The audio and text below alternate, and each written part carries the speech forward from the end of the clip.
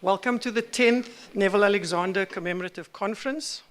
My name is Leanne Naidu, and I'm a teacher in the Adult Education and Community Training stream at this UCT School of Education. We're able to welcome you to this 10th Commemorative Neville Alexander Conference because CERT, the Center for Education Rights and Transformation from UJ, has held annual commemorative conferences over the past 10 years to celebrate and engage critically with Neville's work. Many people here today, from around the country and some outside of it, have traveled annually to the CERT-hosted gatherings since 2012. We're honored in 2022 to be working collectively with CERT and the Peer Network Africa Hub to co-host his 10th commemoration in Cape Town specifically, and especially in the new Neville Alexander Building. There's so many more people to thank, but over the 2 days and at the end, we'll mention all of that. So I met and know Neville through my parents, who worked closely with him for many decades. My father was around here, Derek Naidu, a teacher and a radical educator, was involved with many formations with Neville. My mother, Venetia Naidu, will join us tomorrow, worked with Neville at SACED and then later at Pricer. They both are the kind of people who work quietly and consistently to build a more just society. So I think I'm going to get some flack from them for naming them specifically at the beginning.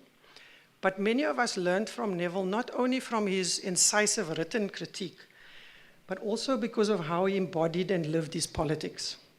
We'll discuss today and over the next 2 days the importance of his writing and his contributions to building formations for radical change over his entire life. I'll take some time now to give you an overview of the program. Does everybody have a copy of this? If not, we'll pass it around. To orient you to the building itself and to what we have scheduled for you. This program was kindly designed by the Media Chile and the beautiful posters you see, and printed by ISI's cooperative printers. In the organizing of this event, which really came to mind and fruition from about 3 weeks of work, I've been absolutely struck by how many people have wanted to contribute and have started from the orientation of how can we help rather than, is there a budget? So I just wanted to name that because in 3.5 weeks, we've had people really step up and contribute in ways that have been really amazing and speaks to, I think, the impact that Neville has had on people. So before you leave and when we break in the middle of the day, there will be a commemorative brochure for you to all take away. So please look out for that later on. And then let's go through very quickly the panels. Today we're going to be having 3 gatherings, the first of which is what we're doing now, a welcome, and then we'll have a music item by South Peninsula High School. You'll have to bear with us for a few minutes when they do a quick sound check in between this and panel number 1. Then we're going to speak to archive, publishing, and translation. We'll have a lunch break together. And in the afternoon, the panel is the National Question, Language, and Education. We'll break for tea, and then we're going to come together for a session to remember comrades who have passed recently or in the last 2 years. If you orient yourself, all of the major programming is going to be happening in this venue, the auditorium. And when we break for tea, we will break just outside here. The building is a little bit confusing when you're here for the first time. As you came in, that is called level 2. I don't know why at universities. It's ground floor, but we call it level 2. The first floor is called level 3. So you'll orient yourself. As you come in, that's called level 2. That is the floor that we're going to use most of the time. We have a few classrooms set up for you. If you don't want to be in this main venue, you can go off on your own and go and engage with what we've set up for you. The first classroom and their signage is a biographical collage of Neville's talks, some documentary footage, and audio-visual where you can actually engage with him talking directly. 2B, which is also as you come in on the entrance level, is the recording of the Belgravia Memorial in 2012. Many of you might have been there. The reason why we thought that was important to share with you was because there are lots and lots of representatives of many organizations who were there to speak to the work that Neville had done to contribute to that. So that'll be running in classroom 2B. Then we're fortunate, one of the radical bookstores that are around Cape Town called Surplus Bookstores, if you're interested, they are going to be selling books on the way to where you're going to be eating. You'll see they have a nice banner up, so please do support that radical bookstore. And then in 2E we have the Interim People's Library, and you'll hear a bit in panel 1 from one of our members. We have original material from Neville's own archive. This comes from about 18 boxes that were not incorporated into the formal archive. You're going to hear a bit more about that in the first panel. We've laid some of that out for you to engage. We ask, please, that you don't take any of the items and that you don't take food into that room. But there are also pieces of paper on the wall, Post-its, and we'd love for you to just leave notes about your memories. Maybe some of you were involved in some of the production of those materials. So please do take the time when you have it in 2E to go and engage there. Very importantly, food is going to be on that second floor when you turn to your right. Studio 1 and Studio 2 are set up for all the lunch and dinner engagements. Studio 1, you will notice you will go in to fetch your food, and then Studio 2 is set up for a dining area. Please, however, feel free to take food and eat where you want. We would really like the conversation to continue. As you know, lots gets planned over food and conversation, and so we've tried to space the program so that there will be time for you to do that. So when we break for lunch, it won't be outside in the foyer. We'll go upstairs, and we'll walk along the corridor, and you'll see the food set up over there. Then a little note on the food. In speaking with Karen Press, Neville's partner, about the conference, Karen had mentioned that there was one place that Neville really liked to go and eat, and a particular meal that he liked from the Maharaja. Many of you will know the restaurant. It's now known as Prashad's, and Prashad is going to be catering for the 2 days. And one of my colleagues mentioned in the setup yesterday that there was a man who came up to her and said, I just want to tell you that when we were Maharajas, I used to serve Neville as a young man, and I'm here today because I really want to make sure we do a good job. So we really want to invite you to stay for the lunches, but in particular for the dinners, and to enjoy the food that Neville also used to like. Thank you for sharing that with us, Karen. And thanks to Prashad's for stepping up and for also holding some of that memory. Very importantly, many people have asked about toilets. Always, lovely buildings, never enough toilets, especially for women. But to give you a sense, when you came in the front door on that level 2, as you turn to your right, the toilets are on your left-hand side next to the Surplus bookstore and quite close to where you're going to be eating. If those are full, you can go one level up and walk along the corridor, and there's another set of toilets. So those are the toilets. Everyone's seen there is a lift. Very importantly, load shedding, we're not scheduled to be shed during our time today. If that changes, there is a backup generator, and we do have diesel, unlike some other people. At the moment, we organize the diesel. So lights and projection. So we will continue if there is a power failure, so you don't have to worry about that. And the lift also works, thankfully. Okay, that's the logistics done. Before I introduce the rest of the welcoming team, I just also want to say how thankful I am that this new building, the new Neville Alexander Building, will be animated by Neville through all of you. We invite you to spend as much of the next 2 days with us and with each other, enlivening and remembering what a radical education and life project should be. And while we had to make some decisions about inviting a limited number of people to speak from the front, we really value and look forward to engagement with all of you in the space, but also across the building and the things that we've set up. We'll be joined by a number of people via the live stream.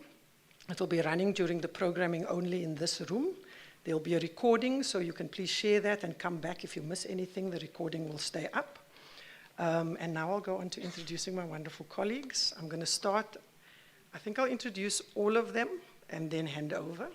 So Lydia Cairncross is a head at Groote Hospital's Breast and Endocrine Surgery Unit. She's an associate professor of surgery at UCT and an activist in the People's Health Movement of South Africa. Lydia worked closely with Neville and many other comrades in WOZA, the Workers' Organization for Socialist Action, from the early 1990s until the time of his passing. She's a socialist, a public sector doctor, and an academic at this university. In 2015, she was also asked to give the opening address at the ceremony to rename the UCT Humanities Building to the Neville Alexander one. So we're really glad that you're here to continue with that opening. Lydia remains involved in the struggle for socialism, for health for all, and social justice through her work in communities with the People's Health Movement, and where possible through her work at UCT. So let's welcome Lydia. Then we have Azim Badruddin, who's a professor of education policy in the School of Education. He's also the director of our school at present. He's an education policy sociologist who works at the intersection of education, economy, history, sociology, social development, and criminology.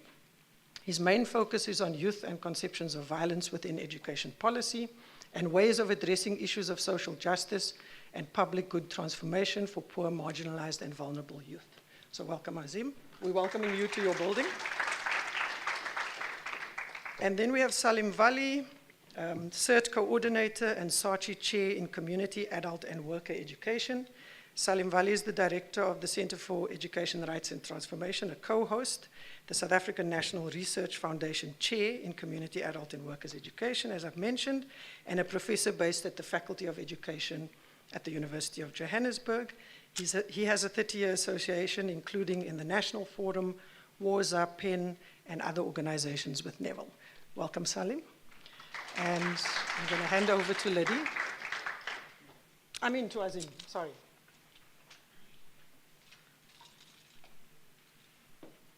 Welcome, everyone. Welcome to the School of Education and to the University of Cape Town. Maybe I should step back here. Okay. Leanne has done all the necessary welcomes, so I won't repeat anything that she has said, other than to say it's a real privilege to have you all here in the School of Education building. I shouldn't say School of Education, I should say the Neville Alexander Building, because we share the building with the school's development unit as partners. So if I do make that slip, please forgive me, Ramesh. As Leanne has said, I'm Azim Badruddin, but as part confession and part boast, I also want to say that I'm a Livingston graduate of the 1980s. At Livingston, I did German until grade 11. I fought with Otto Dudley and started to do history in grade 12. And little did I know that these were two subjects that Neville was passionate about. When at Livingston, I had no idea about how German had come to be a subject at Livingston. Neville, I found out afterwards, Neville had played a key part in this. I also had little idea that what history would come to play in my life. Furthermore, I had little idea about luminaries like Neville Alexander and Ali Fattar and their role in the school hallways and classrooms decades before. I'm also a University of Cape Town alumnus, graduating in history in the late 1980s and doing my HTE and further studies in the education faculty when it was at Kramer. A place that I first encountered Neville Alexander in the 80s. Until then, I had little idea about the history of education in Cape Town, I'll be very, very frank about that, other than what I had been exposed to at Livingston. So when I met Neville at the Kramer Building in the 1980s, I was quite oblivious of the imprint, of his imprint on my previous life, but was struck by the humility and the radicalism of his every word. I was always also struck by how this aligned with the teachings that I was being exposed to through the work of colleagues like Crane Sardine and Peter Calloway at Kramer at the time, and how this was shaping my re-education. Fast forward to 2018, I returned to UCT to the Neville Alexander Building at the upper campus. Completely new time. Much had changed by 2018. For one, I had come by then to better understand and appreciate the various works, the writings, and the talks of Neville Alexander. But most importantly, I had come to understand why it was so important to carry forward his radicalism and commitment to social justice. I mention these three moments in my life because it feels like I followed somehow in his footsteps, followed in his journey, listening to the heartbeat of those footsteps, and yet never following, but rather walking alongside him on a journey to a life that he had dedicated himself to. The Neville Alexander Building takes its name in memory and honor of, I should say this, the late Professor Neville Alexander, associated with the School of Education over a period of many decades as a senior academic, a visiting academic, and mentor to several School of Education staff members who pursue a teaching and research agenda that derives directly from their work with him. But the Neville Alexander Building is more than just a name. It is an imprint of a vision, an imprint of a radicalism about the importance of education and the pursuit of knowing more. I know people like to speak about knowledge, but I think for Neville it was about knowing more, always knowing more. And an imprint to a commitment to a world in which all human beings come to be equal. I say the latter, come to be equal, because Neville was quite aware of the world that we live in, that the world is unequal and needs to be changed. As a socialist, he fought tirelessly to do this. He was jailed because he was completely committed to this goal. And all his writings thereafter have focused on how we think and how we work our way through a world in which we get to imagine and work towards making ourselves equal. Colleagues and friends, I welcome you to 2 days in which our goal is to learn more from what we have before us and to build new understandings and new approaches to take the fight further. Thank you.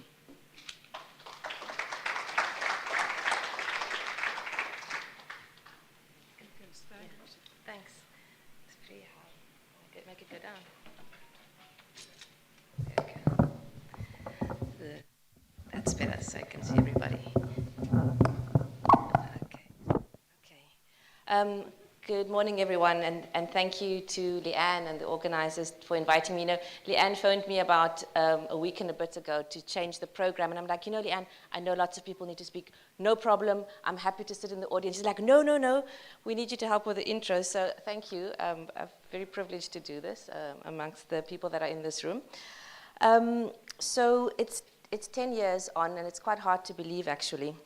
And 7 years since we opened the building on Upper Campus. I'm very pleased that it's moved here. This is a much more beautiful space.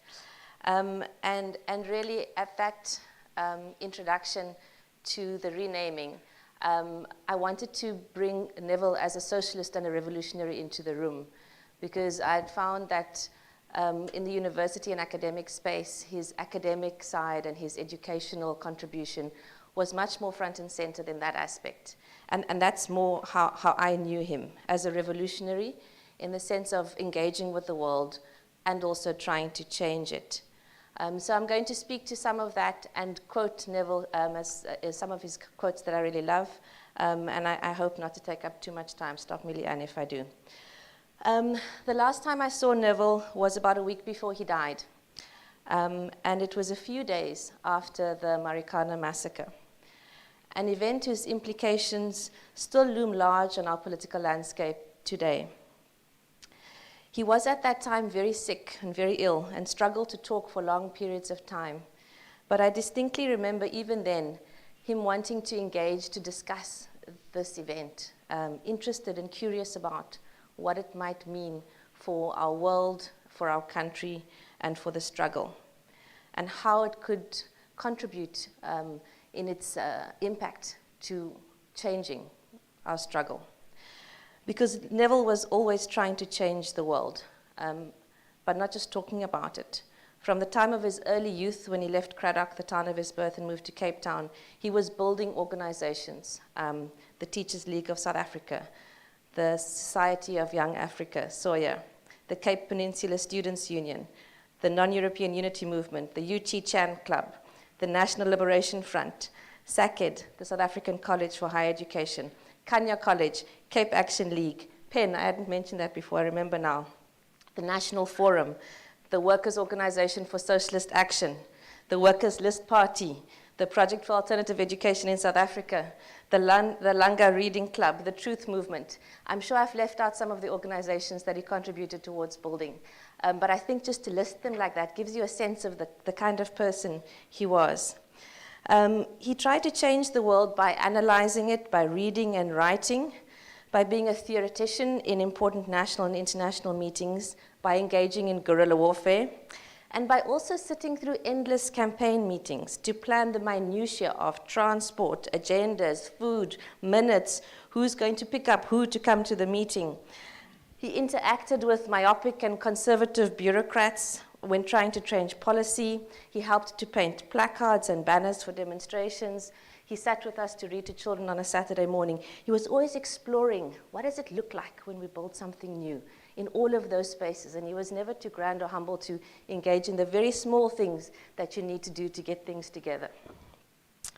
I met Neville when I joined the Workers' Organization for Socialist Action in 1990, and like Leanne, I have like a family history to this. So my dad is here, Eugene, and my mom is probably coming a little later, Sophie. And from the time that I was in Waza with him until his death in 2012, Neville was, for me and for many other people, really a leader on the national and international stage as a socialist. Now, those of you who know Neville would know that he would cringe at these accolades. He really hated it, and I think he would be deeply irritated by the fact that we do this every year, but we should be doing it. We're right to do it. And one of my earliest memories of Neville was when we did the door-to-door campaign to collect 10,000 signatures to enlist, to register the Workers' List Party for the 1994 elections. Some of you may remember that we engaged in that crazy campaign where we participated in the electoral process but didn't ask for votes. I don't know if you remember that. It was a very interesting dynamic. And I remember we were going door to door in Elsie's River, meeting early in the morning, and Neville was with us on that campaign. So Neville was a socialist, not a social democrat, not a liberal progressive educationist, but a socialist who believed in fundamental and radical transformation of society. And he believed this transformation was essential to, and I quote, ensure that every child and human being has more than an outside chance of fulfilling their full human potential. Idealists and socialists are somewhat unpopular and hard to come by these days. As a society, we have become immune to the depth of suffering and deprivation we see outside and within our beautiful cities. Inoculated from a young age, taught to ignore the injustices of this wealthy nation that is unable to literally feed its children, where a rampant consumerism and individualistic capitalism has become the norm. For many, the violent brutality that holds this impossible mix together is only seen through acts of crime that sometimes spill over into the leafy suburbs that many of us are privileged to live in, but the vast majority cannot. And to believe in a socialist, just, equal world today seems almost otherworldly. And to quote Neville again in his essay, No God Hypothesis Required, he says, if you can believe in heaven and other notions of a life of perfect harmony after death, it ought not to be difficult to conceive of the possibility of a raceless or a classless society on earth. At the same time, Neville would often couch the core of our socialist philosophy in simple biblical terms, quoting his great friend and renowned socialist Ernest Mandel saying, The most urgent need in our country today is the need to feed the hungry, clothe the naked, house the homeless, and care for the sick. And he couched it in those terms because the impetus behind Neville's socialism wasn't intellectual. It was a deep and emotive compassion for all people and respect for all people. I just want to quote a little bit about Neville as a revolutionary specifically as well. After completing his PhD in Germany, Neville returned to South Africa and started teaching at Livingston High School.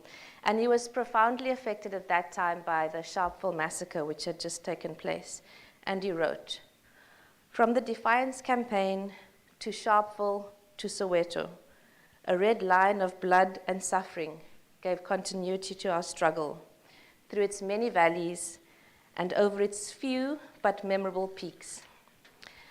He understood that the apartheid South African state could not be transformed without armed struggle, and began building a guerrilla warfare movement, forming the Uchi Chan Club, and subsequently the National Liberation Front. This work resulted in his imprisonment on Robben Island.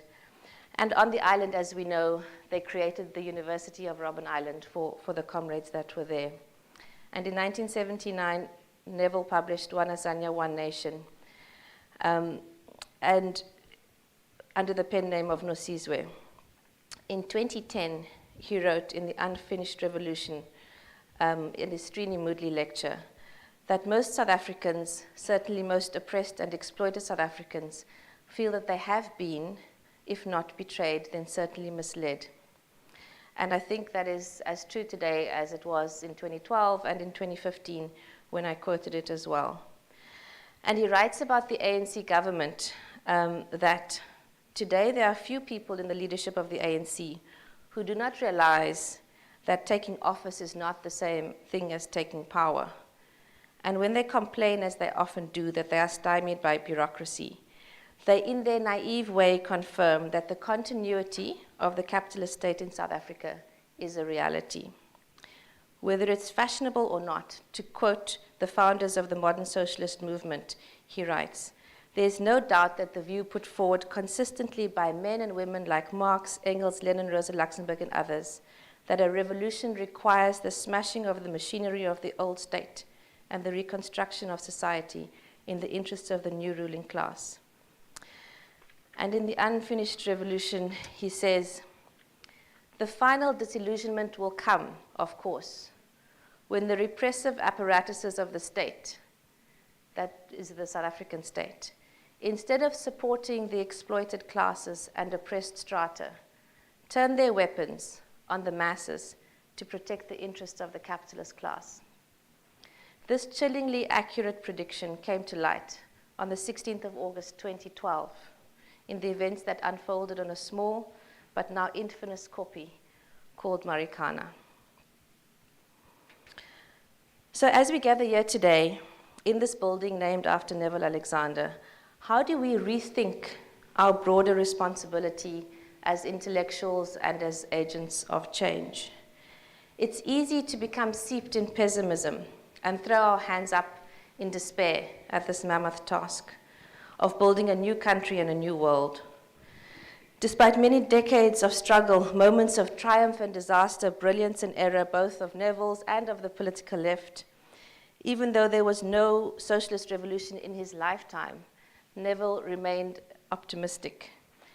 And he encouraged all of us in his last book, and I quote, to take a step back and try to get a perspective on what's actually been happening since 1990.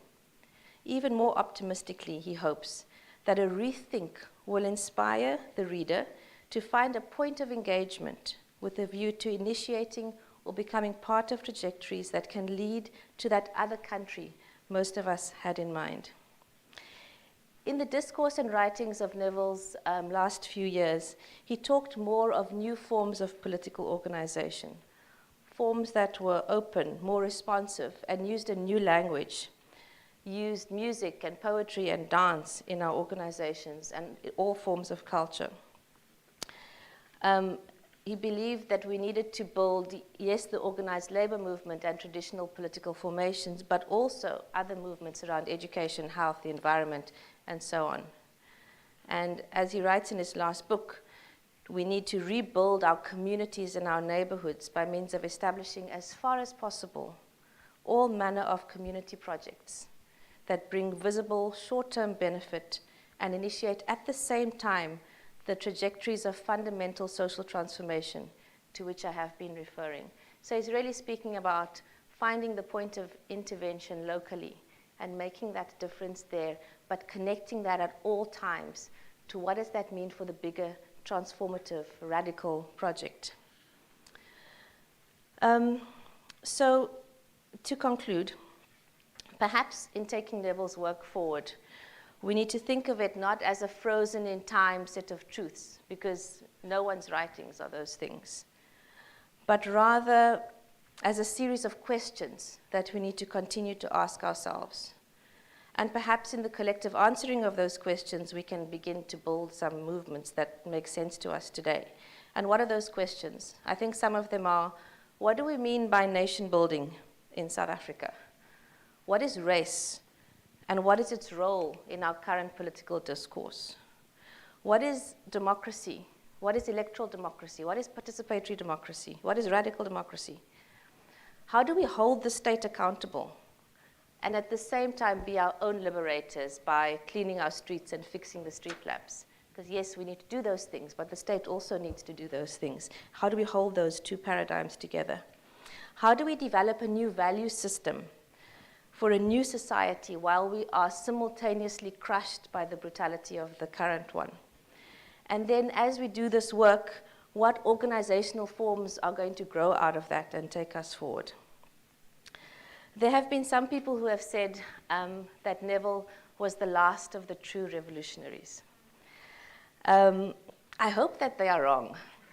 I hope that some of those beautiful ones are not yet born, and I hope that some of them are here already today and live amongst us.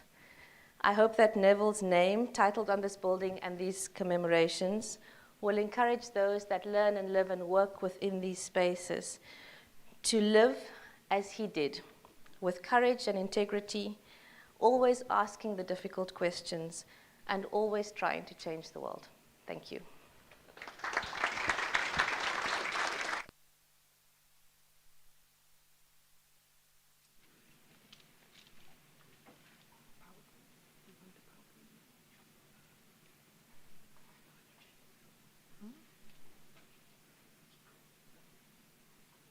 Okay.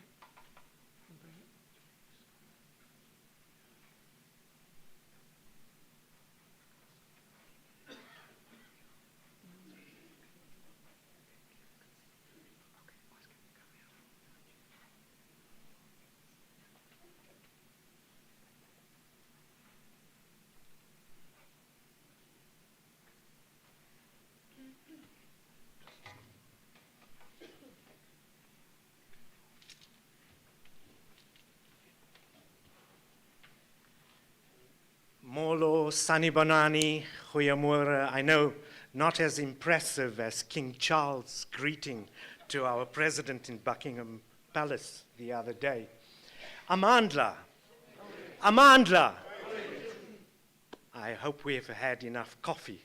I'm really tempted to constantly reference what Liddy has said because we've covered the same ground, but Leanne insisted we give a biographical sketch, which Liddy has done really well, and I can't put it across as elegantly as she's done, but I want to make a few key points covering, in fact, some of the ground you've already covered, Liddy, so well. But it's just so good and so wonderful to see all of you, and thanks to the hosts in Cape Town for such incredible arrangements, and greetings to all the people we have online.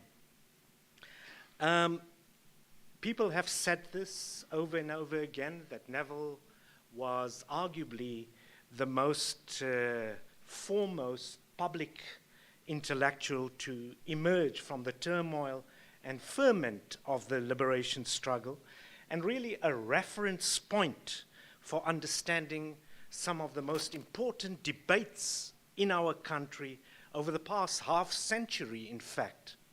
Crane has written about it, others have as well, and I just want to add a few points to some of these debates. The strategy and tactics of national liberation after the Sharpeville massacre, the unresolved national question in our country, the relationship between race and class, the continuities of racial capitalism in post-apartheid South Africa, the role and purpose of schooling and higher education, and the importance of nation building and multilingualism. There are many other important debates.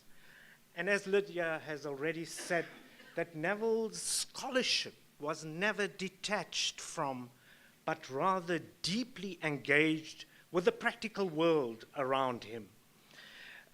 His life, in fact, was a critique of the pretense and the impartiality and aloofness of the disinterested scholar. He constantly promoted anti-capitalist alternatives before 1994 and especially after 94 in opposition to the neoliberal trajectory embarked upon by the post-apartheid establishment. And such alternatives provided demonstrable and concrete possibilities for what could and still what can be achieved on a larger scale.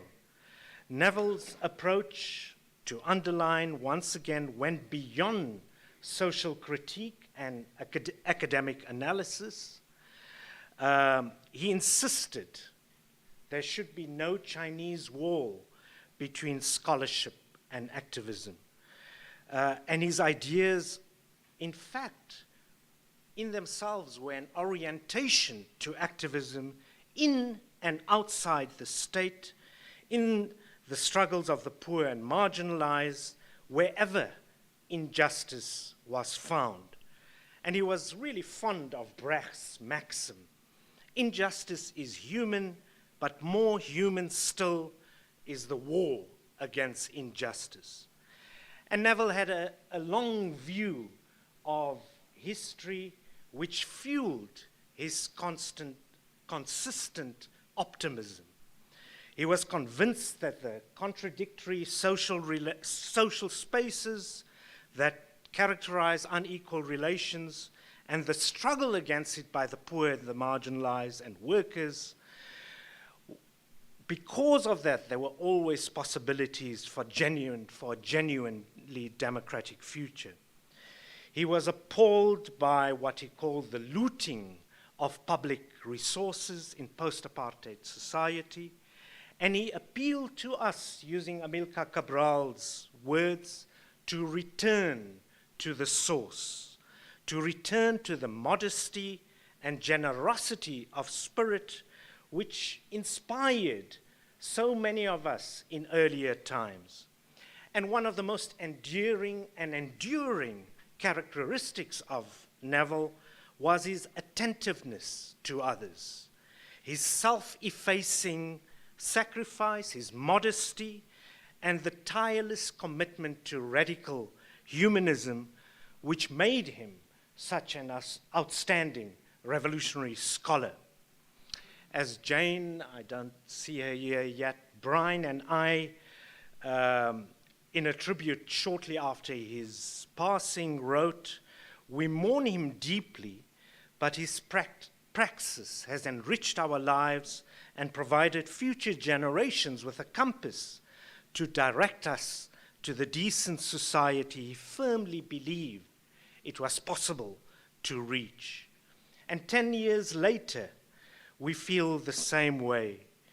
And because through his praxis, he left us with a legacy, he left us with a body of writings which spanned issues in political and social philosophy, education and culture, linguistics, history, ethical life, and contemporary reality. And in all of these writings, what comes through is his non-dogmatic analysis, his non-sectarianism, and he avoided both class reductionist interpretations of social change and the essentialism of racial categorization. His was really an outstanding voice in the definition of the struggle for social justice and a decent life. And for this, he engaged with many other leaders outside of our own organizations, the diverse strands of the liberation movement in South Africa, about the nature of the state and society. Liddy has mentioned One Azania, One Nation, a seminal work, for example. His arguments, his conceptualizations and clarifications were always aimed at strengthening the struggle against the racist, oppressive, and exploitative racial capitalist regime. Today, more and more people are coming to terms with these writings, reading them critically, and recognizing them for their perspicacity and their prescience, but also for their importance in provoking national debates about the theory and practice of the struggles, the continuing struggles against racial capitalism. As early as 1985, in his book, collection really of speeches, Sow the Wind, this is how Neville viewed his contribution, in his own words, in the struggle for national liberation, not nationalist liberation. And he always made that distinction. He said, "The abiding focus of my own contribution is on subjects such as the link between racism and capitalism, the need for and the inevitability of socialist solutions to our problems, hence the crucial need to ensure working class leadership of our struggle.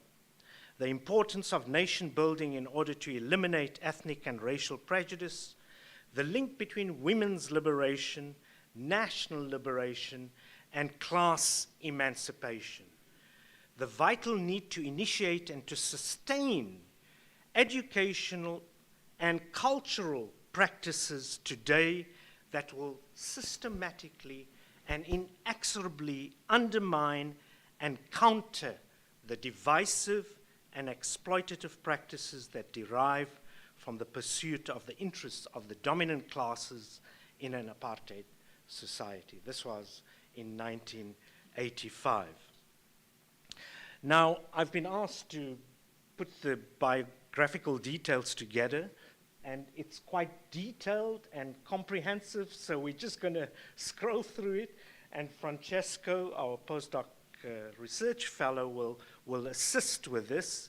There are too many details and lots of footnotes, and the idea really is to make you aware of this, to pass it on to others who can add to it, who can criticize it, so that we have this biography for others to look at. It deals with the key moments, events in Neville's life, but also the context of the time.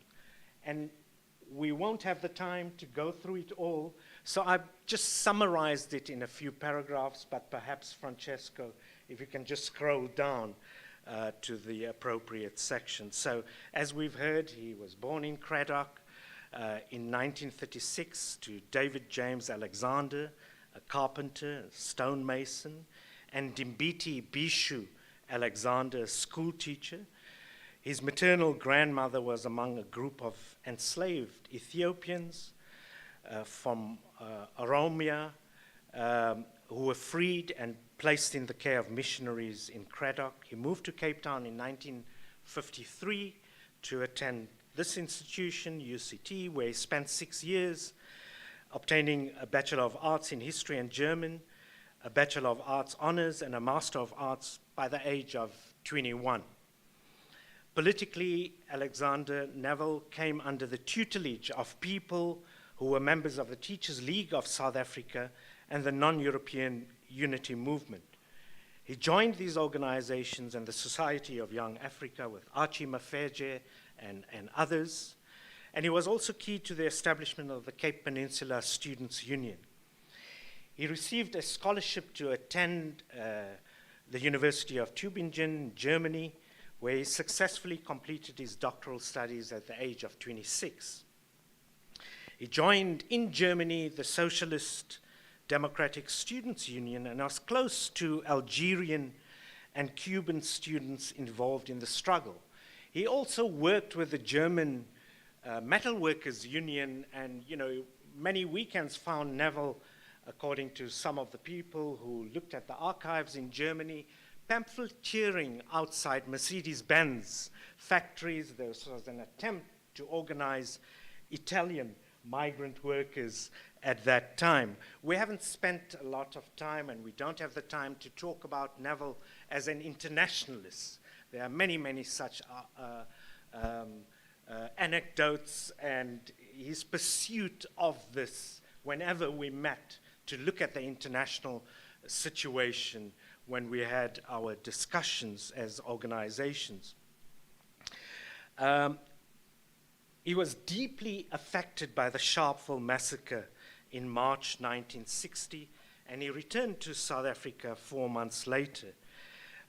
With others, he clandestinely formed the Uchi Chan Club to explore the feasibility of guerrilla warfare, and subsequently with Namibian and South African activists established the National Liberation Front.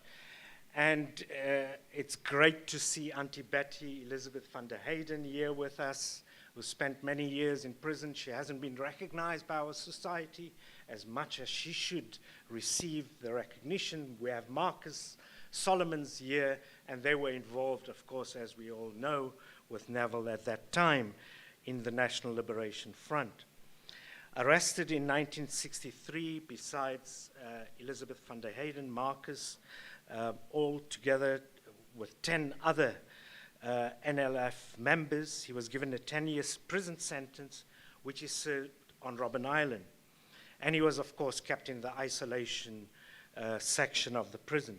And despite their political differences, Neville formed very close relationships with all political prisoners, regardless of which political organization they came to, and helped organize political education classes that turned the prison into the University of Robben Island. And this included literacy as well. And people like Amit Kathrada, in his memoirs, have written about this and recognized this quite extensively. After his release from Robben Island, Alexander was subjected to a 5-year house arrest restriction order.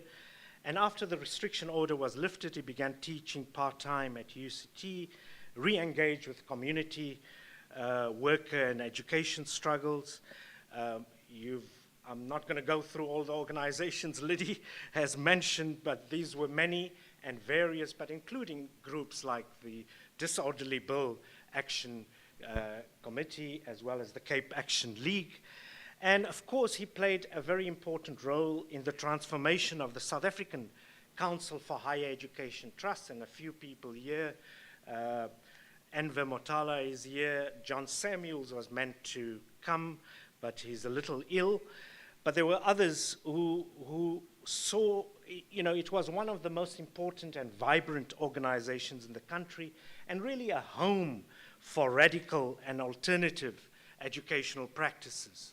And with other members of the National Forum Committee, Neville convened the National Forum in June 1983. And this was attended by 600 delegates. Dina Solier and others who are present here were also there. 600 delegates from about 200 organizations.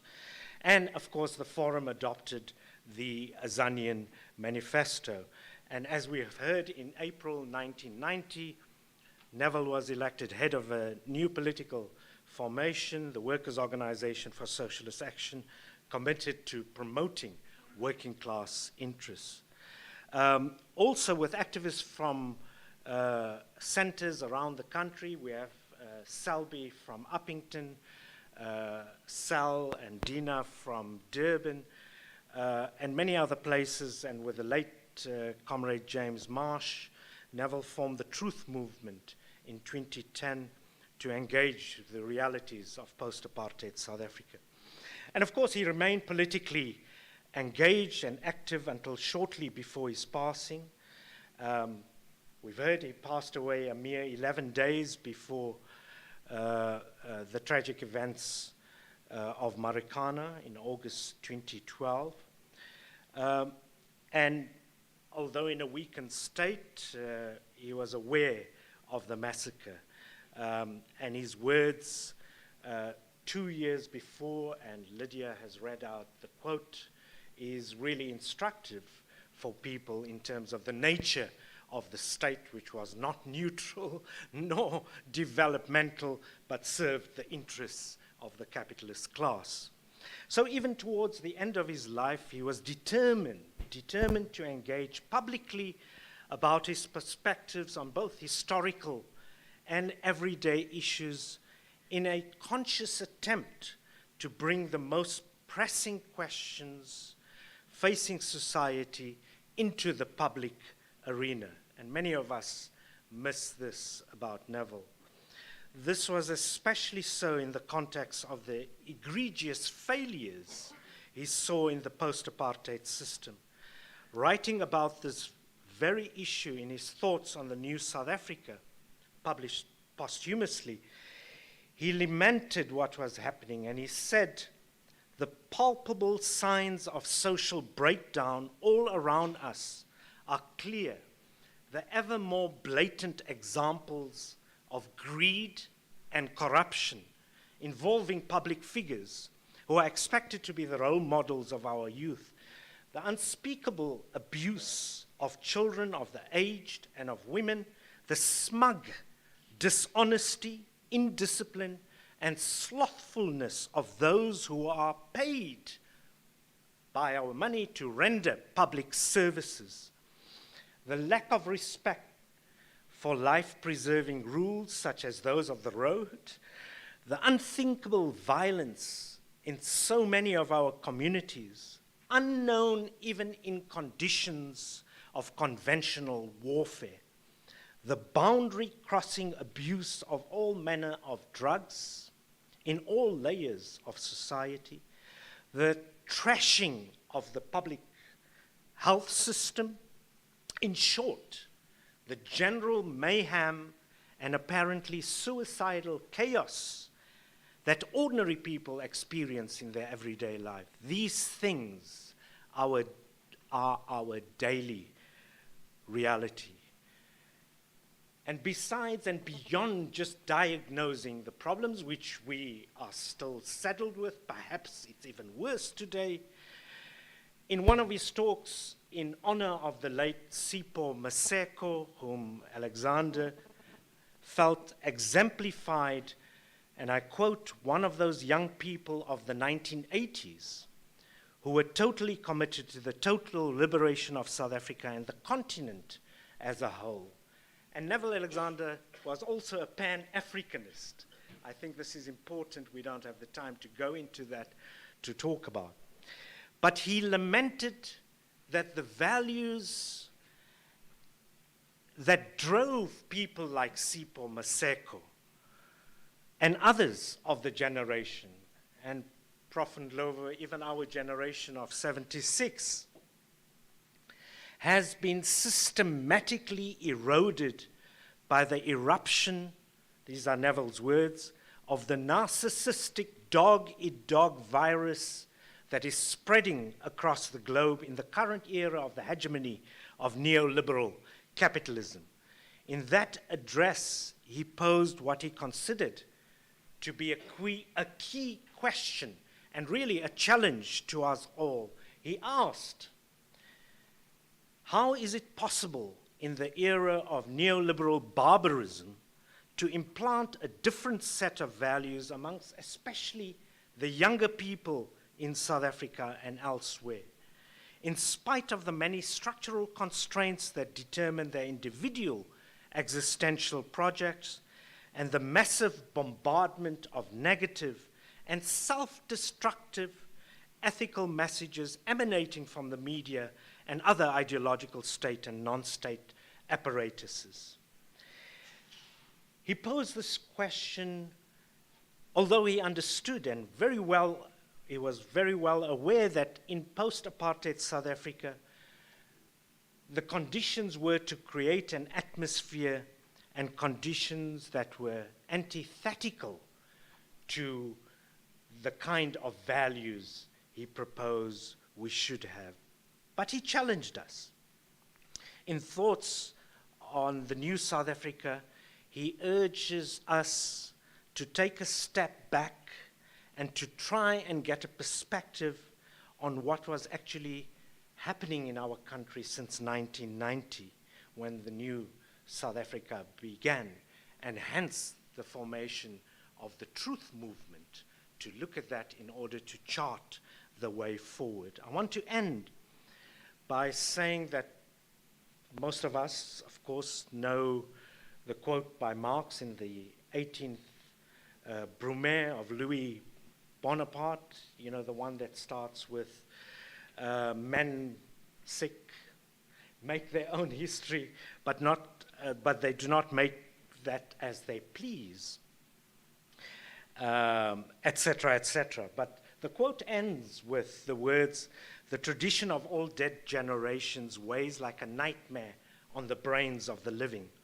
And just as they seem to be occupied with revolutionizing themselves and things, creating something that did not exist before, precisely in such epochs of revolutionary crisis, they anxiously conjure up spirits of the past to their service, borrowing from them names, battle slogans, and costumes in order to present this new scene in world history in the time-honored disguise and borrowed language." Now, I'm not trying to squeeze social reality in a convenient quote by Marx, but really recognizing that this happens when there needs to be urgent action for the battles ahead on so many fronts, and that is vital.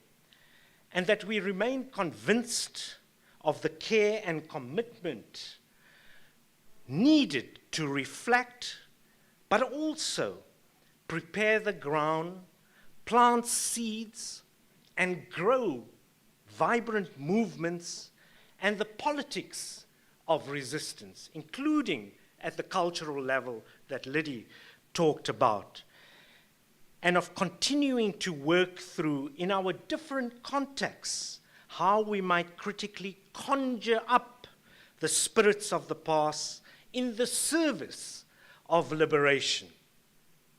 And Neville is one of those spirits. If he was around, he would have raised his eyebrows as a historical materialist. But he is one of those spirits, an ancestor whose praxis and vision for a kinder and more humane world will always inspire us. A few days ago, and I'll end here, Angela Davis mentioned very simply that history unfolds not only as a consequence of the actions and the words of great individuals, such as Neville, but rather a consequence of people collectively coming together, joining hands, and uniting with their differences, not across their differences, but with their differences, in a quest to create more freedom and more happiness in the world. Thanks, Leah.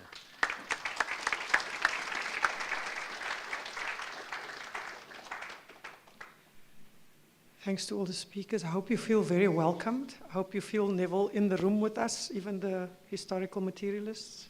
This thing has been flashing. I've never seen it flash like this. I think there's something going on. So now if you can give the South Peninsula High musicians a few minutes to sound check. This isn't a break in the program. If you want to grab another cup of coffee or a muffin, please do so quietly while they do their thing, and then we're going to be going in probably 10 minutes maximum. So only if you really have to go out, but otherwise turn to the person next to you and discuss. No.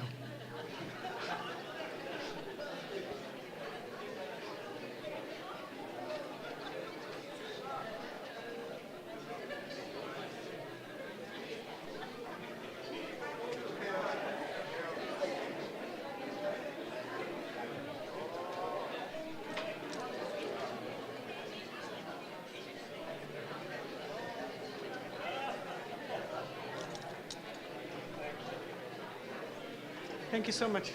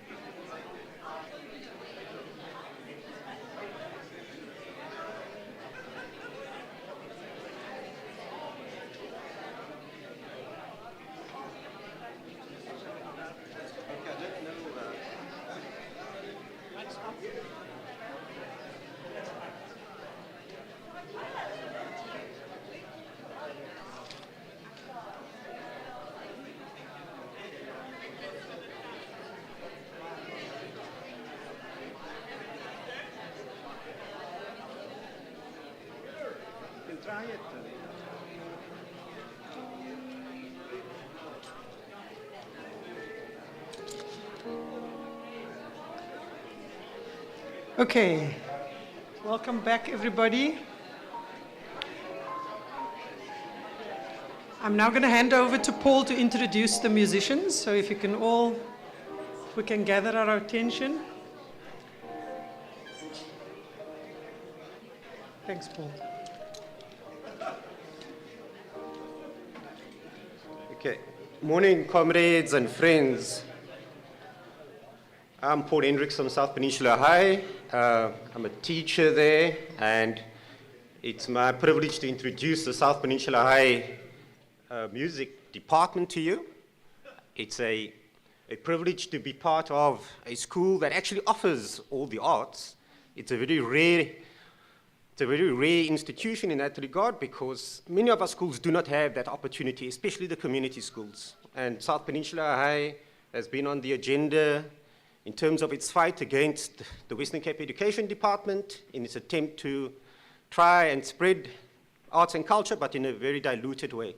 So we are here just to make sure that we put, I think, the legacy of Neville in its context, because Neville spoke at South Peninsula High on many occasions. As a matter of fact, the last one was in 2012 that I recall, when he spoke on the issue of non-racialism.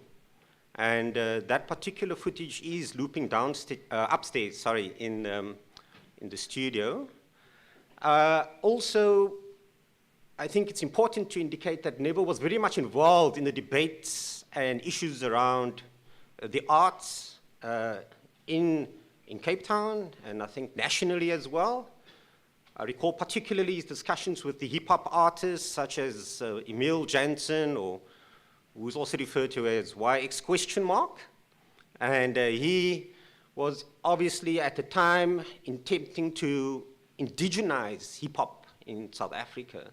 And I think a lot of what Black Noise and Emil has produced since has had a flavor, if not a deep-seated base in an indigenous understanding of the arts and culture in South Africa. But it's here as part of an arts group that's battling always in the era we are in at the moment, that I'm privileged to introduce, as I said earlier, the South Peninsula High. I tried to ask him earlier exactly how should I introduce him, and so we said, oh, just the music department. So first, we have Aiden Gebbie on trombone, and I was indicating earlier to Azim that I must say that Aiden has his links to the comrade Bobby Wilcox, and it's his grandson. And Aiden is a very versatile student. He's very involved in robotics and coding and so forth, very versatile. So I'm sure he has something interesting to add here. And then we have as well Lisa Michael on flute. She'll be coming up later. She's a grade 9 student, and she's one of our blossoming students coming through the system at the school, and she has a twin as well, and they're multi-talented in so many other of the arts. So it's really good to have her with. And then there's Kenzo Kanemayer, who will be on the saxophone. I had the fortune of teaching Kenzo visual art last year. He's a very energetic student, adds a lot to the class. And I was quite surprised earlier when I saw him with a saxophone, as a matter of fact. And I've seen him perform on one other occasion only. And then Keaton Flores, who is a student, very quiet. He's on the drums, and I'm sure he'll add his own bit to it. So these are very young students, and I think they've put a tremendous amount of effort into the music. And we are here, of course, to promote the arts that is visual and performing for everyone. So with nothing further to say or do, I'm going to hand over to Aiden and the rest of the crew. Thank you.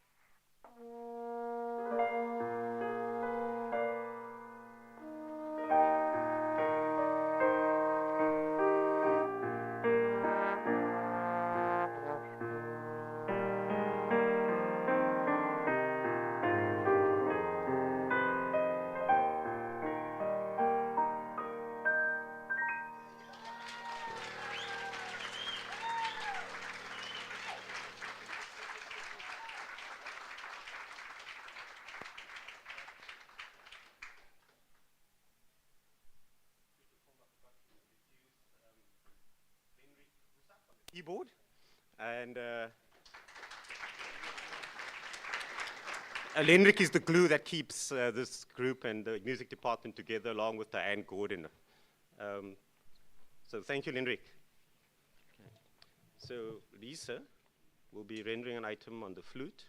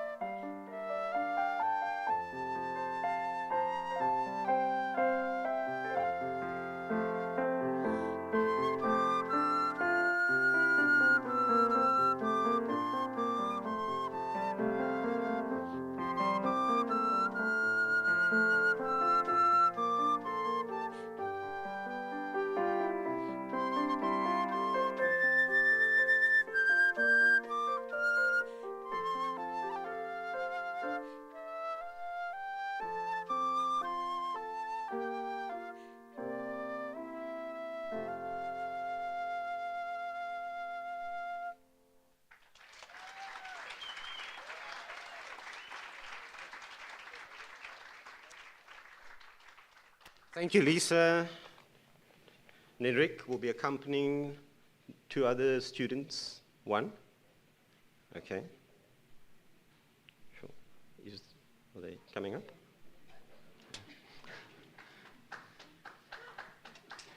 Okay. I do want to interject, comrades and friends, and to point out that Comrade Neville was very much an internationalist, and we absorb our music from various parts of the world. And I think in that trend, we try and make sure that we stay true to that internationalist outlook. And I'm sure Kenzo will be adding something more of a modern flavor to the music items now.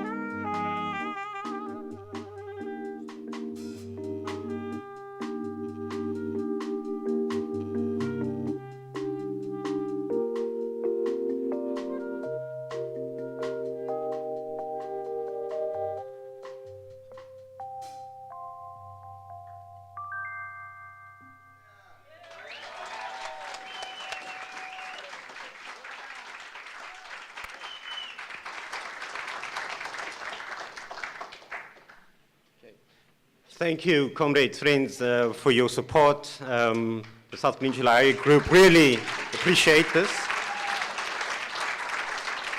I think in the spirit of Neville, I would like to end just on a little poem from, a clip from a poem of Vidalas Meneses, a woman poet from Nicaragua, who said that pain has been our challenge and the future our hope.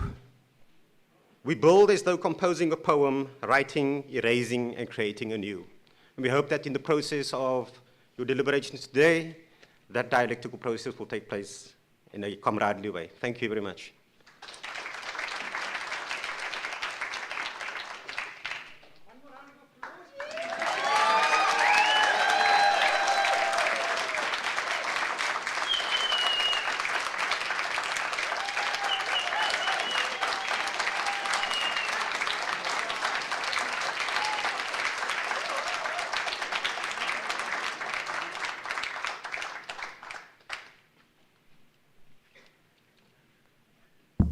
Can we ask the panelists to come forward? Mishka, Karen, Michelle?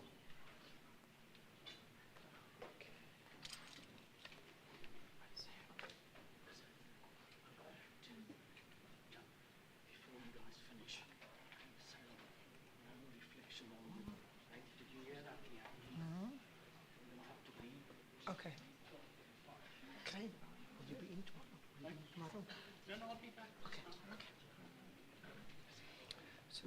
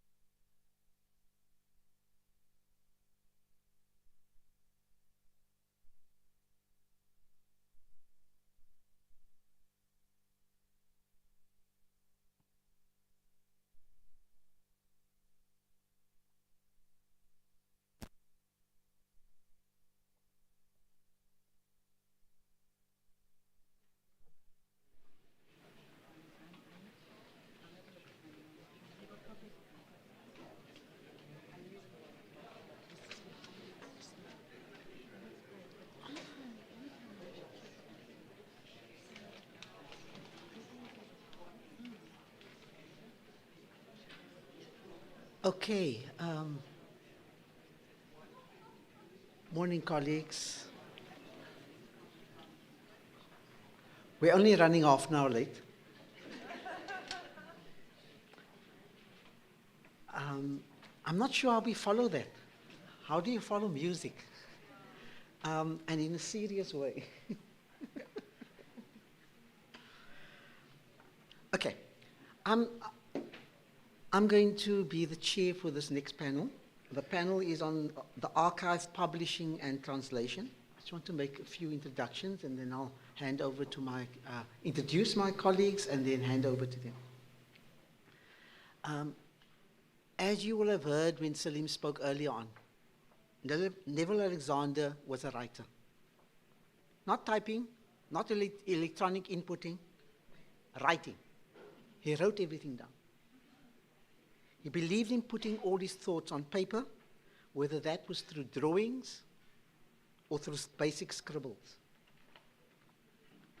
Kentridge notes that every sheet of paper is a membrane between us and the world.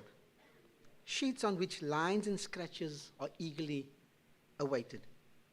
Hours of thinking, doubting, formulation, and recording eventually land on sheets of paper via wild strokes and hashes, with every scratch and every scribble holding their own signification. Sheets of paper etch registers of social and political realities, thoughts and observations that make people's lives visible.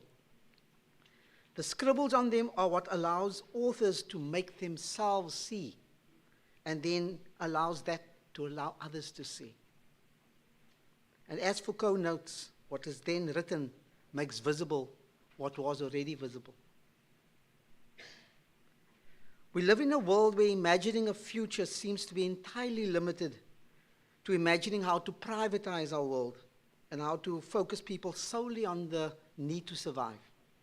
It's a savage, historical conjuncture where people, families, communities are largely seen as excess to be discarded, where millions of similarly oppressed people are so alienated from each other that they fail to see ways of developing solidarity amongst themselves to challenge the political dynamics and circumstances that envelop them. I note the above because every archive, every scribbling of peoples are membranes. They form the membranes between people and different worlds. They help resist the normalization of current senses of being, where the marginalized and oppressed are meant to graciously accept the burden of all the social ills on their shoulders. I would suggest that it's the quality of the gaze and the imagination that's attached to that gaze that bears more for us about the character of place and person, and brings together the anthropological and the personal. This is something that Neville Alexander was deeply committed to. In this session, we address the issue of the archive, publishing and translation. Let me introduce our three panelists. Karen Press is a South African poet and translator that lives in Cape Town. She works as a freelance editor and writer with published works in the fields of science, mathematics, economics, and literature texts for schools, along with children's stories, essays on cultural issues, and 10 poetry collections. Mishka Peters is a researcher at Chimurenga, a Pan-African publication where she works on liberation radio, amongst other multidimensional projects and platforms. She's an honors graduate of UWC's History Department, a member of the Interim, which is a collective space for music, art, and education. I think it's in Kensington. And a former fellow of the Center for Humanities Research. Her main focus is on the archive and the history of the children's movement. Mishka has been closely involved in organizing and cataloging many of Neville Alexander's materials. And then Michelle Singer joined UCT in 2019 as the principal archivist for special collections at UCT libraries.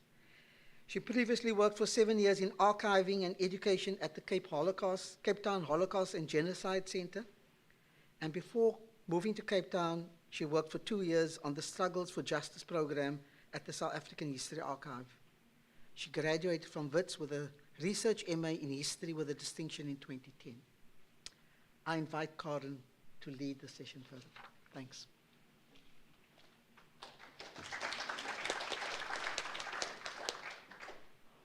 I'm short. Is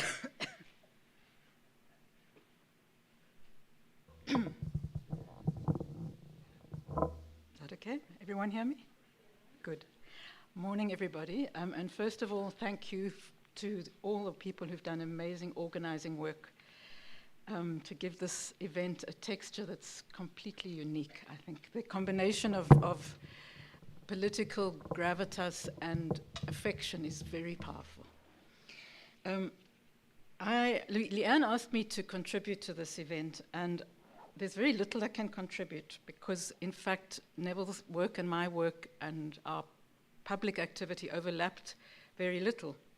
There's one area where it did, and that was in the realm of publishing and editing and translation. So that's what I'm going to talk about, and I'm going to use the opportunity, or abuse the opportunity, to offer a challenge or an invitation to the UCT education people to pick up on some of the work that still needs to be done 20, 30, 40 years after we began talking about it. But I need to just comment briefly on a couple of points that Azim made. First of all, the fact that I write economics materials. I wrote one economics text in my life, and it's the only text I wrote with Neville. It was a mad and very stupid adventure in which we tried to produce an economics textbook for schools for the new curriculum. Formally, it was published by an education publisher, but I'm sure you can all remember quite how badly that would have ended. Neville's starting point was that there's no such thing as money. Money is an absurd concept. So it all followed from that, and we had a dear publisher who really struggled to turn us into a CAPS-compliant textbook, and I think that book sank without a trace very quickly. So, yeah, that's my economics history. The other point, which I'm glad to have the opportunity to talk about, is the question of Neville's handwritten texts. Anyone who worked with Neville knew that he wrote and wrote and wrote. And fortunately, thank God, somewhere in the late 80s, somebody gave him a computer. But before that, everything Neville wrote that went beyond his desk was typed by somebody else. And there's one person in particular we need to honor here, and that is Venetia Naidu, who, from the time that I came to work with Neville at SACED, Venetia was just, here, please, can you type this? Here, please, can you type this? Could we have this tomorrow morning? And this was not just work, it was every political document, it was every memo, every note, everything, because she was also a deeply trusted comrade. But I think Venetia's probably gone semi-blind typing Neville's handwriting. But there's one more point to add about Neville's handwritten texts, and I was reminded of this when I did my own bit of typing recently for a book that Salim and Enver are putting together of Neville's writings, and they were considering using a particular text of which they were very proud, of which Neville was very proud, which he wrote on Robben Island, and it's called A Note on Beauty. And some of you may have heard him refer to this quite often in the context of debates about race and humanism and the fact that beauty is not something on which you judge people, physical beauty. Beauty is an internal concept. He wrote this essay for his comrades on Robben Island for a study group, and I cannot imagine what they made of it. I typed it up, but it was handwritten in a little A5 exercise book, sort of Croxley exercise book, in minuscule handwriting, because as you can imagine, they conserved every resource and every bit of paper.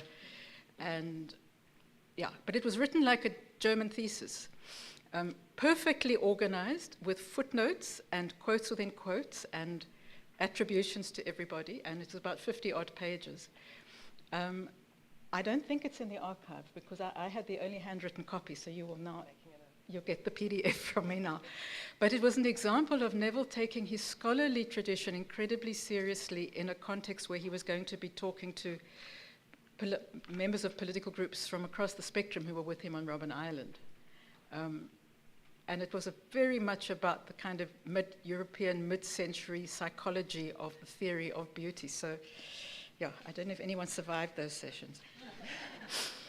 However, I will come now to talk about the publishing and translation work where my life and Neville's life intersected. And I need to preface that by saying that there are people in this room who will know much more about this than I do, who remember much more than I do, and who worked much more closely with Neville, especially on the multilingualism side of things. So please feel free to correct me or to take what I say into the bigger conversation later on. We started talking about publishing texts in African languages from the early 1980s. I was working with Neville from 1982, and possibly the conversations had begun even before then. But when we were working together at SACAD, it immediately became a topic of debate and conversation, and it was focused largely on children's texts. We were working with teachers who were looking at resources. It was the context of the 1980 and after-school boycotts, so teachers were under pressure to develop new materials. And ECD, early childhood development people, were also very, very keen, particularly those working in community preschools. They were very keen to find new materials that they could use, and of course they needed them to be in the home languages of the children. So whenever we were talking about alternative materials, alternative education, producing materials in African languages was part of the conversation. I did a first attempt at that with the artist Shelley Sachs, supported by Neville and others, which was a book called Children of Africa, which some of you may have come across. It was an absolute lesson in how not to publish a book. Yes, yay big. Very attractive, a lot of fun to do, beautiful, beautiful artwork by Shelley. And what we did there was to try and develop the core of some stories that were not rooted in European fairy stories. So they were locally contextual. They were fairy stories. They were not social realist or anything like that, but the settings were African, South African. I wrote them in English. They were simultaneously published in Afrikaans, translated by Catherine Aries, and Xhosa, translated by Pamela Maseko, who some of you will know, who is a very noted multilingual academic and translator of work up to this day. So Pam then, I think she was still at school, or just out of school, but she immediately got involved and did the translations. And those books were then, the Children of Africa was then translated into Mauritian Creole because of the connection we had there, and into German. And what was interesting about the Mauritian Creole edition was that it demonstrated what you can do even if you have no technological resources, because what they did was take our big yellow book with its glossy cover and its full color illustrations and typeset the translated stories on paper to more or less fit the design and paste it into those books. So they made multilingual resources with their bare hands and a pot of glue, which was a good lesson to those of us who were saying, oh, the publishers aren't interested, the publishers won't do X, Y, and Z. So then, subsequent to that, other efforts were made with children's materials. I remember something particularly which somebody here was talking about earlier, which was a project, Primary Open Learning Pathway, which was a project that Jean Peace ran, related to SACED, but separate. And she was working particularly with children in the KTC informal settlement who'd been subject to really traumatic events like fires. And she and others developed stories for those children, mostly in Xhosa. I remember one, Kuyacha e KTC, and I think that was about a particular fire and the aftermath in KTC. So people were doing that, and they were experimenting a lot. From the mid-1980s, as many of you will know, Neville began to focus very much on multilingualism in all its forms. And he was looking at the political, the cultural, the formal educational contexts of it. He was also one of the founder members of Buchu Books, which is the publishing collective that I was involved with. And we began to try and publish some books in Xhosa and Afrikaans. We were publishing a mixture of academic and literature and some children's books and some sort of adult education books. But what happened at that point was that because we were looking at in a more formal way at publishing, we came face to face with the problem that there was a very big lack of publishing skills in languages other than English and Afrikaans in this country, in terms of the formal publishing world. And that is because the Anglophone and then eventually the Afrikaans publishing worlds were the ones that produced all the printed texts and developed the formal publishing processes and employed or trained people to do the technical work that is involved in publishing a book.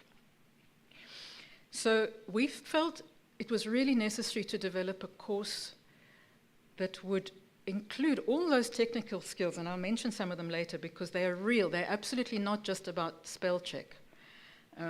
If you're editing any kind of text, a host of skills come into play. But we wanted to combine training people in that with bringing in people who wanted to do that work in African languages. And we employed somebody, good friend and colleague of mine, Laura Chernovich, who some of you may remember. She was very involved in publishing training in Zimbabwe and South Africa.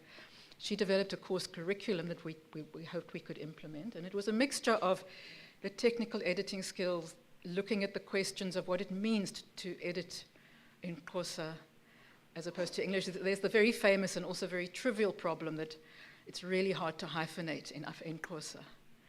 And if you're doing a page that's that wide, where do you hyphenate the words? And people have written books about this. People, I think, have probably done PhDs on Xhosa hyphenation. So it is taken very seriously, but it's a technical problem.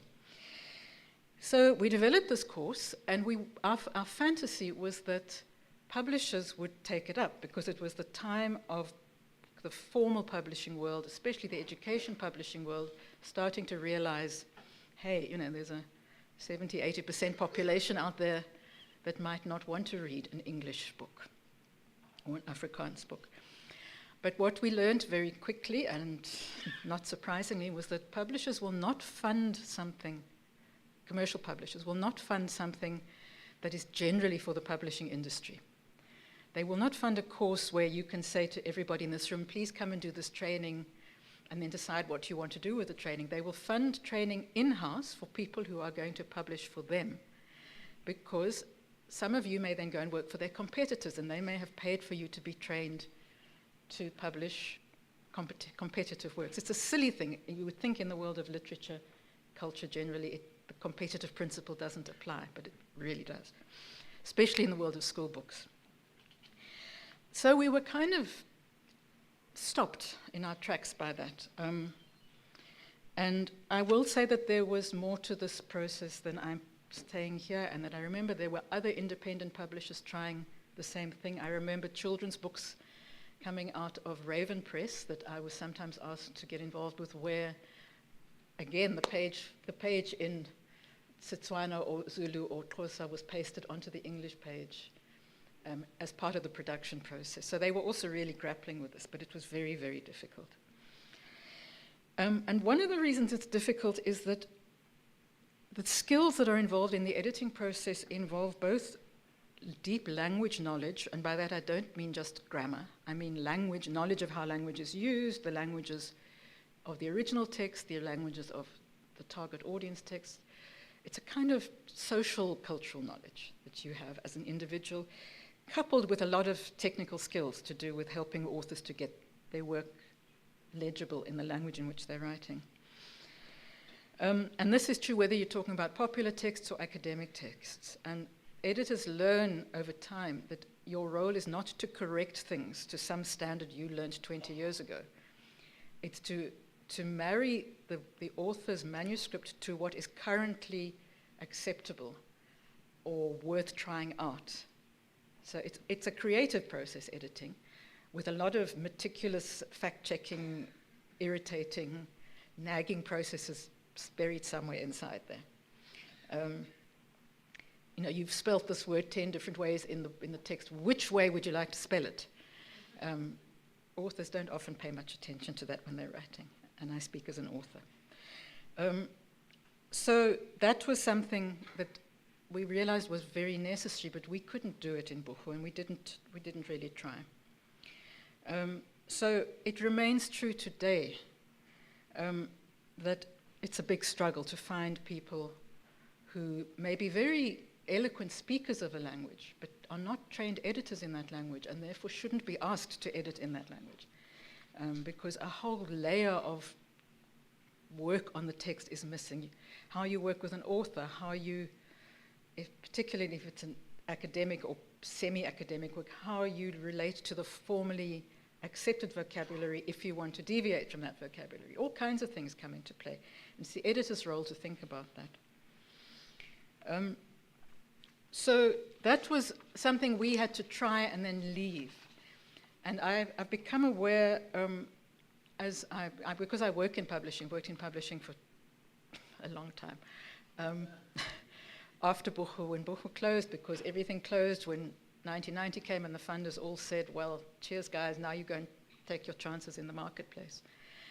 We weren't interested in the marketplace like most good socialists, which meant we closed Buchu, slowly, but we did. So then you start working with other publishers, and you find yourself being asked to project manage. They won't go so far as to say, please edit this in a language you don't speak.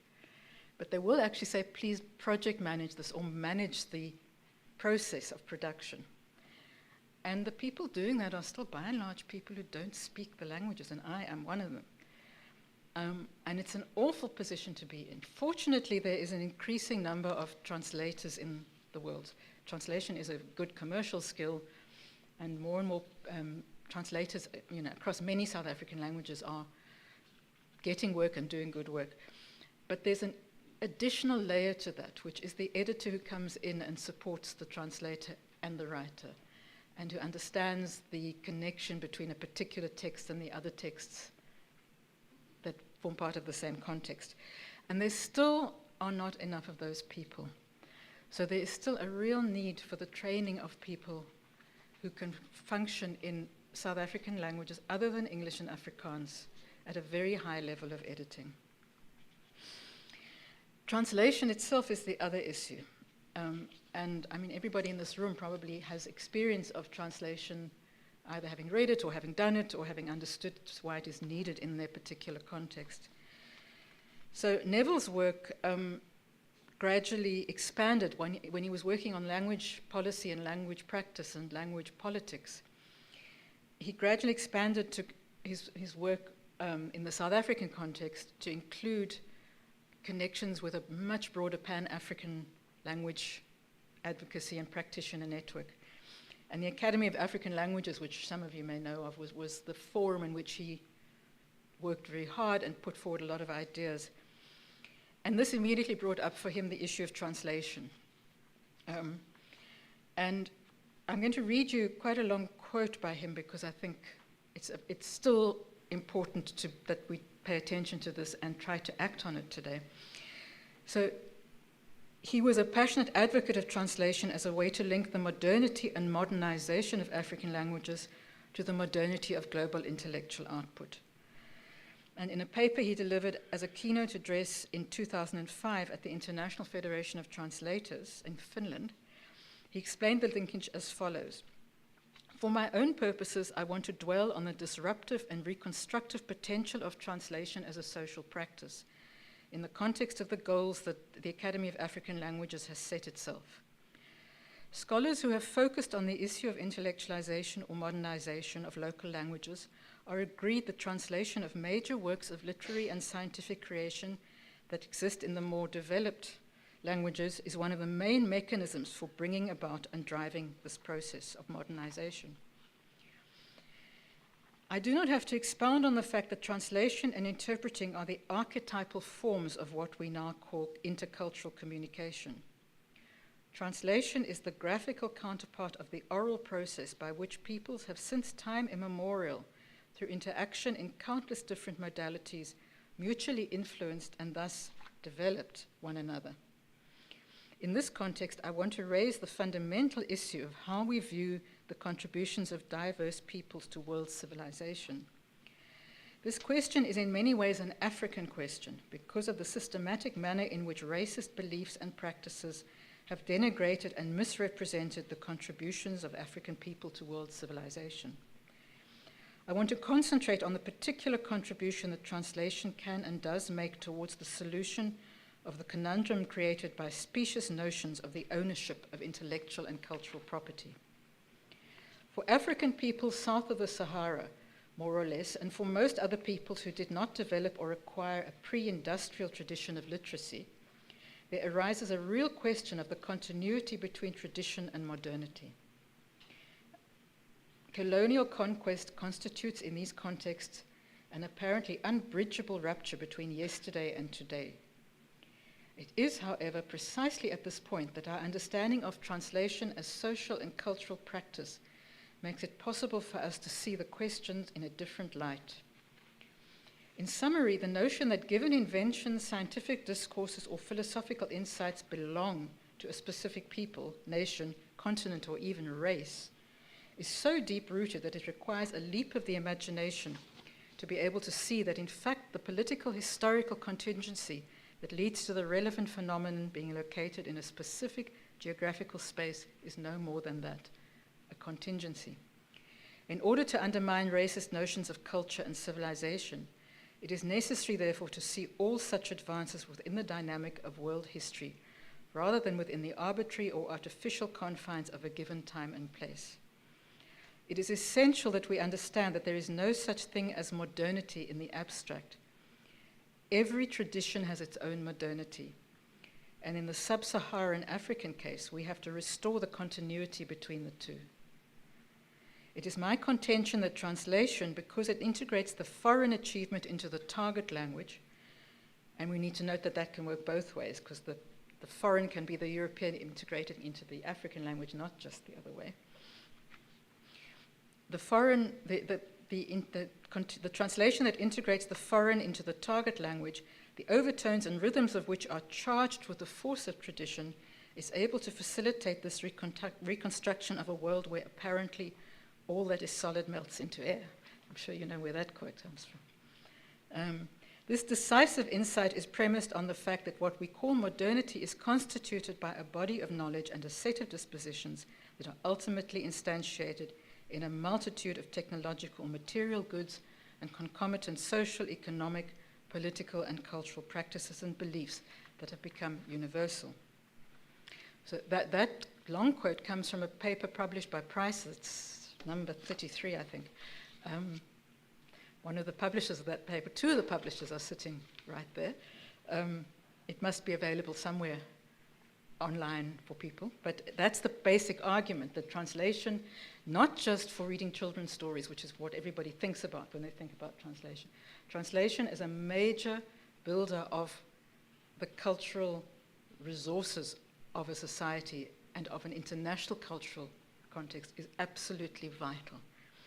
And it's a very sad fact that in South Africa, translation is an afterthought now more and more in all literary production.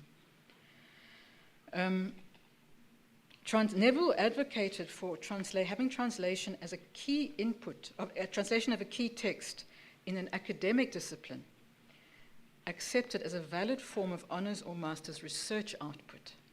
And to my knowledge, this idea has still not really been taken up. That, for example, if you are being a student of geography, you're doing a master's, you might take a geography text in a language that's internationally published and translate it into a language that South Africans speak or other Africans. And that would be one of your key assignments. It might be your thesis. Anybody who's ever done translation work knows what a challenge it is intellectually and what a very, very rich resource it produces. So this is a challenge that can be taken up by academic course developers in all disciplines at little or no cost to the university, one has to say, because everybody starts talking money the minute you talk about publishing.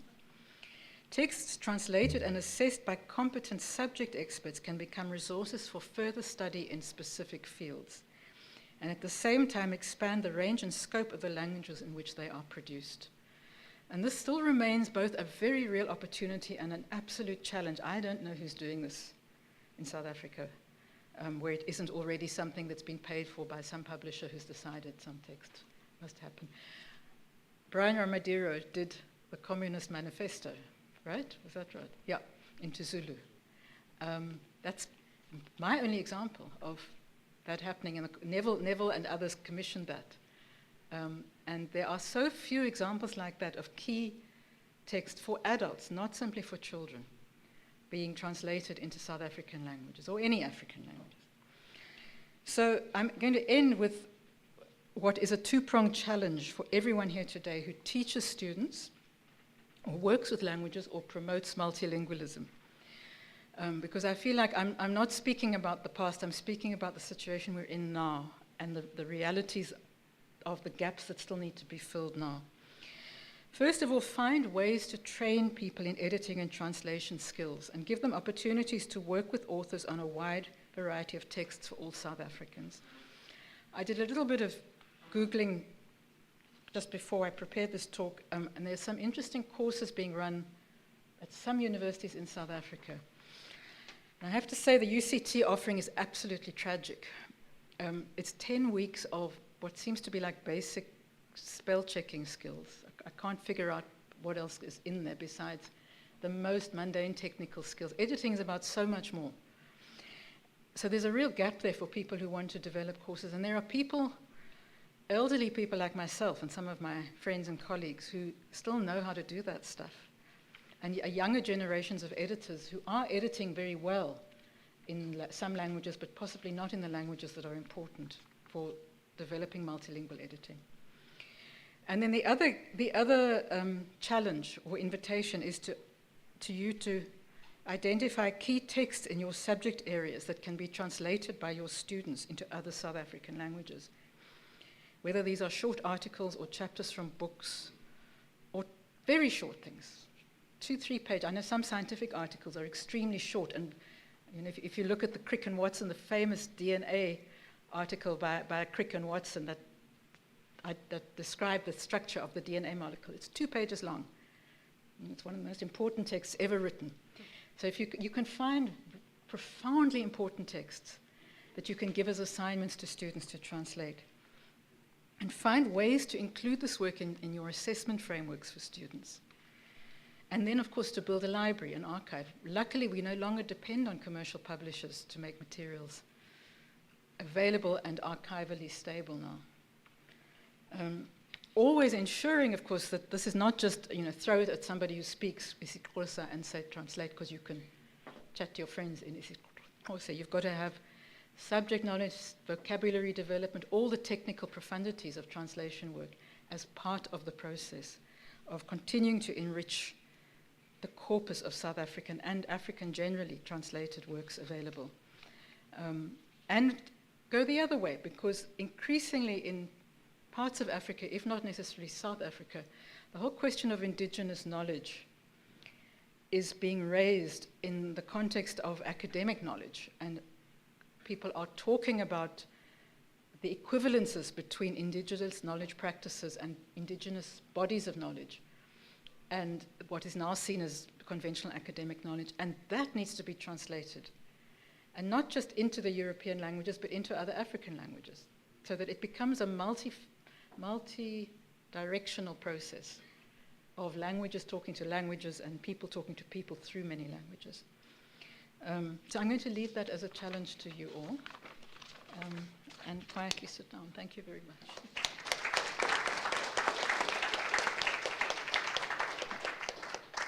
Thank you, Gordon.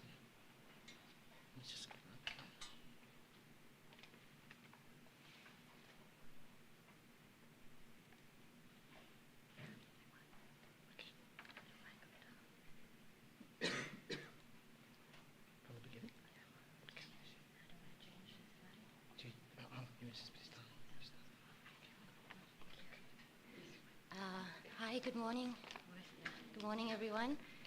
Thank you so much for having me. I'd like to start with just what a great honor it is to stand here. I still see myself very much as a student, as a novice, and the opportunity to be on this panel is quite magnificent. So pardon me, Bahako, I'm quite nervous.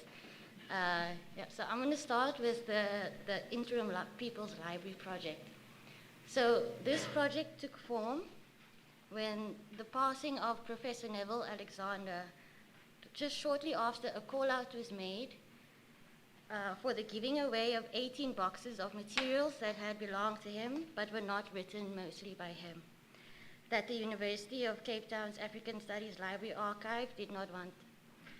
Nombuso Matibela and Brian Kamanzi, students of UCT at the time, they responded to the call and they collected what they could, not knowing at the time what content lied within those boxes, but they held very much the value to it. Neville's literature, books, archive that was gathered then became the base of the Interim's Library project. The project, and thus the archive, was homed at the Interim, an open collective space in Kensington from 2017 till the very end of 2021, and then independently afterwards. A space that remains very special for those involved. A space that was a space that is as conscientious, as political as it is unrestricted. The space was shared by the Kensington branch of the children's movement, a movement started by Neville's closest comrade, one sitting on Marcus Solomon here today as well. The movement ran workshops and programs. From what I've heard, Neville would have been very supportive of. Of this collection of material, we went through 2 purges, molding down the newspapers, journal articles, so many case studies, magazines, newsletters, a small portion of what one could imagine a mind that never stopped learning brings together. I had the opportunity, and for this I am very much thankful for Dr. Coney Benson, who couldn't be here today, to sort and catalog the Left Behind collection, amongst other socio-political literatures. The project was made possible through a UWC 2020 Senate Research Funding Award. And in a lot of ways, being able to work with Neville's archive saved me mentally during the early days of COVID. I was able to spend 160 hours in that unit in Finn Park, warm, comfortable, with running water. Due to COVID restrictions, most days were spent alone. At the end of the 3-month grant, which turned into 2 years because of mobility barriers, amongst things, 70 different titles of zines were counted. It was brilliant. The titles range from Azania Worker, Azania Frontline, Student Action, Solidarity, and LACOM News. I got stuck in reading so many times, but luckily for UWC, those hours were not logged. I'd just like to show you a close-up of 1 or 2 covers. These are from Solidarity. This is volume 1, number 4. I don't have much more content information, but I'm sure there are many more people here today and tomorrow that can speak to this much better than me. This is LACOM News, the front cover, the newsletter of the Labour and Community Resources Project under the Sackett Trust. That's another one from 1986. The specific zine collections are not complete sets. The number of issues per title are sporadic, with a few having several and many having just one item. Be that as it may, if one considers the inequality of knowledge production at that time, engaging with these remnants of what I prefer to call conscious rather than political is very important. It conveys a part of our people's journey of resistance we should learn long before university, and how proud we should be of it. I'd just like to read an excerpt from one of the pieces. For the oppressed, the important lesson must be that there is no solution to racial capitalism. The ruling class is trying to fool us into submission by feeding us with inadequate upgrading schemes and dummy municipal elections. The working class and its progressive allies have come to understand that we will not ride to liberty on the back of a simple crisis. We need now to build genuinely democratic structures where the embryo of the new South Africa we all envisage can begin to grow. At a practical level, an urgent task is to involve all our educational institutions in struggle. A joint forum where students, parents, and teachers can participate in open and constructive debate. This will lead to more effective coordination of action. Such united action is vital. Just to go back to the archive. The archive also held historical, philosophical, and revolutionary books. Our friends and comrades donated more and more books over the years, coming to the space for art, for music, for political education sessions, for meetings, and to sort the library. We were left with the question of what can we do with this arrangement of materials. The collection achieved by chance became very precious for those of the collective. It was not always easy. Members paid monthly rental fees out of their pockets. We were met with an untimely fire and a portion of the archive was lost. But what always stood center was public accessibility and engagement. And for this one approach, which has not come to fruition as often as we'd hoped, but created something so special with the times that it did, is the mobilizing of the material.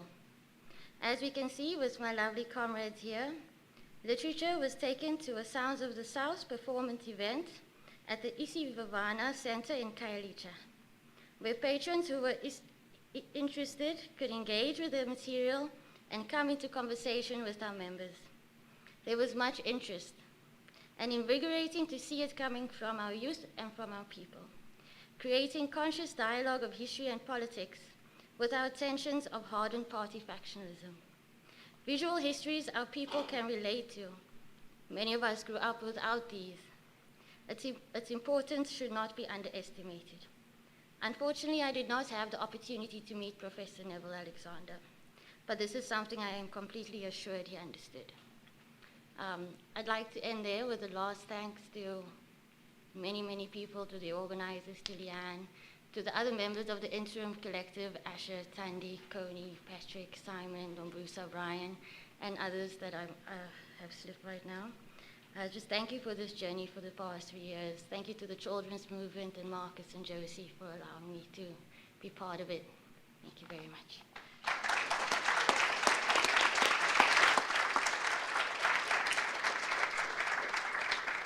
Thank you, Mishka. We can be assured our futures are held in your hands.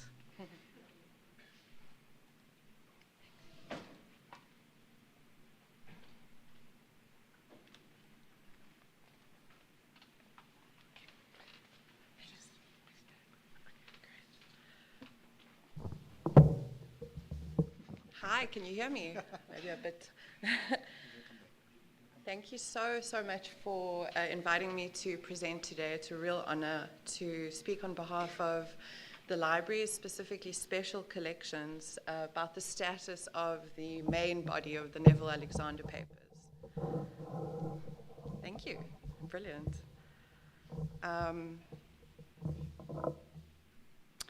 So far already this morning, it's already been really illuminating and quite inspiring for me. So thank you very much for your presentation so far. I hope mine provides some insight and also some comfort to all of you about the long-term recovery of the papers that were handed over. In particular, the Neville Alexander papers, but maybe also within the broader context of the recovery of all of the archives that survived the fire that gutted the Jagger Library at the University of Cape Town on the 18th of April, 2021. We become accustomed in the libraries to a language of salvage and recovery. So if it sounds, as if I'm speaking in tongues, please bear with me and I'll be happy to answer questions afterwards. So in this language, we tend to refer to the volume of material that has been salvaged or destroyed. We speak to it in terms of crates and boxes and folders. But it's really, really wonderful for me after all of that, of over 18 months of working on that, to be able to speak to the substance of the collection. Today is an opportunity for me to do both. Okay, so some of you might be familiar with the background of the salvage. I can give you a little bit of our findings as well as what we were able to do. We calculated about 7,500 archival boxes were extracted from the Jagger Library between the 22nd of April and the 17th of May 2021. That's not including cabinets and oversized materials.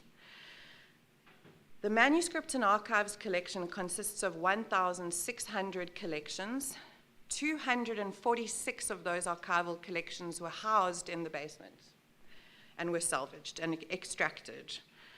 The rest of them are off-site and were unaffected.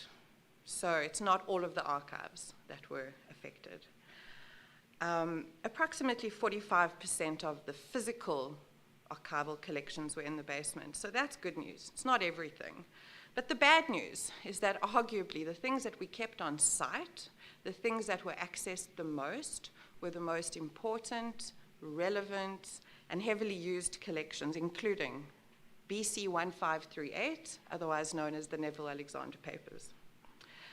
Approximately 12,500 crates worth of all kinds of special collections, everything from African studies books, pamphlets, microform, archival boxes, etc., were ultimately salvaged. And about 1,000 crates of triaged or water-damaged materials that were treated on site await restoration in cold storage. We're currently doing stock take on the archives. I'm going to speak more to the archives than the African Studies Library, but I will touch on it, and again, I'm happy to answer questions. So far, we've processed and done stock takes and reboxed and checked for mold about 50 out of the 246 collections, and that means that 1,500 boxes of the 7,500 can now be placed back in circulation. We're also providing, new enclosures for everything and really accelerating the development of conservation and preservation at UCT. Digitization is only half of what we need for preservation. We've been working through the collections in sequence. In other words, we started at the beginning. So BC 1 up until BC 330 have been checked, but of course for the purposes of this presentation, we went ahead and jumped the queue and we basically did an audit of the Neville Alexander Papers for today. So I'm really going to address only that collection going forward. There's a lot to say about the status of the archives, and that's enough for today to speak to these papers. Having undertaken the audit, I'm going to highlight the fate not just of boxes and crates, because your eyes will glaze over, but I'm also going to speak to the important contents, and specifically later in my presentation, I'm going to outline for you what we are in the process of restoring. I think I'd like to just for a moment speak to what the collection involves. Leanne had asked me to do so. But I don't really think I need to go into too much detail. You are welcome to look on the online finding aid of the collection, which is available on our website. And you can also contact me, and I will provide you with a traditional Word document, which is a 27-page inventory. I want to just maybe paraphrase Professor Cairncross in the presentation she gave and the keynote address she gave in 2015, because I think that really sums up what the archive is about. She said that Neville Alexander tried to change the world by analyzing, reading, and writing, by being the key theoretician at important national and international political meetings, by engaging in guerrilla warfare, but also by sitting through endless campaign meetings to plan the minutiae of transport, food, agendas, minutes for conferences, by interacting with sometimes conservative and myopic bureaucrats when trying to change policy, by helping to paint placards and banners for demonstration, by reading to young children on a Saturday morning, by patiently, and sometimes not so patiently, listening to endless circular arguments of comrades and friends and knowing that this is also part of the struggle. This person who integrated socialist theory and revolutionary action is the one we choose and we would like to remember, even as we celebrate his rich writings and insightful analyses. The Neville Alexander Papers, in my assessment, covers all of these bases. It really is a reflection of a life and of work. So I'd like to share some of the, what we did to prepare for today, and in doing so, I really am grateful to my team. It's an amazing team working in the archives. Specifically, in the last few weeks, we basically went through the crates looking for the collection. So thank you very much to my colleagues Vernon Bryant, Deirdre Goslet, and Masood Malan, who did this, with whom I wouldn't really have been able to physically undertake it in such short time. So the physical audit that was done to be able to present to you how the papers fared in the salvage operation. So while I really can't claim expertise on the life and the work of Neville Alexander, I now hope to shed light on the work being done to ensure that his legacy remains intact. So a few words on the preparation of the archives to begin with. They were donated to UCT libraries in memory of Neville Alexander and Irmgard Bol by Karen Press. The collection was arranged and described over a period of 9 months in 2014 by Andre Lundman, former manager of the archives and special collections. So you can see where the collection was being kept and what it kind of looks like at the moment. No shelving in sight. So crates have become our new temporary home. Thousands of genre-specific publications comprising Neville Alexander's personal library accompanied the papers, and the work was managed over a period of 9 months by my predecessor, Andre Lundman, who was the former manager and principal archivist of the archives and special collections before retiring in 2018. All of the books that were handed over and the pamphlets that were handed over, some of them you will have seen in the images. So it's interesting to me to see what amazing work you've done with the duplicates, because it is all the duplicates, and we need to talk, because we might be able to, to share and make sure that the material is even more well exposed and available. We're talking here about an end result of 237 archival boxes. I'll come back to that. So here we have what the collection looks like now, each weighing approximately 3 kilograms, taking up approximately 2 cubic meters. The collection was launched on the 22nd of October 2014 in honor of Neville Alexander's birthday. The original appraisal involved arranging the collection into a logical structure and sequence. Since the collection came to us posthumously, it wasn't arranged, and I really want to credit Andre Lundman with the masterful work that he did on this collection. It was really amazing to reflect on it as I was preparing for today. So the collection includes the following series. This is really just, top level listing of what's in the collections. Series A contains biographical information about Neville Alexander, including transcripts of tape-recorded interviews, CVs, and awards. The second series, B, comprises correspondence files, all of his correspondence. These files contain both personal and professional correspondence, and they're arranged chronologically. Series C was an attempt to consolidate Neville Alexander's oeuvre, or literary output, such as it is reflected in these papers, and it comprises unpublished articles, speeches, lectures, contributions to conferences, articles in the press, and reviews by Neville and by others of Neville's work. Series D tells the story of his political activities from the early days of the YCCC and EDLF to the 1994 elections.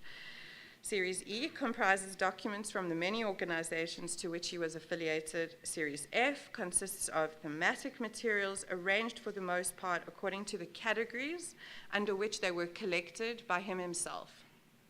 Series G comprises magnetic and electronic storage devices, the whole gamut, cassette tapes, stiffy disks, CDs, DVDs, etc. And Series H consists of photographs. I just wanted to share that my findings are tentative, but in the context of the salvage as a whole, I can say with confidence that it's extremely unlikely that any part of the unpublished papers were destroyed. That's good news. Sadly, we can confirm that the books that were transferred to the African Studies Library were most certainly destroyed because they were inside the actual reading room of the African Studies Library. They were displayed on the shelves that burnt. But that applies only to the books. So this is really the language of salvage and recovery and the language of libraries. We separate the books and the pamphlets. The books were kept in the library, the pamphlets were kept in the basement. So those pamphlets would have survived. The African Studies Library team has been working flat out, cataloging. Additional staff have been brought on, some retired catalogers who formerly did work with the African Studies Library, and they've made tremendous progress to check in all of the books and all of the, everything that survived. And as you look on our catalogue, hopefully you'll see more survived the fire than lost in the fire under that record. So what I'm going to do now is share with you the findings of the audit. But please remember that items that are not present with the main body of the collection doesn't necessarily mean that they were destroyed. It means one of two things. Okay? So it could mean that the boxes were found in the basement to be wet or sodden as a result of, the efforts to put out the fire. These would have been taken by the volunteers you saw, handing the crates to one another in a human chain that lasted 3 weeks. They would have been taken to the triage tent that had been set up, a tent set up for emergency conservation, where they would have been assessed by conservators. Wet boxes were disposed of, and the items would have been air-dried, tied with legal tape, labeled, and placed in crates for further processing. So that's one set of orphaned material which we're working through. It could also mean that the boxes were found not only to be wet, but also showing signs of mold. Mold starts to set in after 72 hours.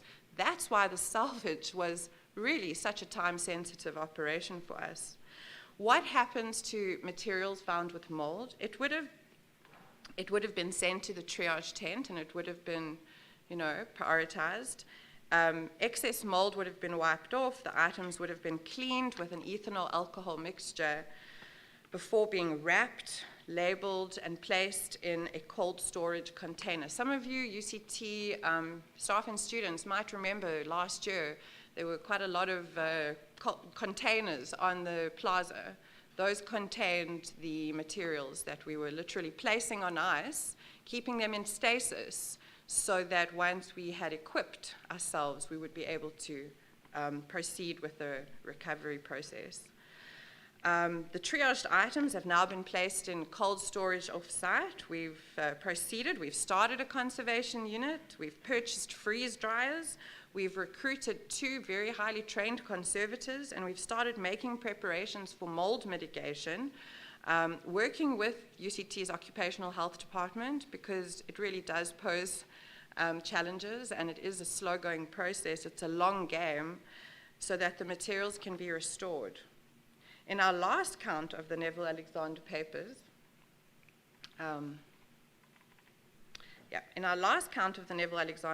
45 boxes were found to be missing from the main body. 5 of those are subsequently found to have been wrapped with ribbon, and those would have been incorporated into the collection. So that's nearly 20% of the collection. But even those figures belie what this means.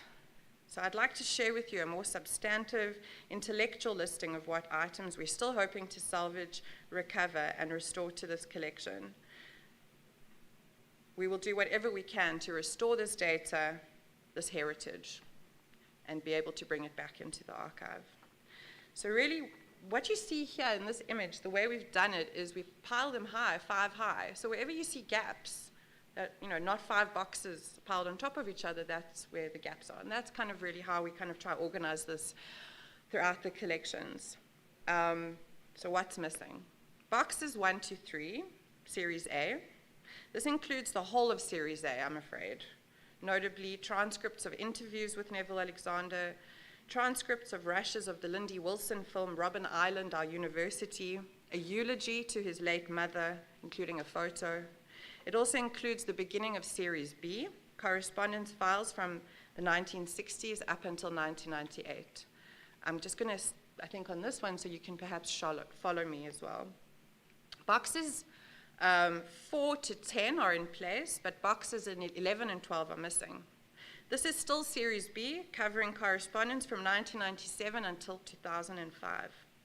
And then boxes 31 and 32, this includes conference output, conferences, seminars, research projects, and workshops attended and contributed to. We're missing papers from the Frankfurt Alternative Routes of Modernity Conference in 1990, South African Research Program seminars from 1990 and 1991, including papers he presented. All present up until boxes 51 and 52. What is that? Series C, this is correspondence also pertaining to conferences between 1995 and 2003. Boxes 121 and 122 were missing, that's Series D. Boxes 128 to 131 missing, that's also Series D. This relates to papers, it feels very real and very, really humbling to share this with you because the papers that are missing related to the non-European movement and affiliates, including APDUSA, Teachers League of South Africa, the Society of Young Africa and All Africa Convention, the Cape Peninsula Students' Union from 58 to 61, and others. This also includes the transcripts of the court case of the state versus Neville Alexander. Not all of the papers were affected. The actual transcripts are intact. The petition to appeal, the records from appeal, 2 scrapbooks, and the papers of the Alexander Defense Committee were not with the main body of the collection. Boxes 147 through 150 and then 166 and 167 include Series E. These include many papers related to SACED, minutes of meetings, reports, financials, student matters, as well as papers related to projects and programs, Kenya College, the Learning Nation, Schools Literature Project, among others. Very, very, very big sections of the collection. It also included papers for the Project for Alternative Education in Southern Africa, history textbooks, and staffing matters of the organization were missing. Series F, found in boxes 186 to 1993 missing, 206 to 211 missing. This includes thematically arranged source materials. This material was wet, removed from its boxes, but like I mentioned just now, these were not placed in cold storage. They've been reboxed and restored to the collection. Very pleased to share that was the papers on community radio, District 6 land restitution, matters facilitated by Neville Alexander, papers on the Imran Harun Foundation, Hendrik Witbooi, and international socialism, to name a few. There's also from boxes 226 to 235 documentation on organizations. It's too long a list to mention it all, but it includes SWAPO, UNESCO, the UDF, the PAC, and also local and foreign universities. It also sadly includes his news clippings on the 1976 riots. That's missing. The process outlined is currently being undertaken for all of the manuscripts collections that were salvaged from the Jagger Library basement on that fateful Sunday. It's a responsibility we take very seriously, and it's become quite like a giant puzzle, which we continue to piece together. We've come this far, and we're not going to stop. It forms part of a multi-year recovery program with the aim of restoring everything that we can to the collections. But only once we put things in a freeze dryer, once we're able to assess it, will we be able to know what is recoverable and what is lost. So I'm afraid that's as far as I can share in terms of the status of the papers. But I'm happy to end off on a good note, which is to say that out of the entire collection, 192 boxes, we have, based on this event, as well as a general assessment of the collections, we've decided to accelerate digitization of this collection for 2023. So hopefully this time next year we'll have more findings for you. Thank you very, very much.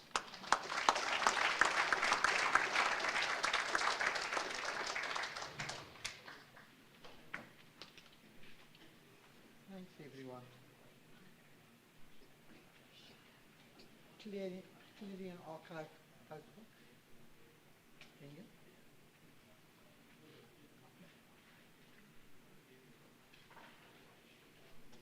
Yeah. Let me just step up. Okay, let's take questions. I think we are running late. We were meant to end at 12:15. The idea of ending at 12:15 was to give people an opportunity to be gezellig, to sit around and talk over lunch. But we do have some time to play with, so let's run until about 12:30 to 12:45. Let's start with some questions. Any questions? We have 3 people. Alison, So we have two mics. Let me just run it through. We have two mics on either side. So just put up your hand and we'll get the mics to you.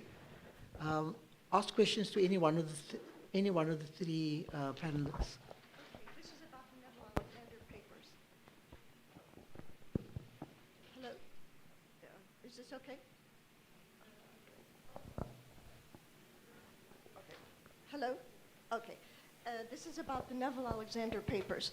The last time I looked at them was 2019, and at that time, the librarian told me that not everything had been deposited. I didn't go into detail. I didn't pursue the matter, but I want to know, was everything subsequently deposited, or has some of the stuff been held back?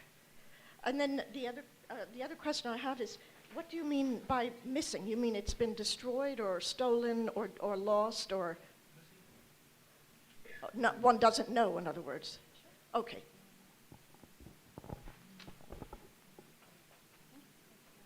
Any other questions? I can say that there are everything that was in Neville's archive in the famous Wendy house. Neville stored his entire archive in a Wendy house in his backyard.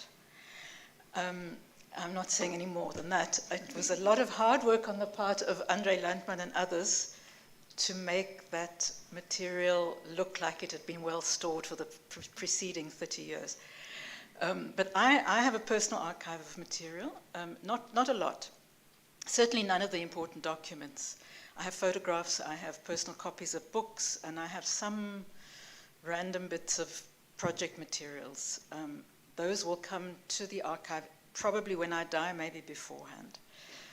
But then none of it relates to the big organizational history that was all deposited there. I don't know if other people have similar archives. I've always been open to anyone who wants to contact me looking for a particular thing. I'm very happy to help, but it sits in my own personal archive for the moment. Hello. Hi. Okay, so thank you very much for the question, and thank you for that answer. I just wanted to maybe just reiterate what I was saying in the presentation. Everything has been accounted for. Nothing was stolen. You know, nothing was left to rot in the basement. Over a period of 3 weeks, starting about 3 days after the fire, when we first had access to the building, we implemented a formal salvage and recovery project in accordance with disaster management protocols.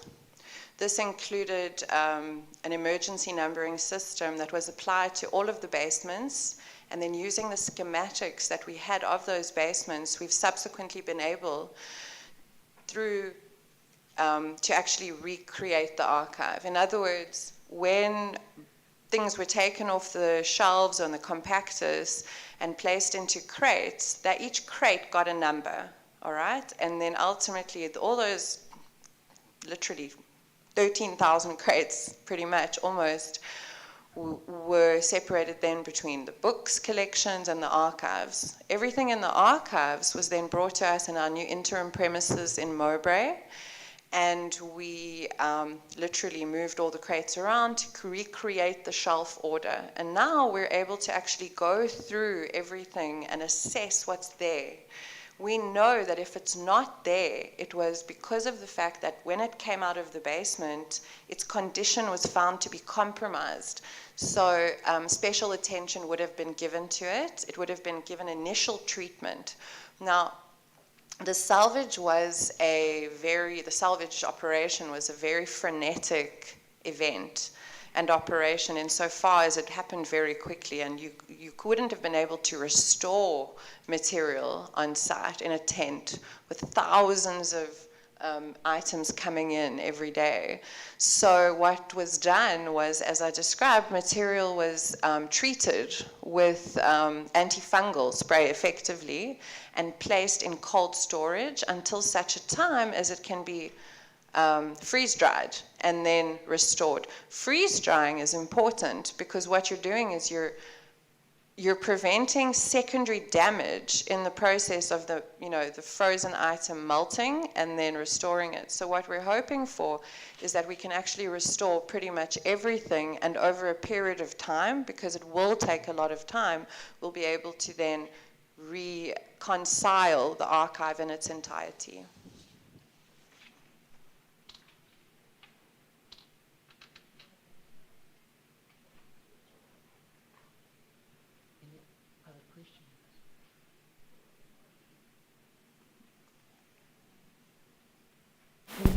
Any questions or comments? Marcus, there's a mic coming from the other side.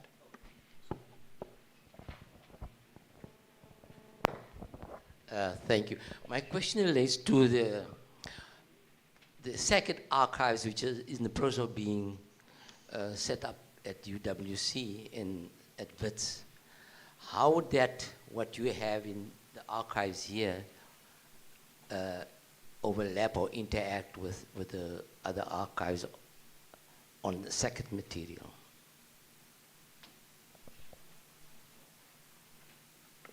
I must you, I would not really be able to answer that question or give it an, to be able to really address it, but please do be in touch, because I think over time what's really important is to be able to actually assess what overlaps there are, and ultimately to see how, to see what's missing from the one or the other. What's beautiful about an age of digital archiving is one can then put that together. Thank you. Sorry, colleagues, what I forgot to ask was for you to introduce yourselves, because not everybody knows who's speaking. Hi everyone, my name is Asha. I'm part of the Interim Library Collective. Thanks to everyone for the presentations. I guess I have a question that's more broadly for everyone, but in the context of post the fire in the archive. So I had a lot of the interim materials were at my house last year, and there was a fire in that house, or this year actually. So there's kind of, this fire seems to be a constant threat, and I guess part of, South African social and political life in many ways. But there's a broader question, I think, about like archives and like what we want archives to be, and what we do with people like Neville's work, and documents, and I guess myself and Mishka and Tandi and Leanne and other people who've been involved in the interim collective have been trying to think about, a way to organize an archive that is, that is engageable for people who are not necessarily in universities. And I mean, I wonder if there's an attempt to build or an experiment around trying to build a different kind of archive, maybe outside of a university. As the interim collective, we are in a space of trying to rethink what we do with the materials that we have, and we got evicted from the space that we were renting last year. So the collection of stuff that you'll come and see upstairs is currently, when it's not in that room, it's in a storage unit. So we're trying to think through like how to use these materials in organizing work, in education work. So that's, I guess, just something to kind of put on the table for, I know there's a lot of activists here, and maybe in the context of the crisis post the fire in the archive, it's maybe a time also to rethink like what to do with documents instead of just leave them in places, which is important as well to store things. But I guess, there's a question of how we make things live and give them lives beyond that, I think.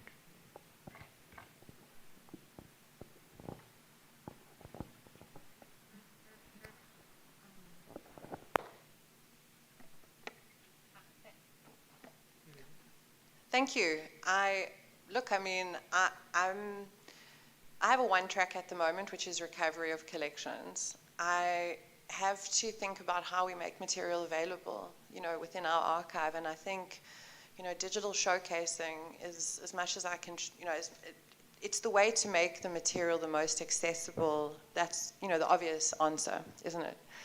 But, internet access, data access is not something it's not democratically available. We know that.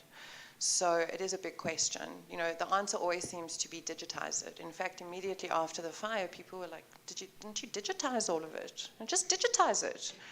Just digitize it. I mean, and you guys have been archiving. I think you can probably attest to the challenges of archiving and the challenges of digital archiving, because if you just digitize it and everything is numbered 1, 2, 3, 4, 5, 6, 7 across all the collections, you're not going to be able to organize it. So my sense is that there's no need to reinvent the wheel. What you guys have been doing, I personally feel, is absolutely remarkable. Community archiving, I think, needs to get a lot more attention and a lot more credit, because what you guys have been doing is exactly what you're asking. How do we, this is it. You make the material available in innovative ways.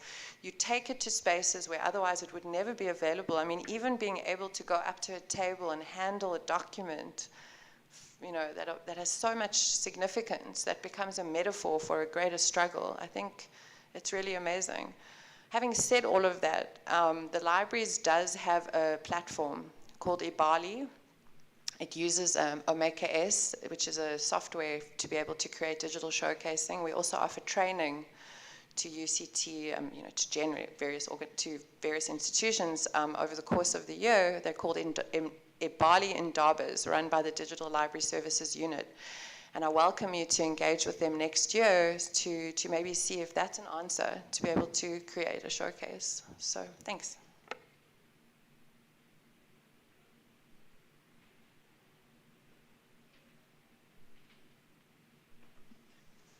Eunice?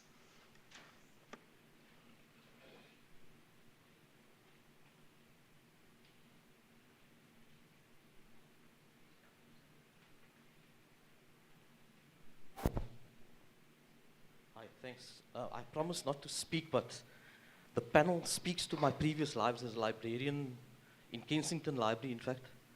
And so I do want to say that part of the panel here, I think the question by Asher here is really important. How does one translate this academic thing, and I'll call it a thing for lack of a word, into a tangible, accessible resource for taking forward a struggle that is literally on fire at the moment? I mean, the country is burning. The world's burning. One of the things that I was confronted when I went into Kensington Library, for example, was to see the history of Modderdam and the history of Windermere on the shelves of that Kensington Library. I was introduced at that library by Vincent Colby. We've got the Vincent Colby Knowledge Commons in our UCT library, to the concept of a barefoot librarian. What he said was, don't spend hours in the library. Train people in the community to run your library. They can issue cards and issue books and journals. But go out to Factorton, De Hoek, and go and walk there. They shut the library in Factorton. They've shut the libraries in Q-Town. They've shut the libraries in our poorer areas. So the initiative of the interim, et cetera, I think is a really important initiative. How one does it, I think, is to reclaim those public spaces, the last of the public spaces that we have, in the form of the public libraries, the community halls, etc. I remember people like, and this is my last input, Yusuf da Costa, Muhammad Ajam, local people in in that one area, for example, who would take their work and put it on the walls of the libraries, and we'd workshop young children in our, what was called the young adult section. But we have to think very seriously about the fact that this resource, UCT's archive, is a public archive. It's not a private university archive. And so the questions along, and I do want to say that I was very struck by the care that is taken in the technical process.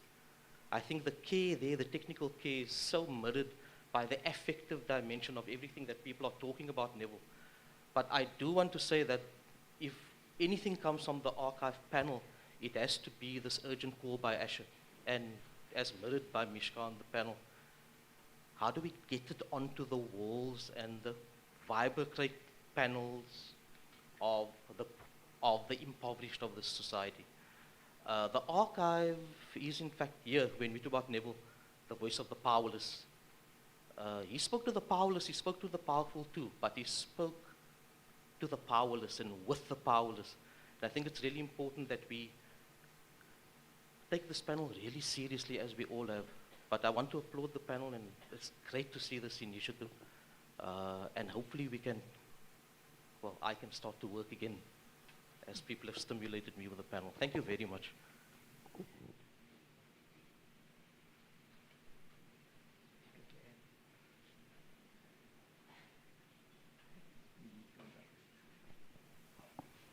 Thank you. My name is Lino Gushe. My question has been inspired by Eunice's question just now on the archive as being a public archive. I don't know if you would probably have an answer to this, but is there any discussion around the physical relocation of the archive? But I'm thinking from a point of view of the Jaeger Library is pretty much quite accessible in theory to anyone who wants to come in, right? But there's also the questions people that have raised about just the physical location of UCT itself as an inaccessible space, even though in theory it's quite accessible.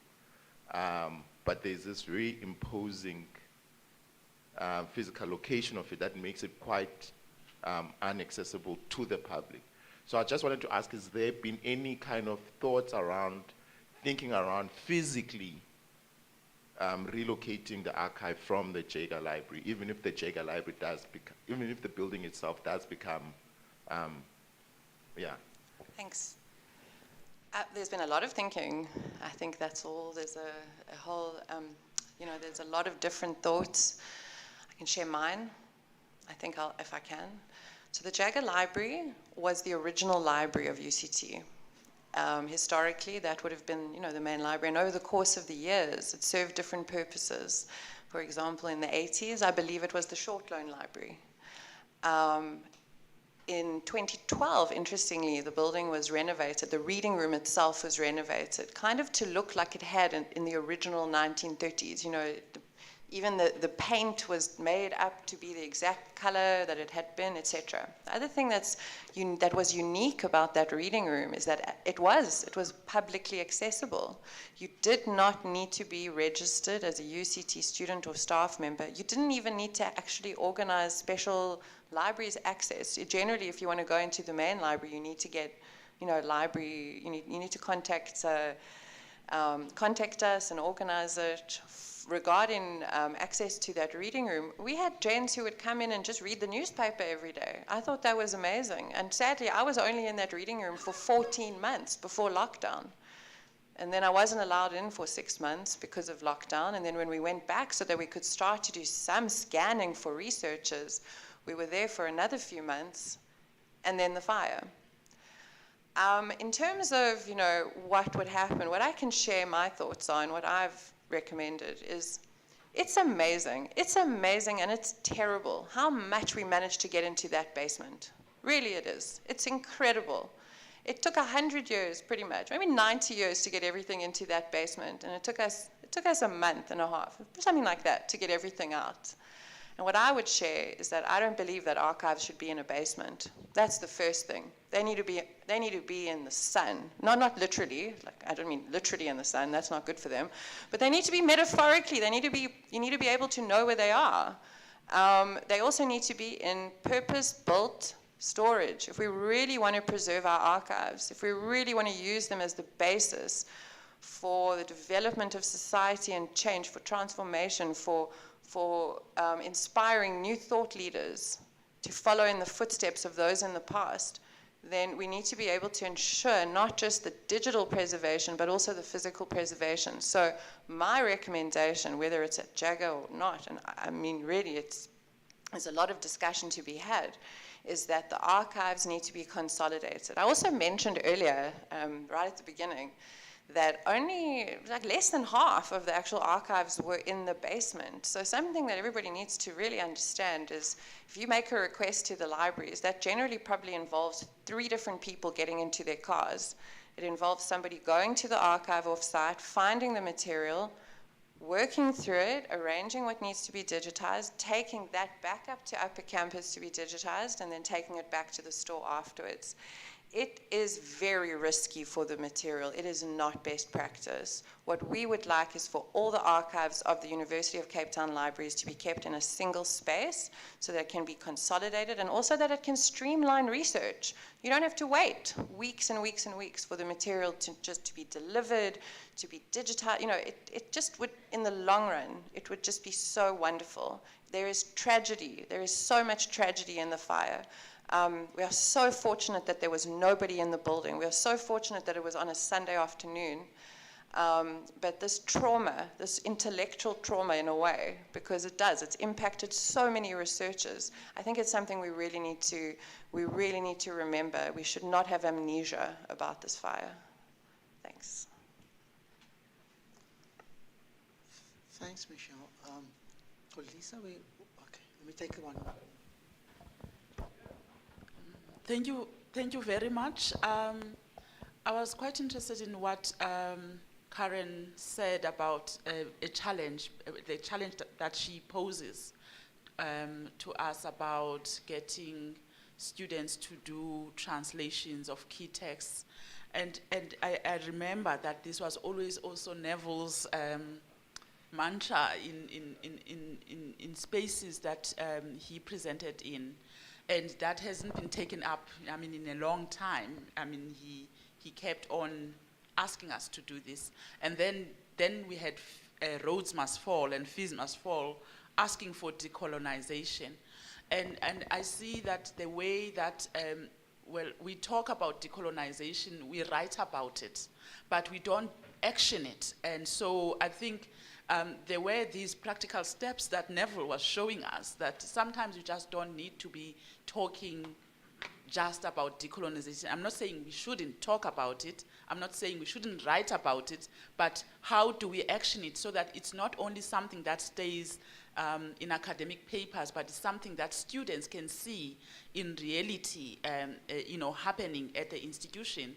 At the moment also, I see that this work of multilingual education, people look at it as if it's the work, for example, let's say in our own department of the language and literacy stream. And so that challenge, I think, needs to be taken to people working with other fields, like teaching. We train teachers to teach geography, we train teachers to teach history, we train teachers to do maths and science, and students in general across the university.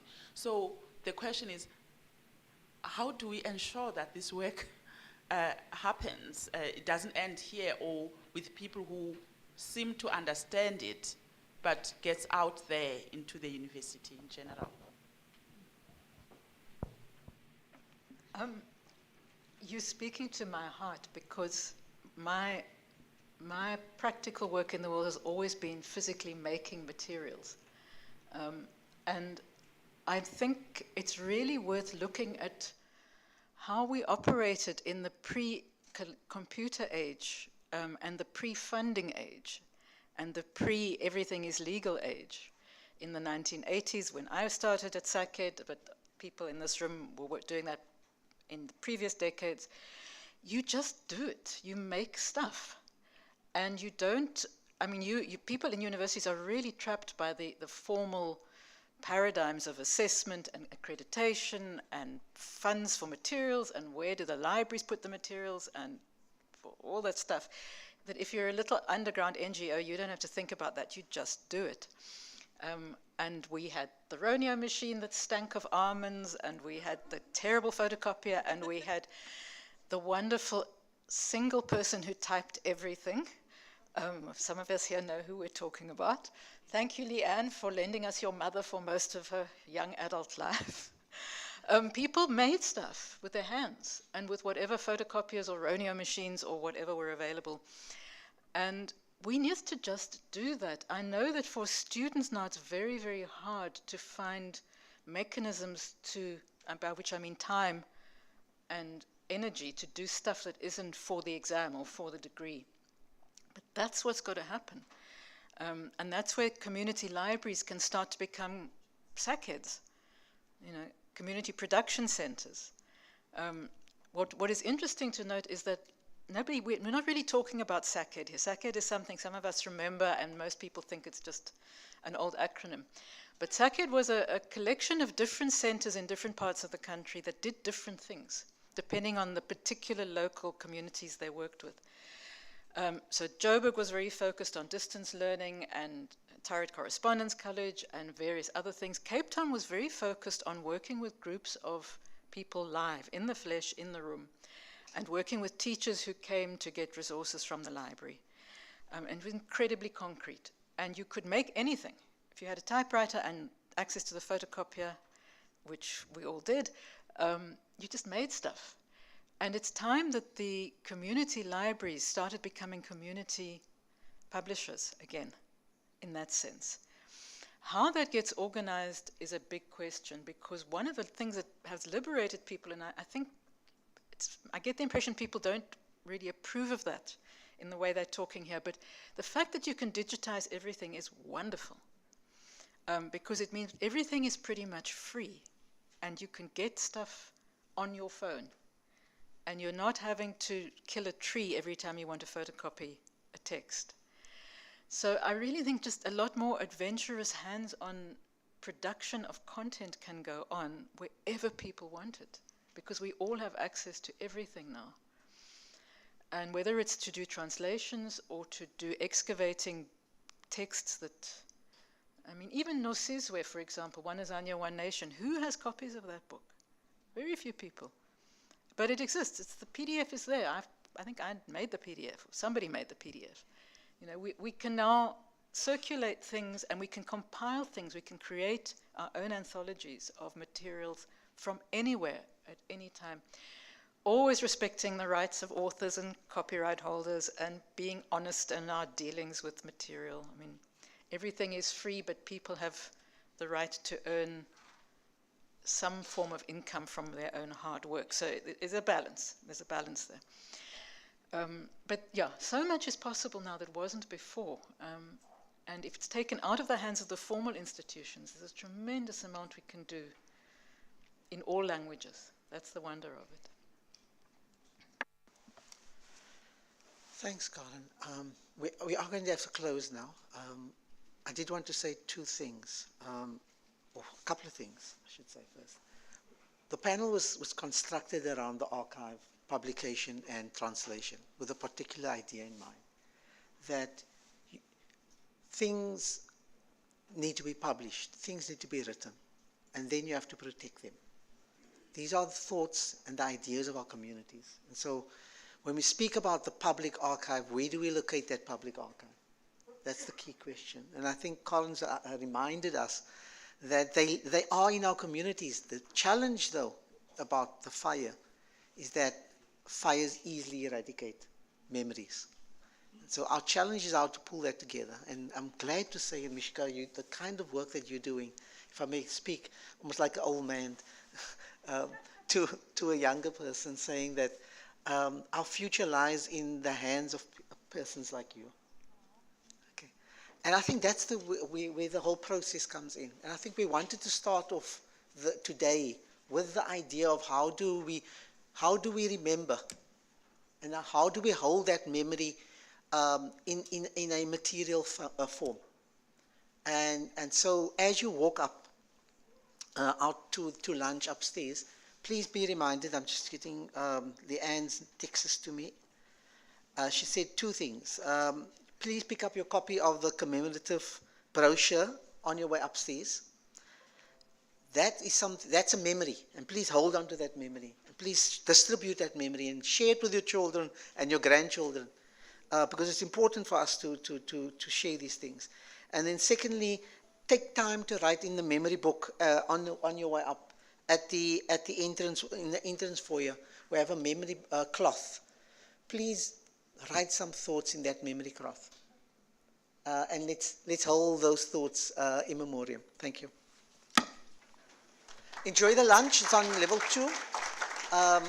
We reconvene at 2 p.m. Thank you.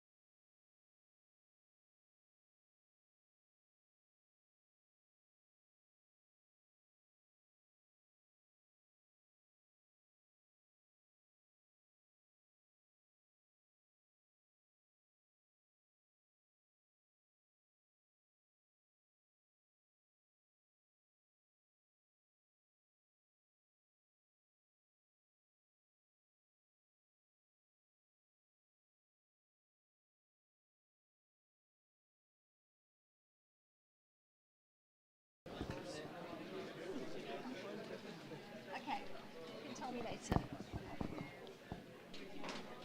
Hello again, everybody, and welcome to the first of our afternoon panels. I'm very excited to be able to welcome you all to continue this amazing conversation that we have started earlier this morning.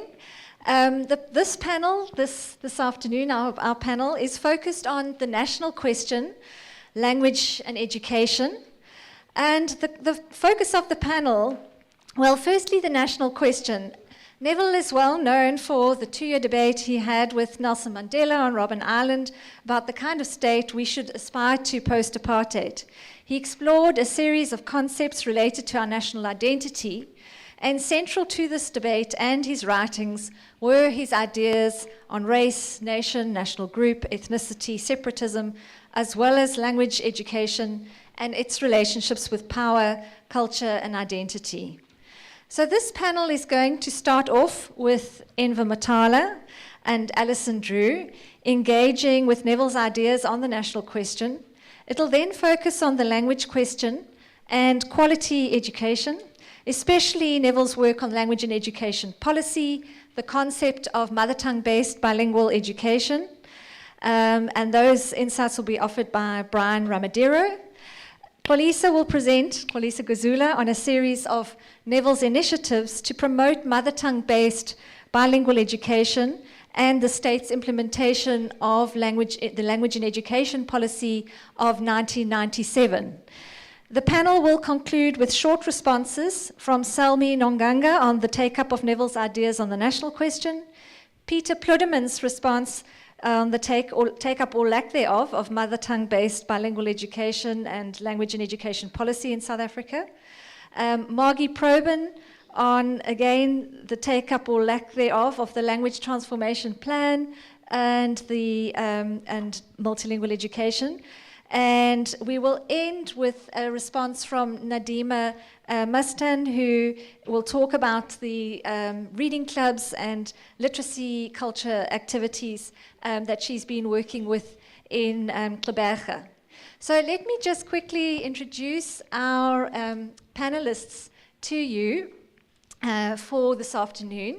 We are going to, as I said, begin with Enver Matala. Enver describes himself as a student of Neville, but of course we all know that he's a lot more than that and has worked in the field of education for decades, including the labor movement, education non-governmental organization, in government and at various universities.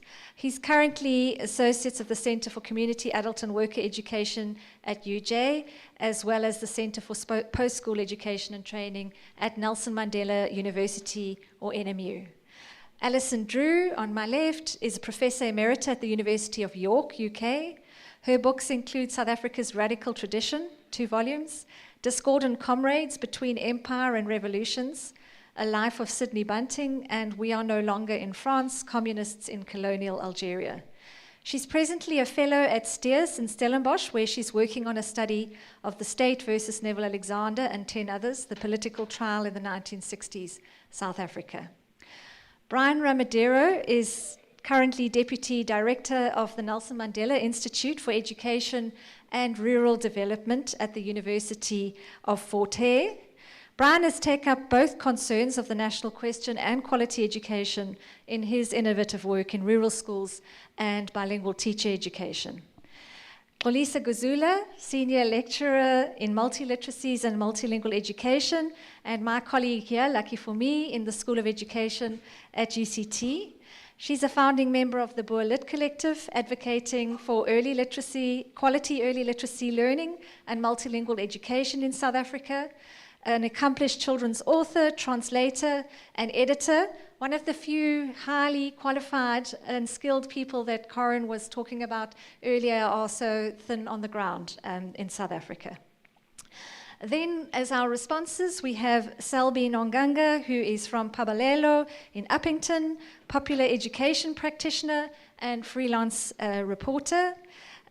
We have Peter Pluderman, who worked with Neville pioneering multilingual education and especially language policy and multilingual publishing at PRASA and UWC, currently based in the UWC Faculty of Education. Margie Probin, who also worked pioneering multilingual education and supporting the language transformation plan while she was based at UWC Faculty of Education. And she's continuing to do implementation work as a research associate in the Center for Multilingualism and Diversities Research at UWC. And then finally, Nadima Mustan, who I think is going to still join us. She's not quite here yet. She's just landed, yes. Community literacy activist from Pracer Days, and also continuing in Gqeberha as a lecturer and teacher educator at Nelson Mandela University. So, without any further ado, Comrade Enver, my great pleasure to hand over to you.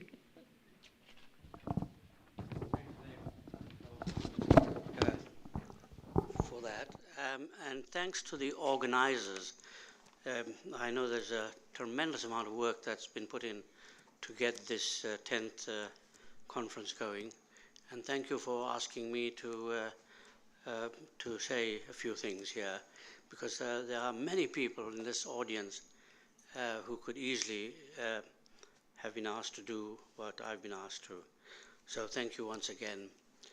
I think we have 15 minutes each, am I right? You are right. Helen? Yeah. So I'll try and keep to that. Yeah, it's about 1:15 now. So what I'm going to say will try to explain and to interpret Neville's life work. Naturally, I will build on what especially Lydia and Salim said, because they pointed to many of the key aspects of Neville's thinking on the national question. And I would urge those who haven't yet read this really important seminal historical work on this issue, which Neville wrote in as far back as 1979, the One Azania, One Nation.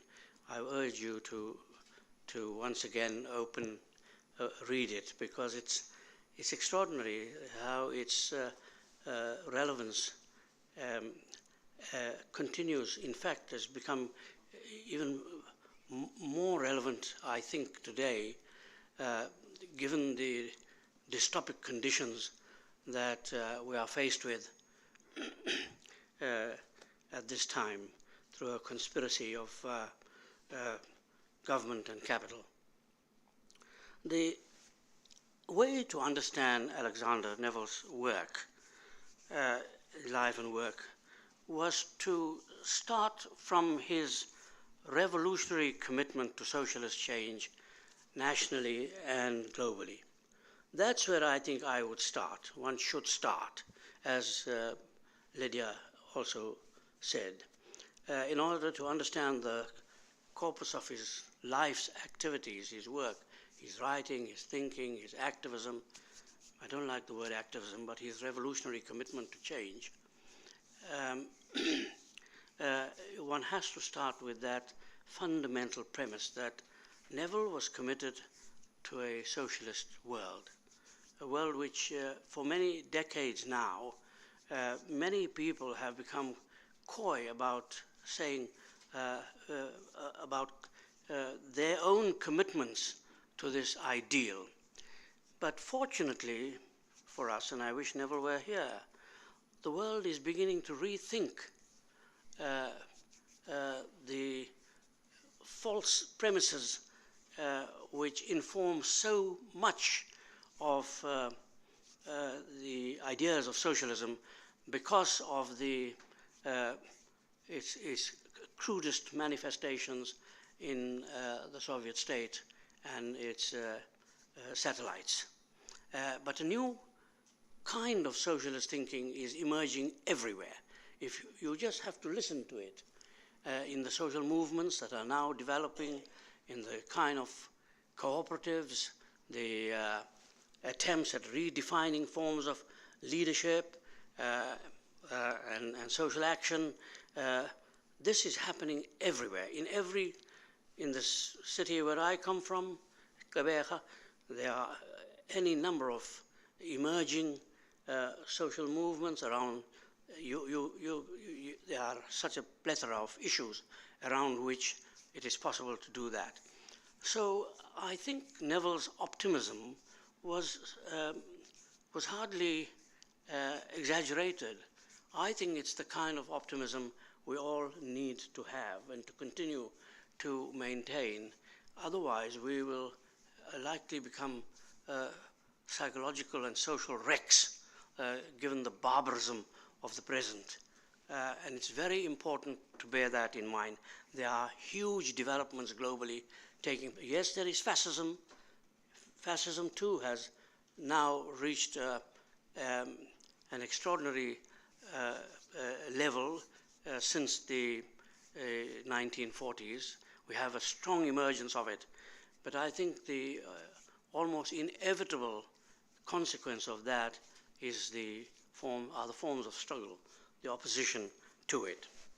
So that's where I would begin describing Neville's life and work.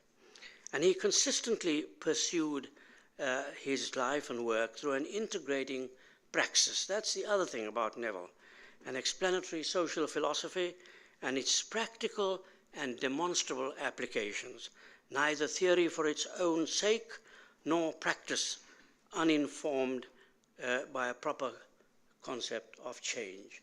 This is what is absolutely central to Neville's life and work, not simply a long series of excursions into theoretical questions without any reference to what real life is all about and how these theories must relate to real life and the potentiality for radical social change. In South Africa, what is now in academic circles fashionably called conjuncturally, in other words, taking into account historical, to simplify it really, to take into account historical, contextual, social, cultural, customary, religious, linguistic, and other social institutions, including, of course, the political economy. I think Neville saw racism as, and in all its manifestations, as one of the critical barriers to the achievement of a socialist future. A classless society freed from the chains of patriarchy and other forms of social violence and repression.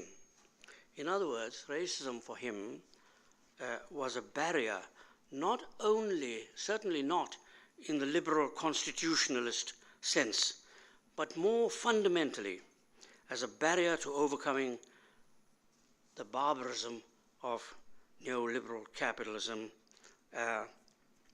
and all its effects. And that was what was required to establish a socialist society. And we can interpret that to mean that racism presented material relations as racial relations, presented socially material relations in racial terms. It presented capitalism as a system which provided opportunities for upward class and even gendered social mobility through the obfuscatory ideas about affirmative action and social mobility.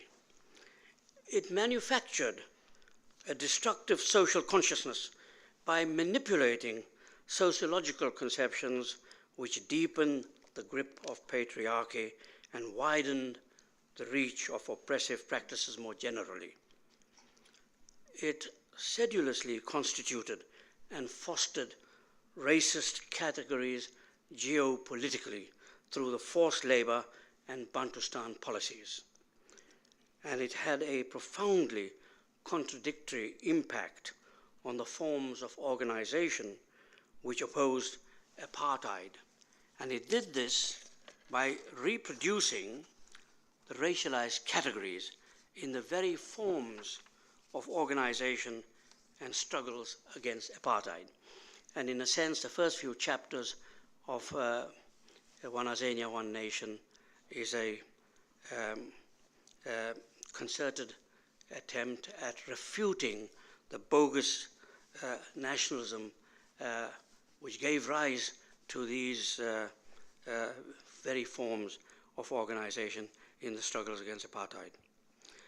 Racism strengthened the grip of liberal conceptions of freedom and democracy. That's what it also did.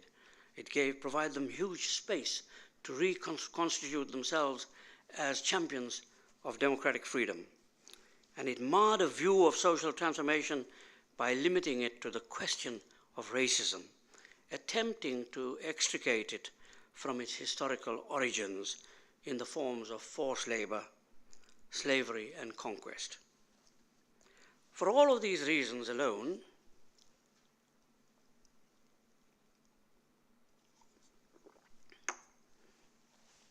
Alexander's focus on the national question opened liberal and reactionary analytical categories to much greater scrutiny than it had been done previously, whether these related to sociological, political, economic, religio-cultural, linguistic, educational, or other issues.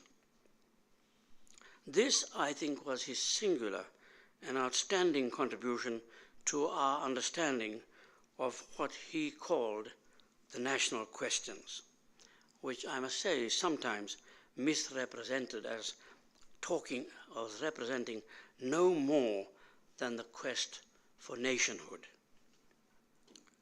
That is why these analytical categories were also categories of organization and struggle, of contestation with apartheid capitalism and its racism, and with the racialized liberal forms of organization that characterize what he called the bogus nationalisms, which he is subjected to withering criticism. Because, in his view, the struggle was not limited to the forms of bourgeois constitutionalism that we read about so much today. It was ultimately about socialist construction, in which, and Neville repeats this in many of his writings and speeches, the leadership of the working class was a critical element. In effect, his entire perspective, whether it concerned education, culture, language, historical or sociological analysis, or the realms of knowledge more generally, was about the struggle for a socialist society. In that sense, he transcended the limitations of the very important and instructive analyses which focus almost entirely on a critique of the political economy of capitalist development in Southern Africa. In other words, his critique was much more than a Marxist critique of the political economy without reference to its wider social, cultural, and historical implications. Finally, let me say that I think that is why Alexander's praxis has become increasingly important for the struggles now taking place, as one can see from the developing socialist-oriented struggles, forms of organization that have become increasingly prevalent all over the globe. Thanks very much.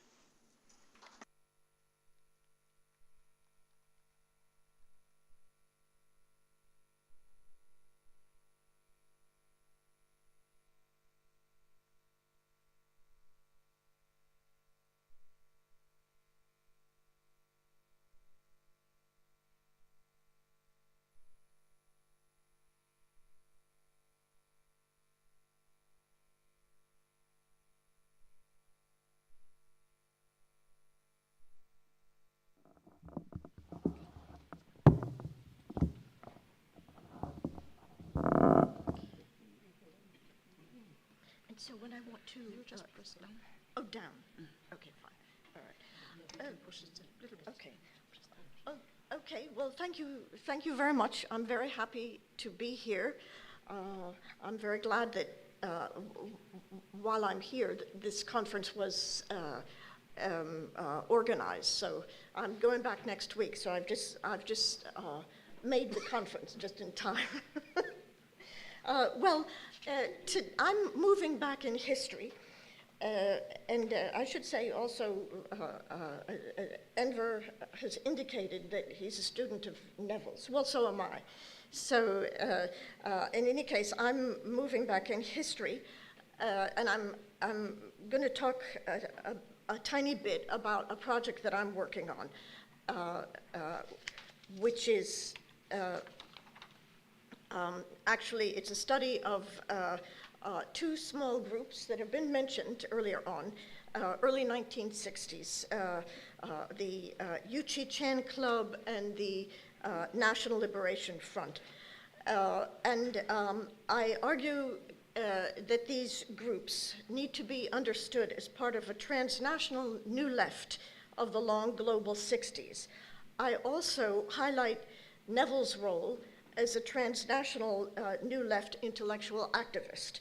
And here, as this panel is mentioning, is focused on the national question, education, I'm going to sketch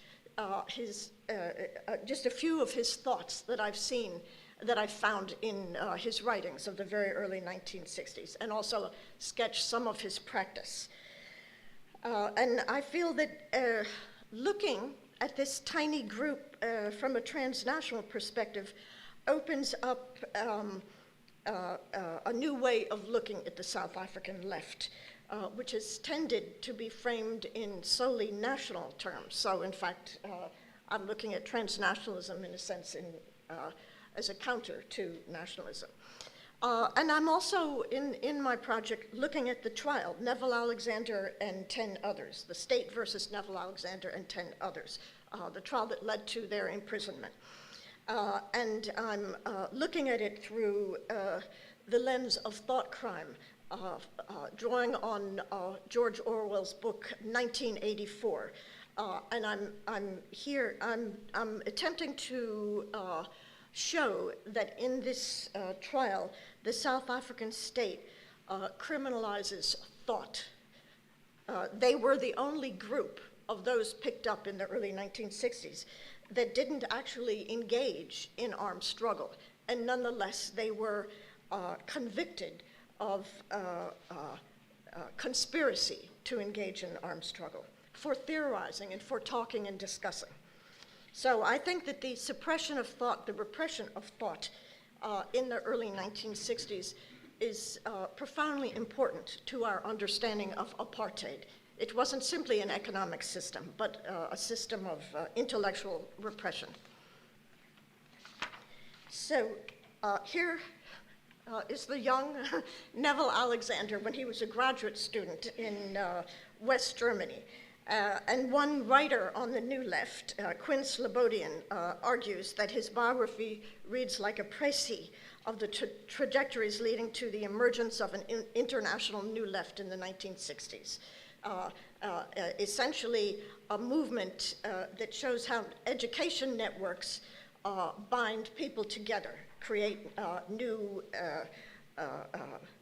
foci for thinking, for the exchange of ideas.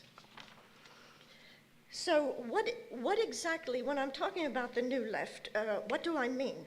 Well, a very simple definition, Ellen Meiksins Wood argues that what made the New Left new was above all its dissociation from traditional forms of old left politics, that is, both Stalinist communism and social democracy. It was in Europe, first and foremost, precipitated by developments in the Soviet Union. That is, Khrushchev's revelations about Stalin, and also the Soviet Union's invasion of Hungary, both in 1956. The New Left sought to break from these very hierarchical and bureaucratic forms and impose non-hierarchical organizational forms. It gave greater recognition to the anti-colonial, national liberation, and civil rights struggles than previous types of Marxism and socialism. And it was also a new left, a youth movement, very self-consciously intellectual. So it was a generational revolt against the older generation. And it had profound regional variations. I feel that there's a common denominator connecting all the different new lefts around the globe at this time. But nonetheless, there were important distinctions. One in Europe, with relatively democratic politics, the new left was able to have an intellectual and a cultural impact. But in colonized regions, the new leftists were concerned first and foremost with the conquest of power, and we can think of that in terms of South Africa. In January 1959, the Cuban Revolution demonstrated that guerrilla forces that started off as a tiny movement could defeat a regular military force. And also, it negated the Soviet stance at the time that a peaceful transition to socialism was possible. So it really put on the agenda the possibility of an armed overthrow of the state. So what were the South African New Left's roots? Firstly, it developed outside the Communist Party. Perhaps there were one or two individuals who might have gone from the communist tradition who may have become sympathetic to the New Left. However, I haven't really found them. So the South African Communist Party at that time was extremely pro-Soviet, hierarchical in its organization. It was very much the old left and uncritical of the Soviet invasion of Hungary, in contrast to many communists in the European countries.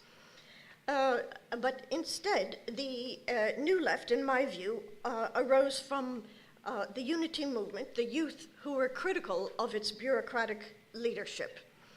The Unity movement had stressed the need to develop political consciousness through political education, but it generally postponed action until the revolutionary moment arrived, but the revolutionary moment never arrived.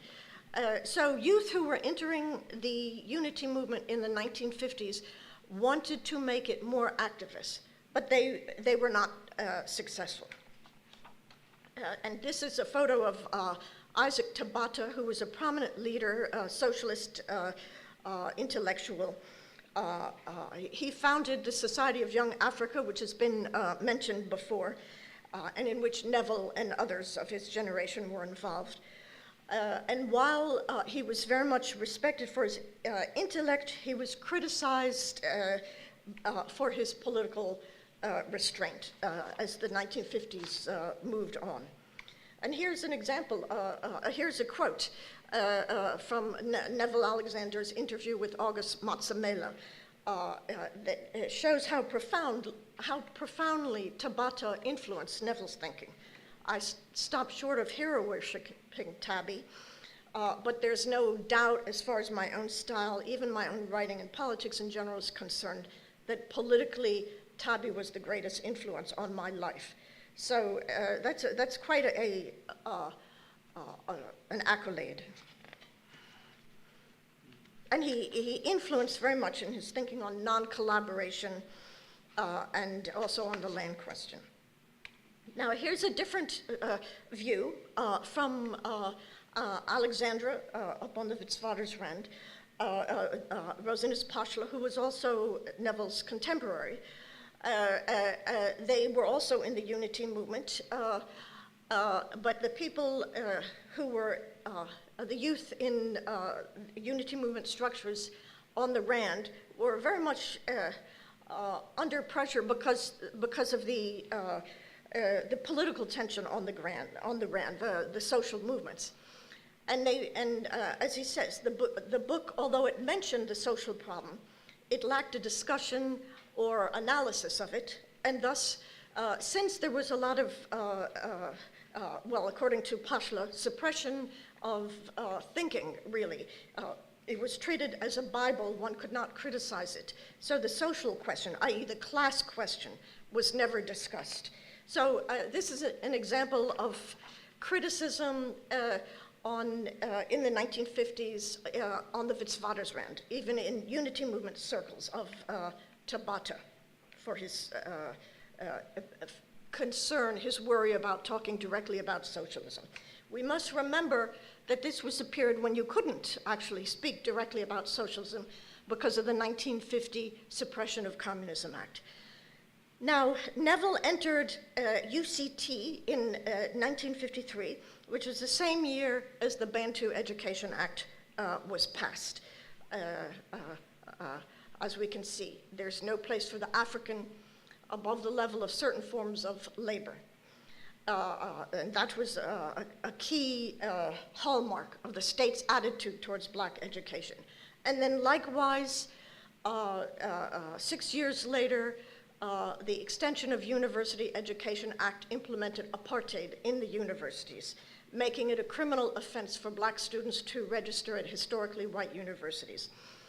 Heretofore, small numbers had been able to register. But after this, they were no longer able to. So at this time, just to move back, right, well, let me just, okay, at this time, Neville, in this period of the 1950s, he became an activist and an organizer, and he was very much involved with the Society of Young Africa, a youth organization of the Unity Movement, and also with education through, as a founding member of the Cape Peninsula Students' Union.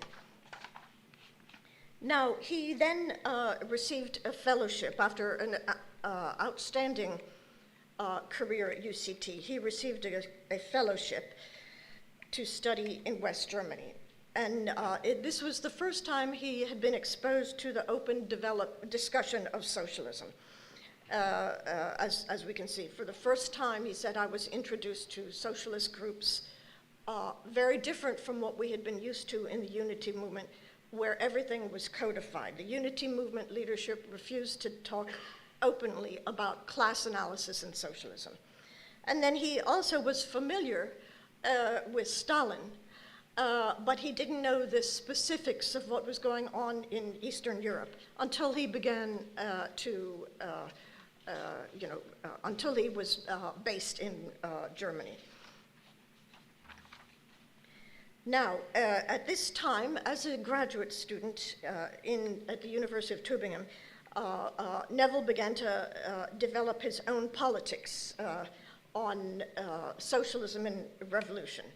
And he stated that he had come to believe, not because of Mao, but because of what we in the Unity Movement had grown up to believe, that the center of gravity of world revolution had shifted to the colonies, the metropolitan areas being caught up in the Cold War. So he was then very critical of European socialists who saw Europe as the center of the world revolution.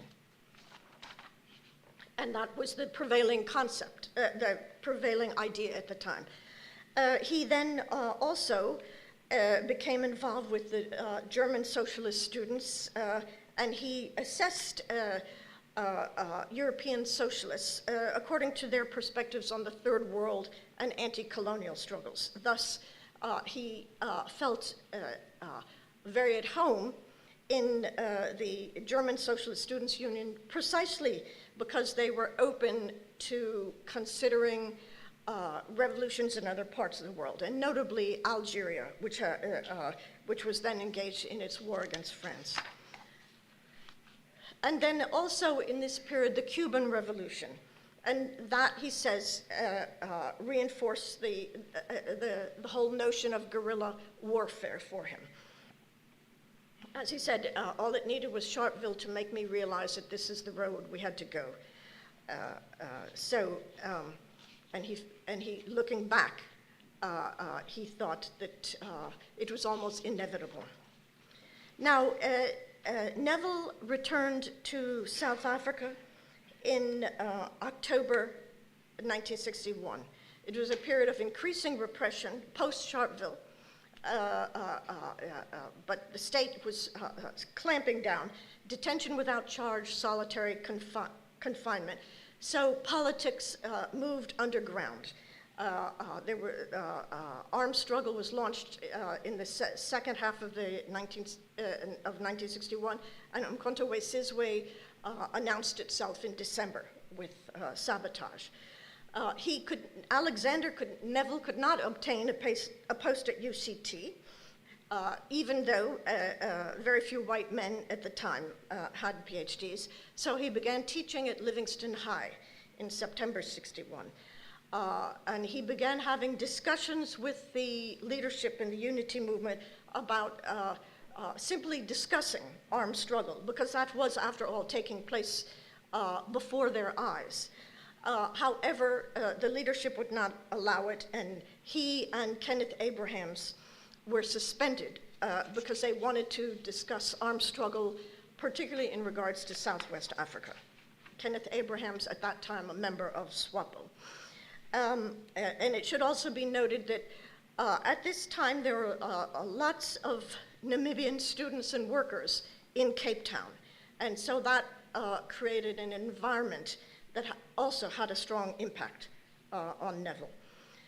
Now, across South Africa at this moment, and particularly in Cape Town, there are many small discussion circles. That was in large part a structure imposed by underground politics, the need to stay underground and avoid the surveillance of the state. It also, however, I would argue, reflected the new left influence of non-hierarchical groups, and it had another impact, that is, it facilitated an egalitarian practice of political education. In '62, a number of people formed the Uchi Chan Club, which met at the Abrahams' house. Essentially, this, I feel, shows their approach to education in practice, that it was formed of the Uchi Chan Club and its successor, the NLF, was formed of small cells. They were not divided by task. The division of labor was not gendered. They used a standardized agenda, and so both agenda items and discussion topics were presented by different people, allowing everyone to speak, and indeed, both men and women spoke. So it was a very non-hierarchical organization, imposed in part by the underground politics, but also ideology, and I think it showed in practice that one could create an environment where internally there was some egalitarianism. And by contrast, at the same time, the South African Communist Party was organized in a very hierarchical manner. So here, Neville was writing for this group, the Uchi Chan Club, and I think we find the early aspects of his thinking on the national question. Firstly, he stressed the socially constructed nature of color divisions. Thus, he writes, in South Africa, a class struggle is being waged, a struggle which is blurred by the historical accident of race, i.e., by the utilization of the existence of color groupings by the ruling class. Then he goes on, the most exploited classes are at the same time racially or nationally oppressed. And then imperialism and the national bourgeoisie have bribed the white workers off for decades, so that today they form the main pillar of the color caste capitalist system. I think then it's quite interesting that he is using this concept even before prison, in fact, before he writes No Sizwe. So clearly the idea of color caste was part of his thinking very, very early on. And then this also affects the notion of color caste is also seen in how he looks at guerrilla warfare. He believes that reflecting the color caste system, the white army would never support the black masses, whereas in Europe, the conventional Marxist thinking was that the army would go over to the masses. But he said this is not possible in South Africa, precisely because of this rigid caste system. And he felt that Algeria and Cuba demonstrated that guerrilla bands could become armies during the struggle. He thought that guerrilla units could develop from cells inside the country, that guerrilla teachers were needed for literacy and political education. And then also he emphasized Namibian agency through guerrilla struggle, rather than having the United Nations come in and liberate Namibia from the outside. So this is simply a sketch, but what I've been trying to show is that he was both a national and transnational actor, that his thinking showed both unity movement and New Left influence, that he applied his thinking to his political activities, even very early on in his career, and also that his practice always included political education. Political education was crucial, reflecting both the unity movement, but also his own views as they evolved. Okay, thank you.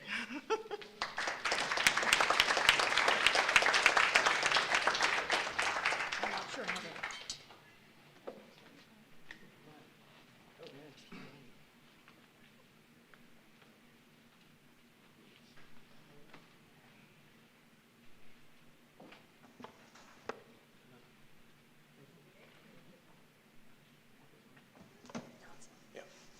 Okay, thank you very much, Kara. And thanks, Alison and Enver, for setting up the background for what I'm going to say.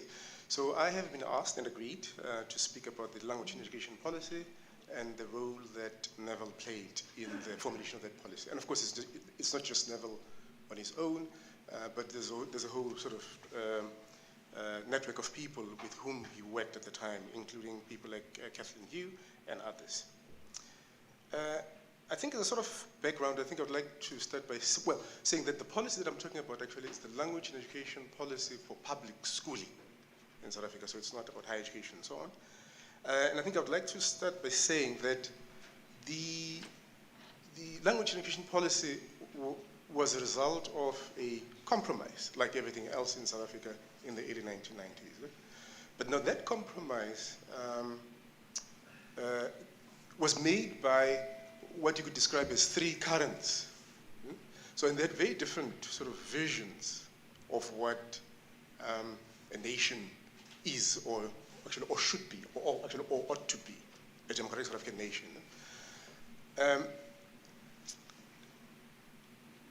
Although the policy, I think as many of you know, it supports individual multilingualism, but also it supports social or societal multilingualism. But the interpretation, understanding of people that sort of made the compromise of what that means is very, very different. So it's not the same understanding. So maybe, and the parties actually that I think, these groups actually that I've identified, I think it's three different groups. So the first one would be the ANC, I think itself, because the ANC was the major party, well, like a major party during the negotiations. And historically, the ANC, although eventually they agreed to this individual multilingualism and actually societal multilingualism, but the ANC historically, it really favored a policy of English early, basically access to English. So if you could figure out a way of teaching English better to the majority of people, so that they have access to English and then they can self-empower themselves. So that was kind of really their position for a long time, right from probably when they began to have these debates in the 50s, right up to the early 90s. That was sort of the main dominant current in the ANC, their view of the language issue in South Africa.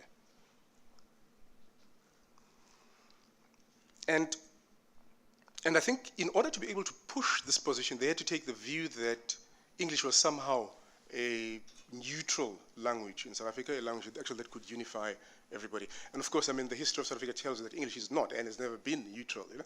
But they took that view. And I think the difficulty for the ANC has been, and in some ways that continues, has been that they've always wanted to demote Afrikaans. You know? And you couldn't demote Afrikaans without, of course, at the same time, demoting African languages. So rather than raising African languages actually to the same status as English, so they would rather demote Afrikaans and therefore also African languages actually as possible languages for national unity in South Africa.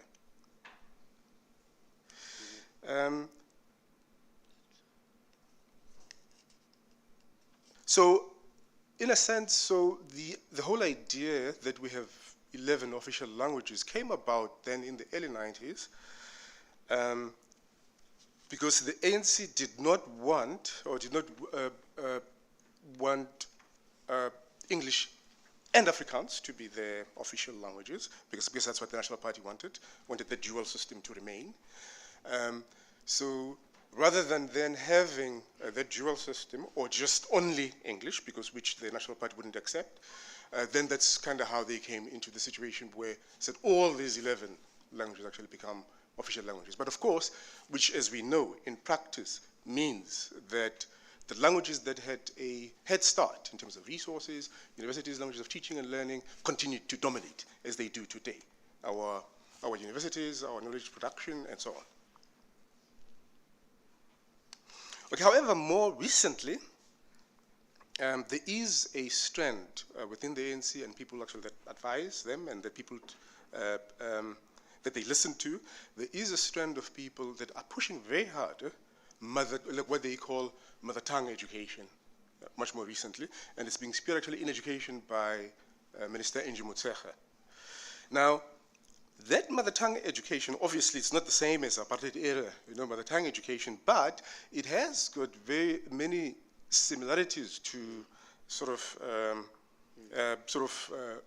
National Party type of mother tongue education insofar as it emphasizes the teaching of the home language, but de-emphasizes the learning of other languages at the same time. So it shares some similarities actually there. But again, I think the other concern I think about this new push for mother tongue education is that it's generally offered as a panacea to deep educational crises in South Africa, as if children, if they were taught simply in their mother tongue, they would simply then do much better, significantly better than when they were taught in English. But of course, I mean, the position actually that Neville held was that, of course, the language made a huge difference, but it's together with other things. Good teachers are trained well, materials, and so on and so on. So it's not just by itself. And I think the difficulty is that at the moment, this particular approach is being pushed actually or in poor schools, but also for African language students. So it's basically sort of supposed to be a solution to solve working class educational crisis in South Africa. Okay, then the other strand then is the National Party strand, historically. And quite frankly, that position has been inherited by the DA, actually. So their vision of multilingual education is really essentially English and Afrikaans, bilingual education. That's what, So they hardly ever factor in African language actually as part of that framework of multilingualism. And that is why actually for many years until very recently, actually probably for since maybe about 5 years ago, that you have sort of much more widespread program for provision of African languages, either as first additional languages or second additional languages in ex-Molisi schools. In most of these schools, they just simply didn't offer these languages. So their conception of multilingualism is really traditional old school apartheid era English, Afrikaans bilingual education. And also to be clear about that one, the kind of Afrikaans though that they have in mind obviously is not CAPSE. I mean, they have very standardized, what you could call white Afrikaans really as the Afrikaans component of that bilingual education. So it's not really Afrikaans in the broader, more inclusive sense, in my view.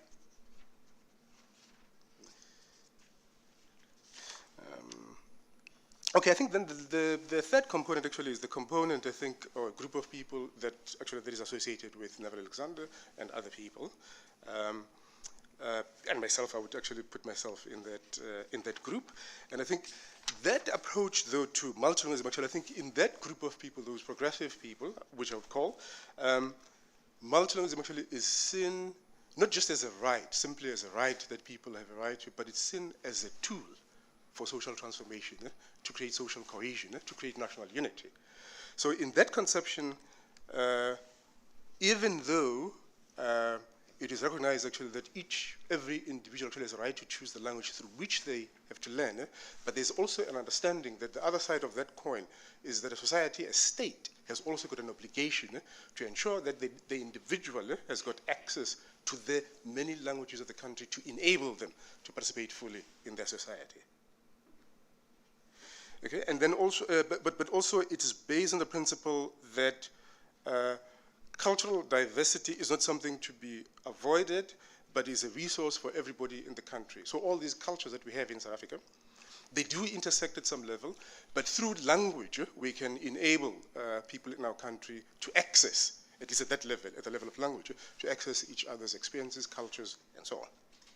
So in that sort of conception of multilingualism, actually, language is seen as a potential tool to promote cross-cultural communication, and also to contribute to social cohesion.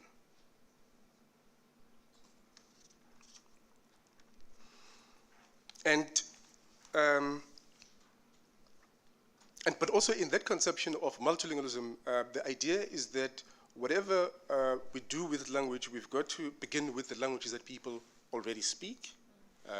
And this is what Neville called generally mother tongue education. But that the principle should be then, after that, to add to, like never to subtract, to take away what people already know, but is to build and nurture and grow it, but also to add other languages that would enable them to operate in wider society.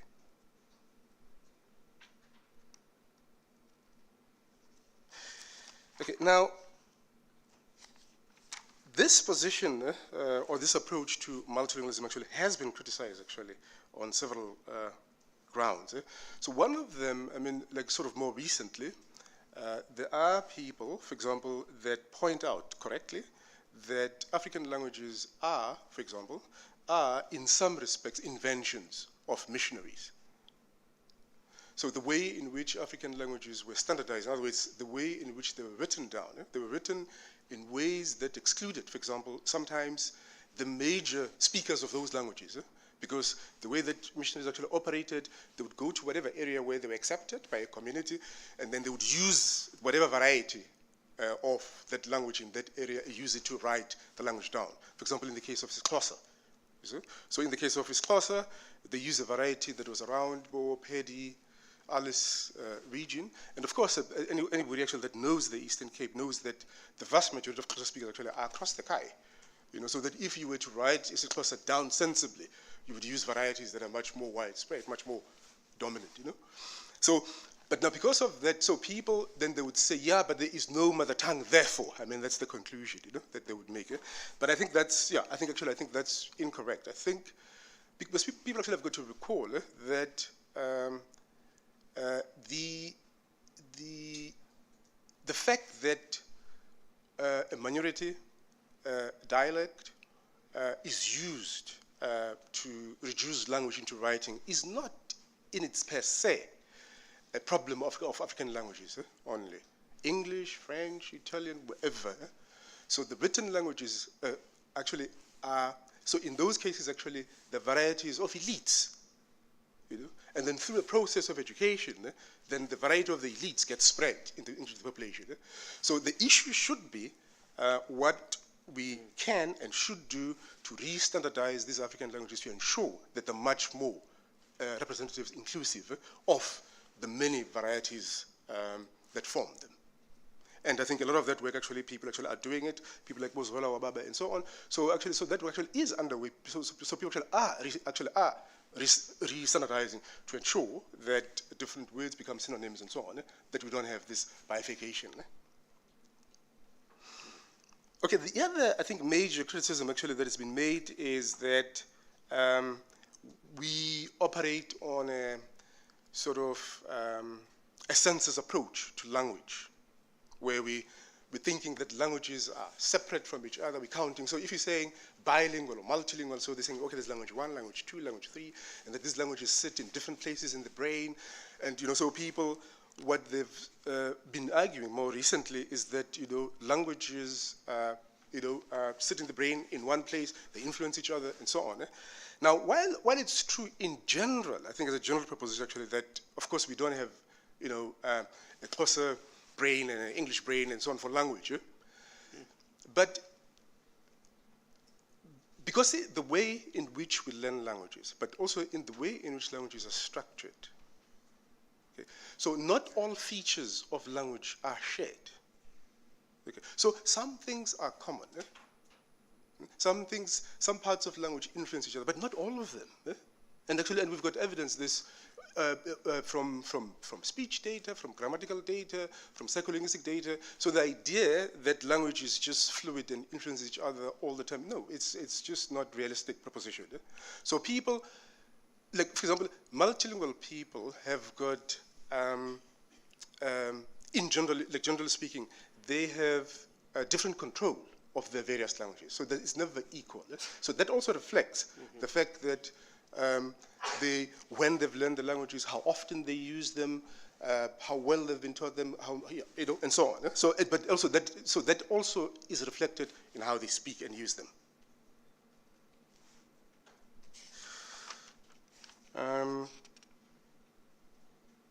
Yes.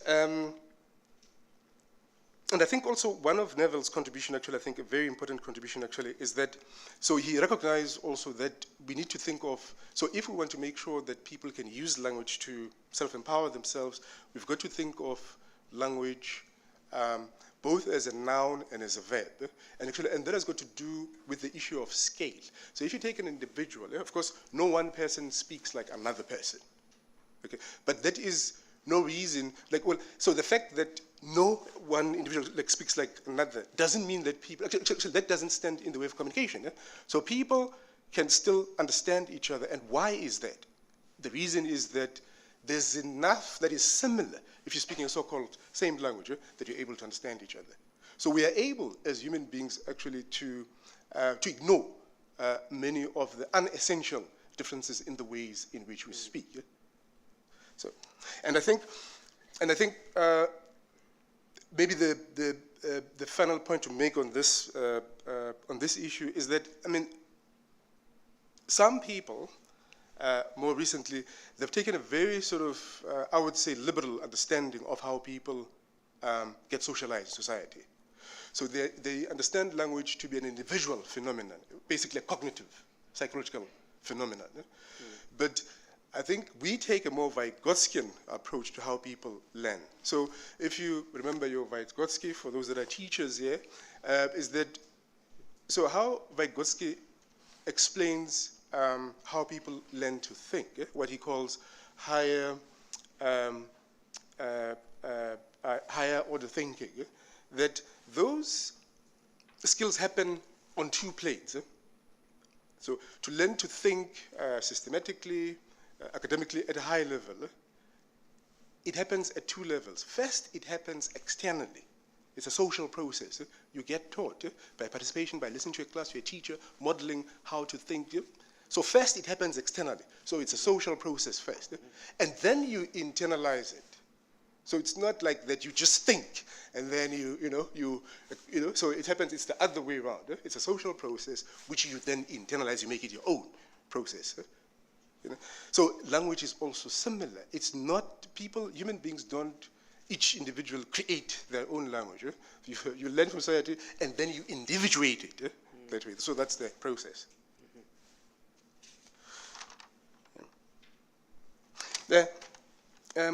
However, I think in conclusion, I just want to say that, of course, this criticism actually, they're not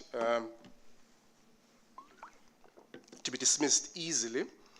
We do have to look at them, especially for implications for how we need to rethink the language policy in order to ensure that it reflects much better current thinking about what we understand about language. I think some of those things actually for me include that the notion, for example, of mother tongue or home language in the policy now would have to be much more problematized to show, but also all these things that I talked about, the different dialects that we already know that are named, but also to take into account urban varieties, which are highly stigmatized as well. So policy needs to be able to be a bit clearer about how to guide teachers to accept and nurture and use those varieties actually as a resource to teach more standard varieties in schools. But I think although, I mean, I focused a lot on African languages, but I think also the policy also needs to also be equally clear even about the case of English.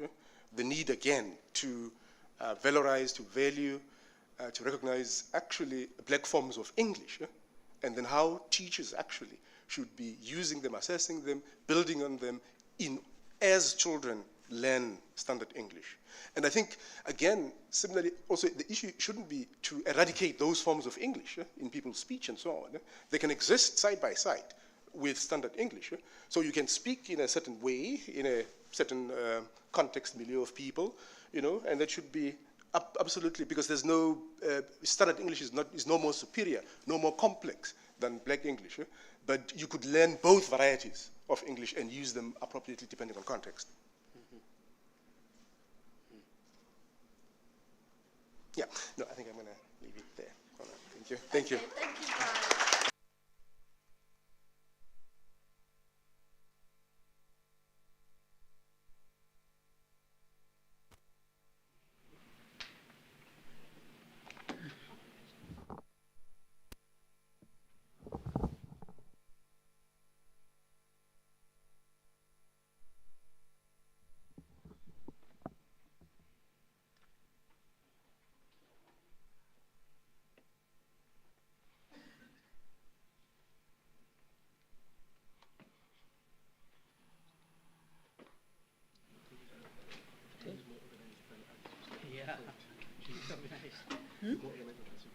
More organized. Oh. Even when you are organized, you can still feel like you're not organized. Good afternoon, everybody. Molweni. Goeie middag, I think. Middag, yeah. Karen earlier spoke about how we talk about Neville's work sometimes much more intellectually, more than the affective parts. And unfortunately, this session is more of about the intellectual side of his work. But I do want to say I remember him a lot because I came to PRISA when I was 22 years old. I was 22 years old. And so he looked like a grandfather to me. So I remember struggling to know how to call him because he didn't want to be called Dr. Neville Alexander. And I couldn't call him Dada either. And so then I couldn't call him, he asked us to call him Neville. And I said, Neville, I can't call you Neville. I can't call you Neville. As difficult as it is when I say Neville, I can't call you Neville because culturally, I'm supposed to call you Dada or Buti, so you must choose which word that I should use. And he said, okay, you can call me Buti. So I've always referred to him as Buti, even on email. So Molo Buti, So today is that day where I remember my Buti. I remember him very well first because I work in early literacy, children's early literacy development. And I work with very young children. And I work with teachers. I teach teachers who teach young children. And I've worked with young children. And many people, when they look at children, they look at children as people, as beings who are just becoming, not just as beings in themselves. They look at them as becoming. So you are still learning to be an adult. So you are still learning to think like an adult. You can't think yet. And so those of us who work with young children are also seen as being like more playful and more as people who don't think intellectually so much because we are playing. Even though we know that children's intellectual development happens through play, and Neville understood all that, and he never disrespected those who work with young children. He really valued even like preschool workers. He saw so much value in the work that they do. And he often spoke about how in Robben Island they missed children, hearing the sounds of children, because for a long time they stayed there and didn't hear. And so when, even where I stay now, I see people in the complex complaining about children, and I'm like, I want to hear the voices, but people are so anti-children. So I remember Neville, whenever people are anti-children, and I'm like, no, we need to hear children play. So that's my fond remembering of Neville, valuing play, valuing children's work, him playing with children, seeing him play with children, organizing, end-of-year parties. People go to hotels. We went to the park, unfortunately. If people mentioned Sheraton Hotel, we went to the park with our children and families. And so he valued family so much. And I also must say, I do miss washing dishes with him. So everything that has been said here about him and fighting patriarchy and all that, and I can reference him and say he washed dishes, and he was my director who washed dishes with me in the morning when the staff left a pile of dishes the day before. But the other strand that I'm trying to remember so that I can build on this as I talk from others is his understanding in the debate with Mandela about the nation, and Mandela seeing the nation as a rainbow kind of nation where the nations exist. There are 11 nations existing parallel to each other. Neville didn't see these nations developing parallel to each other because to him that also kind of represented the way apartheid government was representing us in the country, breaking down the country into different provinces that had, Xhosa speakers for this province and Botswana speakers for the Northwest province, that kind of Bophuthatswana. He didn't see us as parallel to each other. He used the concept of the river, Harip, and he said in the river, the water flows, so we are all flowing in the same water. Like water in the river, right? But then the distributaries would become aspects of ourselves where we show our own differences. So we are the same, but we can also flow like tributaries into different sides and flow in again. So flowing in and out is also the way that has helped me to think about the way we work with multilingualism, both as separate monolingualisms as well as flexible hybrid work that we do with multilingualism. So, but I'm not here to talk about how I use multilingualism, but how Neville, in fact, actioned his ideas about multilingualism. It's for me, he started PRISA in 1992 at this institution. In fact, he was invited to come and start a project. This is how he started the project for the study of alternative education in South Africa in 1992.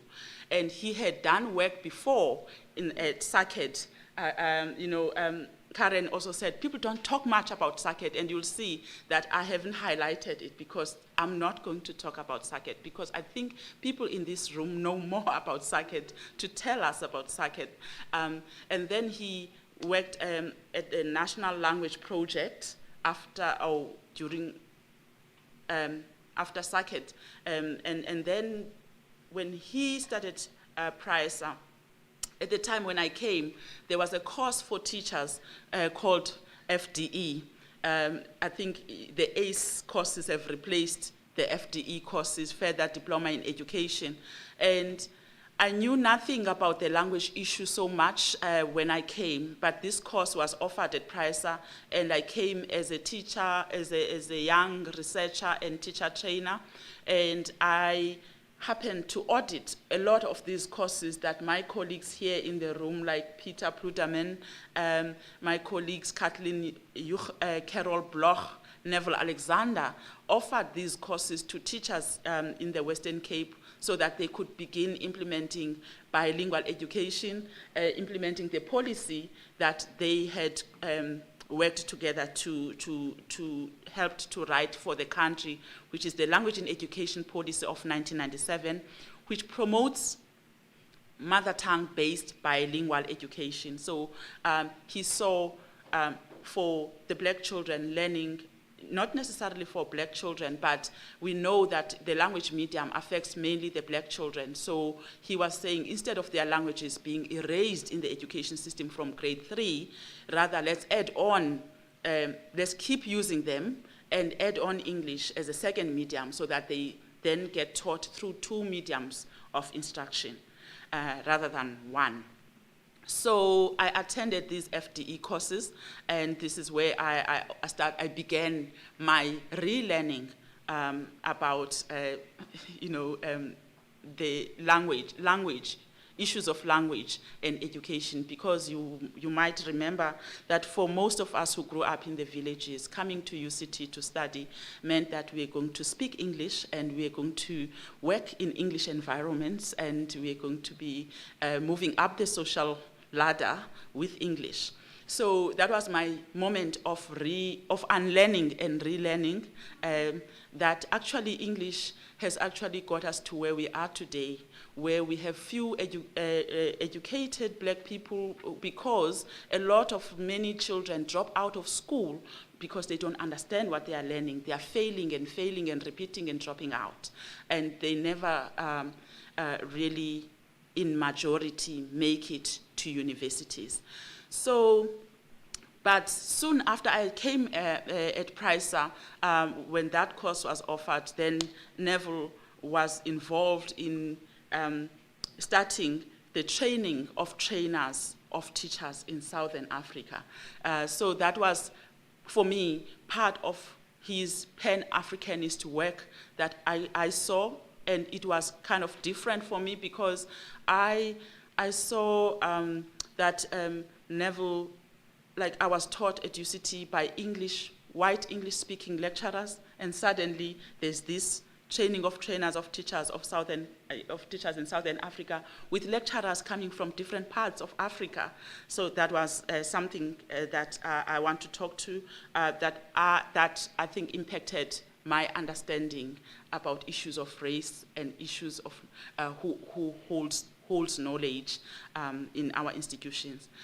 Then there's African Academy of Languages, which also shows his work, Pan-Africanist work, and the Pan-African master's degree that he initiated together with the colleagues from Akalan, and the language transformation plan that he got PRISA to be involved in, even though it was, of course, he had influence in the WCED. So it was initiated by the WCED with his influence, and then we got to partake in that work. And his work in the Vulindlela reading clubs. This is the work that I'm talking about. So the work that Neville initiated in training of trainers of teachers in Southern Africa was so important.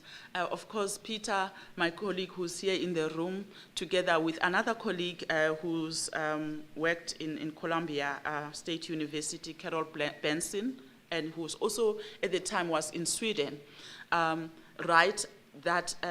that work was done to promote the fundamental principle that the children learn better when taught in home languages, and that the skills do transfer from one language to another. So Neville understood this, and he wanted that not only for the English-speaking children to experience, or African-speaking children to experience, but for all children to experience this.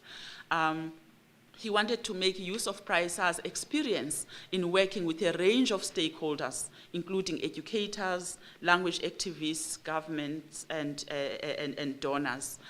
And he wanted to develop a qualified and highly trained specialists, policymakers, practitioners across Africa in multilingual education who will promote mother tongue-based bilingual education in their own countries. For him, that was the collective empowerment of Africans, because the language issue does not only affect us in South Africa, it affects us in Africa as a whole. In all the colonized states in Africa, we have either English as a medium of instruction, or French or Portuguese, and so it affects all of us because this is where the African languages get erased in the education system and English gets imposed on the rest of the people. So the course was designed to take 5 weeks of face-to-face interaction. So I saw colleagues coming from Malawi, coming from Tanzania, coming from different African states to come and learn here. And these colleagues were policymakers, some of them were teacher trainers in colleges. And I was just a young teacher trainer at Pricer, learning from wealth of experience from these practitioners and policymakers who came to study. So a whole year course, like your master's modules for the year, were compressed into 5 weeks from, with delegates attending the whole day from 8 till 5. And then they would go back to their countries to write the assignments. So that course made it possible for people to come and be trained in bilingual education, but also the trainers themselves were not only people from Cape Town, from Pricer, it was lecturers coming from different parts, I remember people like, was it Almtenje from Malawi. I remember many others who came, but also Richard Ruiz, my first time to meet him, because he's the person who spoke about language as a right, language as a resource, and language as, what is it called? As a problem, because language is seen as a problem. But he said we should start in his conceptualization of language as a resource to look at languages as resources. And he came from, what was the United States of America to share his ideas on language. So it was such a rich course for me to be trained in. And I was trained because I was attending the classes, not because I had registered. And so that's how, with Neville, you got your education, not necessarily because you had to register for a course formally. You learned so much more informally when you worked with Neville. There's a lot of things that I learned while talking to him in the car. Subsequently to that 4-year program, then the African Academy the African Academy of African Languages came into being. ACALAN is a specialized institution of African Union entrusted with the task of developing and promoting African languages so that they can be used in all domains of society in partnership with languages inherited from colonization, that is English, French, Portuguese, Spanish, and so on. So ACALAN wanted to promote African languages alongside these colonial languages that we have, because we can't unlearn English when you already have it. So you work with it. And ACALAN wanted to encourage the formulation and establishment of vigorous and articulated language policies and the sharing of experiences in policy making and implementation in member states of the African Union as a means of using African languages in a wider range of domains without abandoning the use of colonial languages. They wanted to also identify what they called vehicular cross-border languages, like the languages that are spoken, that we are sharing, Sesotho, from Lesotho and Sesotho from South Africa, Setswana from South Africa and Setswana from Botswana, so that you use the resources instead of duplicating the work, you share resources across African states. So they wanted to also see that kind of unity through the use of these cross-border languages. So Akalan had 5 core projects that they conceptualized. One was to form a linguistic atlas of Africa to produce a precise knowledge about the number of African languages and that are spoken and their interrelations and dialectical variations.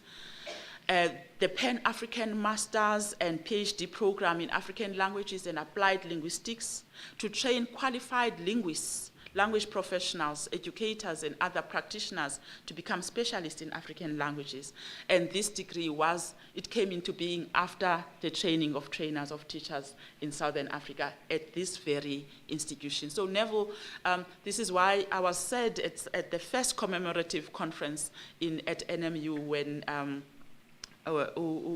Tatu Palo Jordan said Neville was waiting for Godot. And I was like, wow, how? When he had initiated so much things, not only just in the language, work, but in the other work that was mentioned here today. So the Pan-African Master's degree was going to be an Africa-wide degree that was going to be taught in the member states of Akalan, and so that degree also saw lecturers coming from different lecturers from different parts of Africa to teach here, sharing their experiences. And then the other project was the Pan-African School for Translation and Interpretation. And of course, Akalan cemented Neville's idea about that paper that Karen was reading from on translation, and that in Tanzania they had so much experience, and we were sent to Tanzania ourselves to learn from Tanzanians and how they work with issues of translation, and hence the work I do a lot in translation that I still do to carry on with and to keep up with Neville's legacy. Terminology and lexicography development, that work, they wanted to ensure that we develop terminologies for all the subjects that people think that can be taught in African languages. And my colleagues from Priasa, Zola Wababa, who's worked at the University of Fort Hare, has been carrying on with that legacy of developing dictionaries and ensuring that these dictionaries are made for science and mathematics, the 2 key subjects that people think that cannot be taught in African languages. There was Stories Across Africa project, and the Stories Across Africa project was a very ambitious project as well, because we wanted to get stories for children to publish, and publish 3 anthologies. One was to be an anthology for babies to 9-year-olds, and an anthology for the children in the intermediate phase, and an anthology for older children, collecting all these stories across Africa. So these projects were coordinated at different parts of Africa. For example, the Terminology and the Translation project coordinated in Tanzania, the Stories Across Africa project coordinated at Priasa here in South Africa, but with participation from people from member states. But it required a lot of funding, so that work hasn't been taken up again because of these funding issues. And of course, they also wanted to look at languages, African languages, and the cyberspace to promote African languages in the cyberspace and apply human language technologies. So that was the work of Akalan, which is the Pan-Africanist work that Neville engaged himself in. And so also this, I've already spoken about the Pan-African Master's Degree Project. I will skip now to the WCED's Language Transformation Plan and the role of Priasa in the Language Transformation Plan Research and Development. That was 2009 to 2011.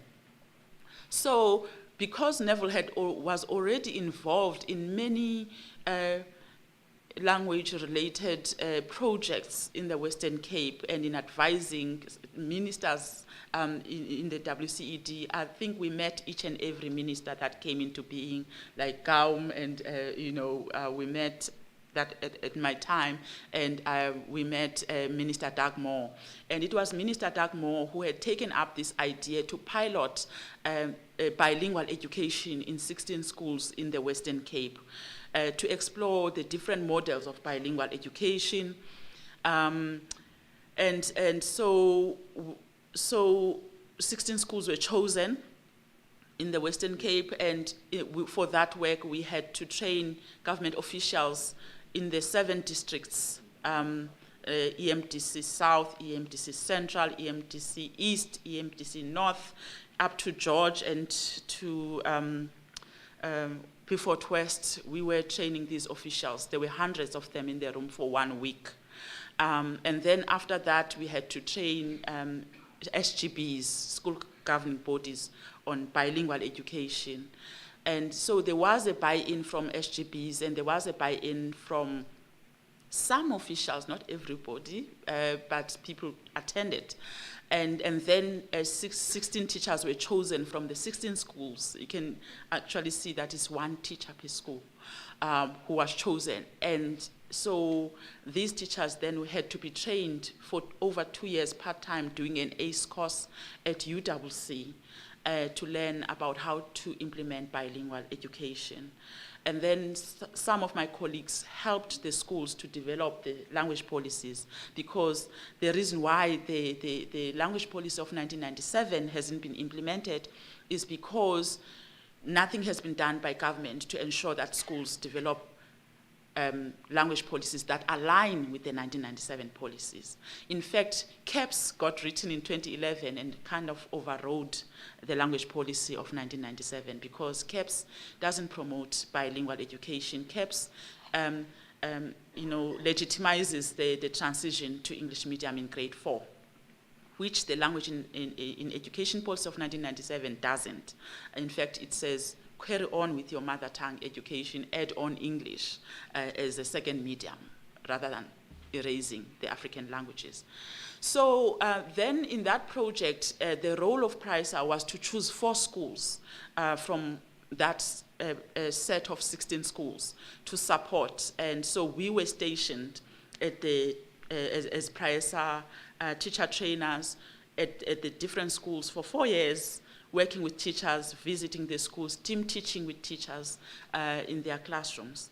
But also that project also saw PRISA speeding up the production of material in African languages. So we had dictionaries. We already had the science and technology dictionary, trilingual dictionary, and then textbooks were to be made for science grade 4 and 5 and 6. So there were 3 textbooks, grade 4, 5, 6, of maths and science for those pilot schools. So it's not like there was a large print run. It was mainly for the pilot schools. So this work then we had to do for 4 years, learning with teachers on how to teach multilingually and bilingually in the schools, while also researching the strategies that we were using so that we can see what models work for each. So that's part of the work that we were doing there. But part of the work that Neville Alexander also initiated even before, or some of the projects were like running concurrently, but before the language transformation plan, together with Neville, colleagues at PRISA, as well as the Zisukanyo Youth Empowerment in Langa, started what we called the Vulindlela Reading Clubs. Vulindlela means open the way. It's named after Brenda Fassie's song by the children of the Reading Club. Vulindlela we mam gobozi. So they named it after that song. And Vulindlela Reading Clubs took place in Langa every Saturday for 2 hours for children. But the important thing about the Vulindlela Reading Clubs was the connection with what was happening in Robben Island, with the not just the University of Robben Island, but the reading revolution that was happening in Robben Island, because we had, Neville had a way of bringing professors to the ground, coming from the ivory towers to go to the communities to share what they know and their knowledge, in fact, with the children. One of the professors who came was Professor Nzebeza, who came to talk to the children about clubs, in prison, getting prisoners to read, and how it was important for the Langa children to continue reading. And so every June 16 we had some political education, not that it wasn't happening throughout, but there was, to coincide with the commemoration of the Soweto uprisings, then we had invited special people to come and talk to the children about the important issues. So the clubs were started to break away from what the curriculum narrows down as literacy for children in schools, to open it up and broaden it so that children can build their, can build on their socio-cultural resources in learning, not just learning the technical skills that they learn in school. So the Langa Vulindlela Reading Club led to other reading clubs, to the formation of Kwafaku Vulindlela Reading Club, Leiden Avenue Reading Club in Delft, and Kwafaku in Lower Crossroads, Nompumelelo Reading Club, Emont. And then after that, 2012, that's when people started seeing the clubs flourishing, started asking, why don't you do a nationwide thing? We want reading clubs in Joburg. And that's when we initiated the Nalibali reading clubs. And then afterwards, I remember my own children started the Future Leaders Reading Club. And then when I came back from Emonti, after working for 2 years there, I started together with others, colleagues and activists, another club called the Stars of Today Literacy Club in Kailicha, which I did my PhD on. And so there were many more clubs that got started. So that's when also in 2012, Neville passed away in August. And just as we had started these other clubs, so he didn't live long to see the proliferation and the multiplication of the Vulindlela reading clubs across the country. Thank you.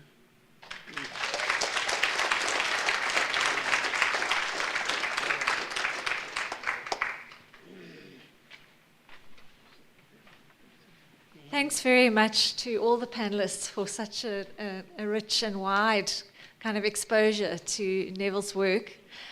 We have 4 brief responses now. Each of our respondents is going to just speak for 5 minutes. And I think while I'm just approaching the first, do people want to maybe just stand up and stretch, because we have been sitting for a while? I know I needed to.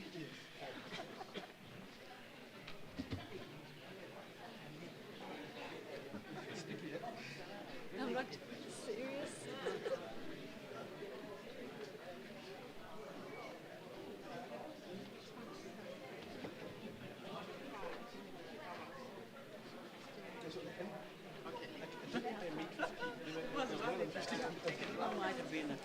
Selby Nomganga. Selby. Just make the I don't want to be. Yeah. It's supposed to be fun. Oh, you mean right now?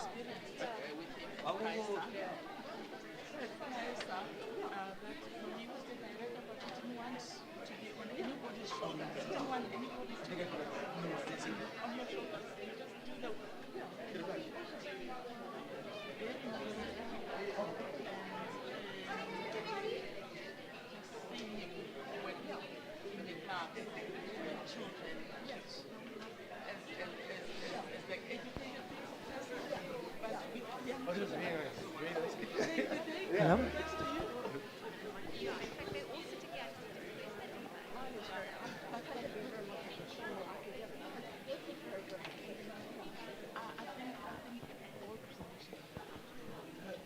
All right, so I'm going to hand the mic now to Comrade Selby Nonganga.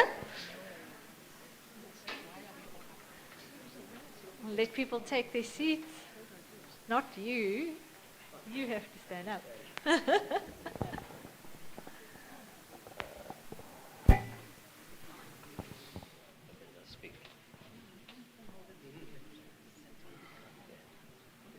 Ngozi Sihlalo. Bulel.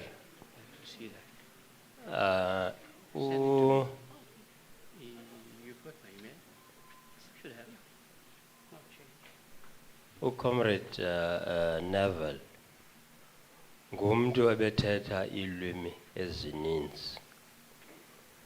Ke ngoko xa simkhumbula umntu funeka simkhumbule ngezenzo zakhe. Singathethi nje isiNgesi sodwa. Asikho ngilane apha. Sise-Afrika funeka simane sizikhumbuza loo nto.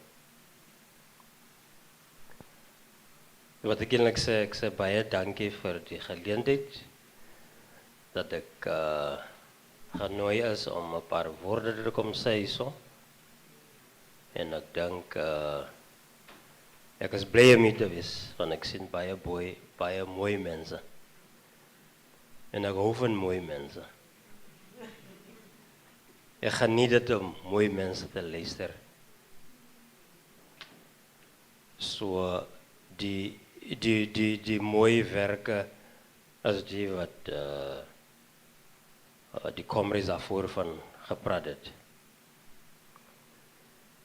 Man, the difficult part is said I should speak after Comrade Enver has spoken. Well, as people can see, there's a difference between me and Comrade Enver. You can look at our hairstyles.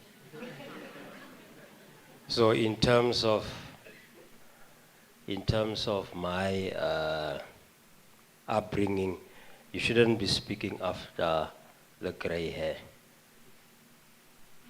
because the gray hair can bring all of these issues together based on experience and insights.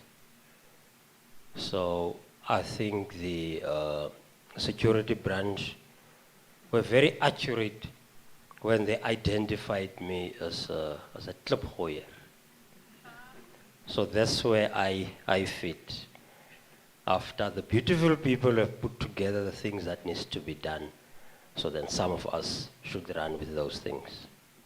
But I'll only say a few things because the comrades have covered the issues. I'll only say a few things, and one of those is the language we use in relation to the national question.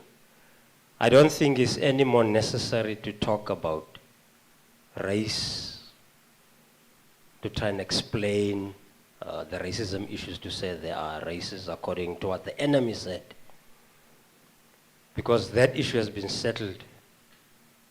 The only issue want to go home. The question is, where is home? Home is Ubuntu, Ubuntu betu, that we are simply human beings. The way we look, okay, it's fine, it's natural, we look different. We've got different nose sizes, skin tones are different, and so on. So if you want blonde hair, it's easy these days, you can go to the shop and buy it.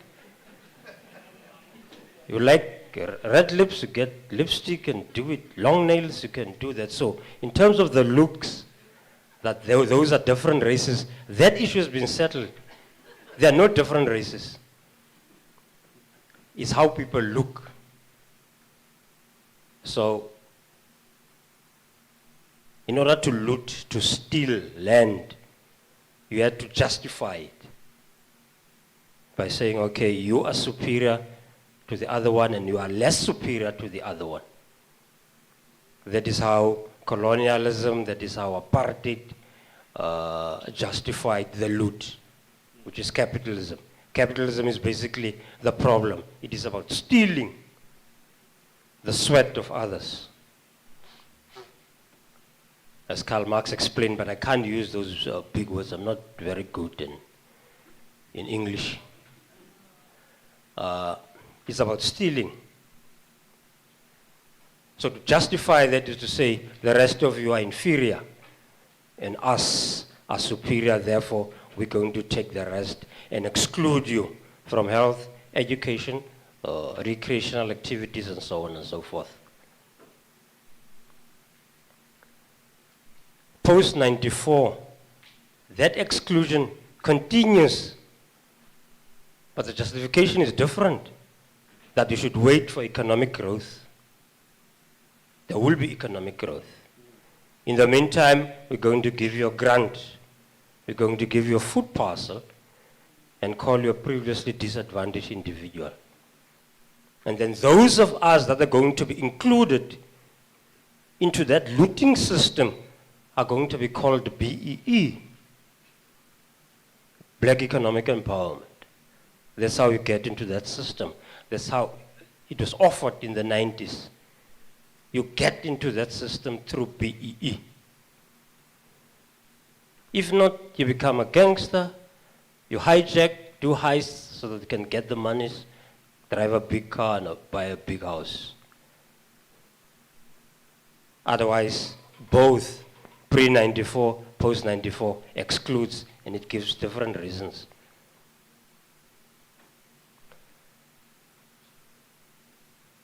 And on the eve of the elections, there was a little definition of the nation that we are fighting for. It's a non-racial, non-sexist, democratic South Africa. And so if the ANC accepted that, although they never got rid of the four nations thing, the racial classification, they didn't get rid of it. In fact, they revived it post-94. So it worked for the black middle class. The black middle class are enjoying now. They're part of the system. The rest of us are outside of the system, who are fighting on the margins. We need to go back to the people. We need to go raise the issues with the masses. That the friends have met at Codesa. They've made peace.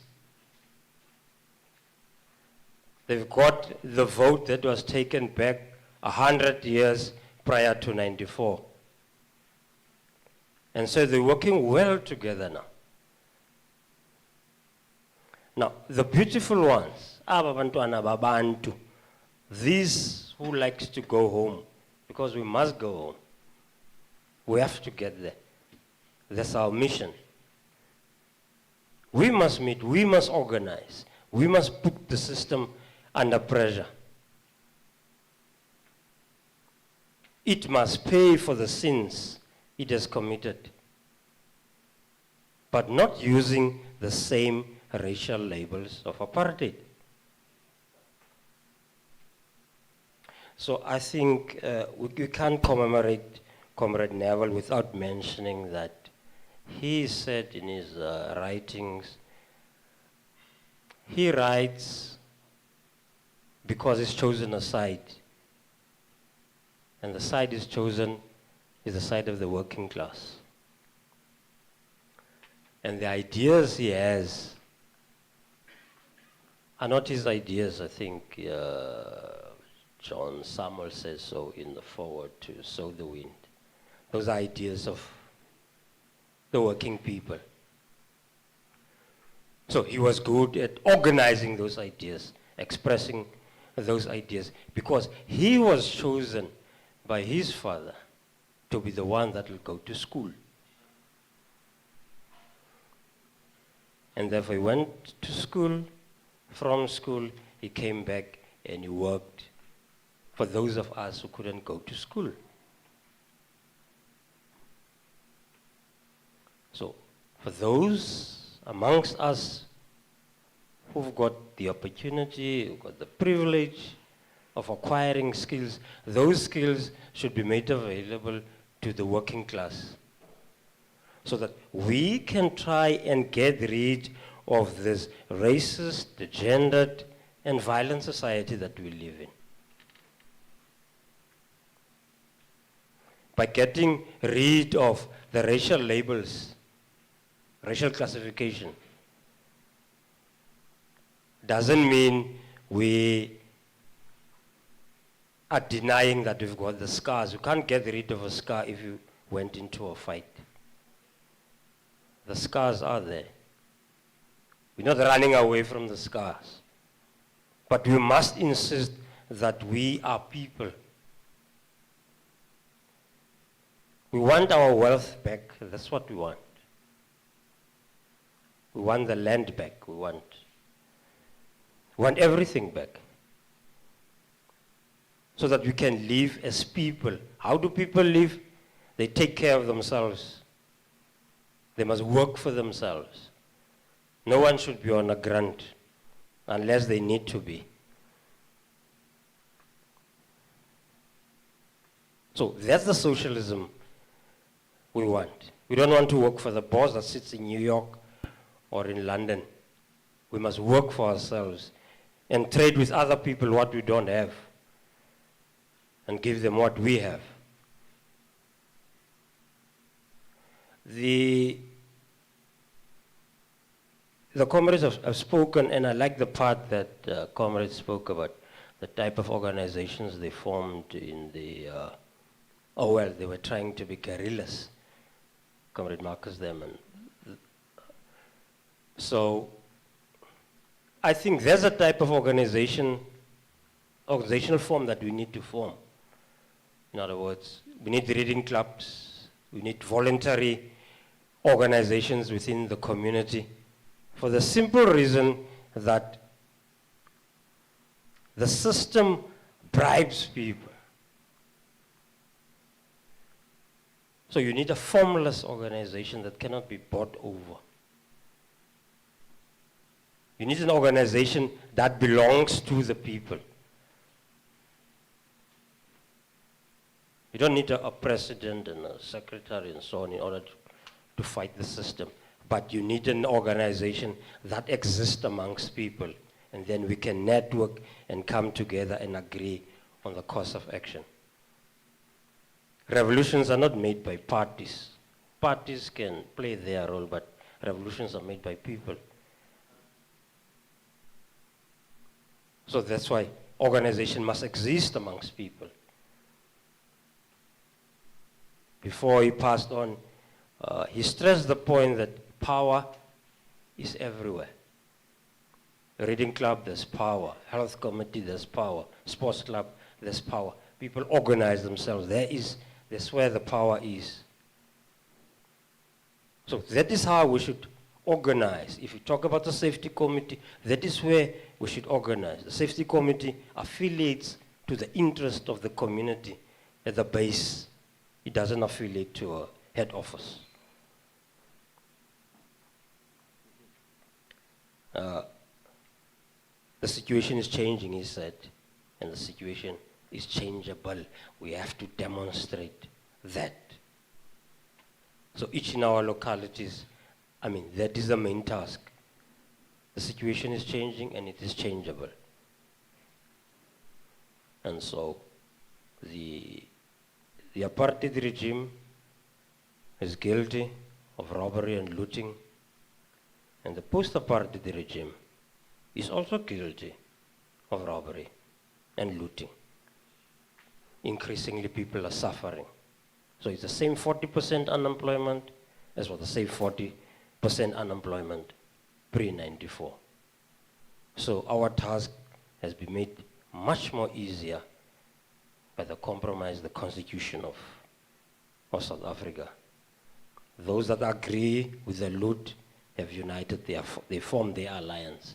We need to form the working class alliance. The time has come, the time is ripe now. Thank you.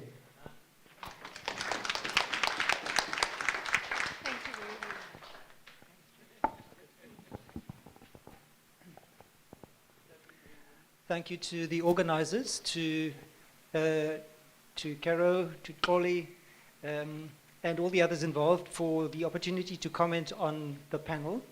And in particular, I've been asked to comment on Brian Ramadiro's input and also on the potential possibilities of mother tongue-based bilingual education and what the prospects are really. I'd like to begin by just complimenting Brian on the clarity with which he was able to outline the historical process in the development of the language in education policy and outlining those three positions so clearly in such an unjargonized way. If I was your student, I would understand. So, we are your students. So that's, I think that is what Neville would have done. He would have explained it in such clear, unjargonized terms that non-specialists would have no difficulty understanding it.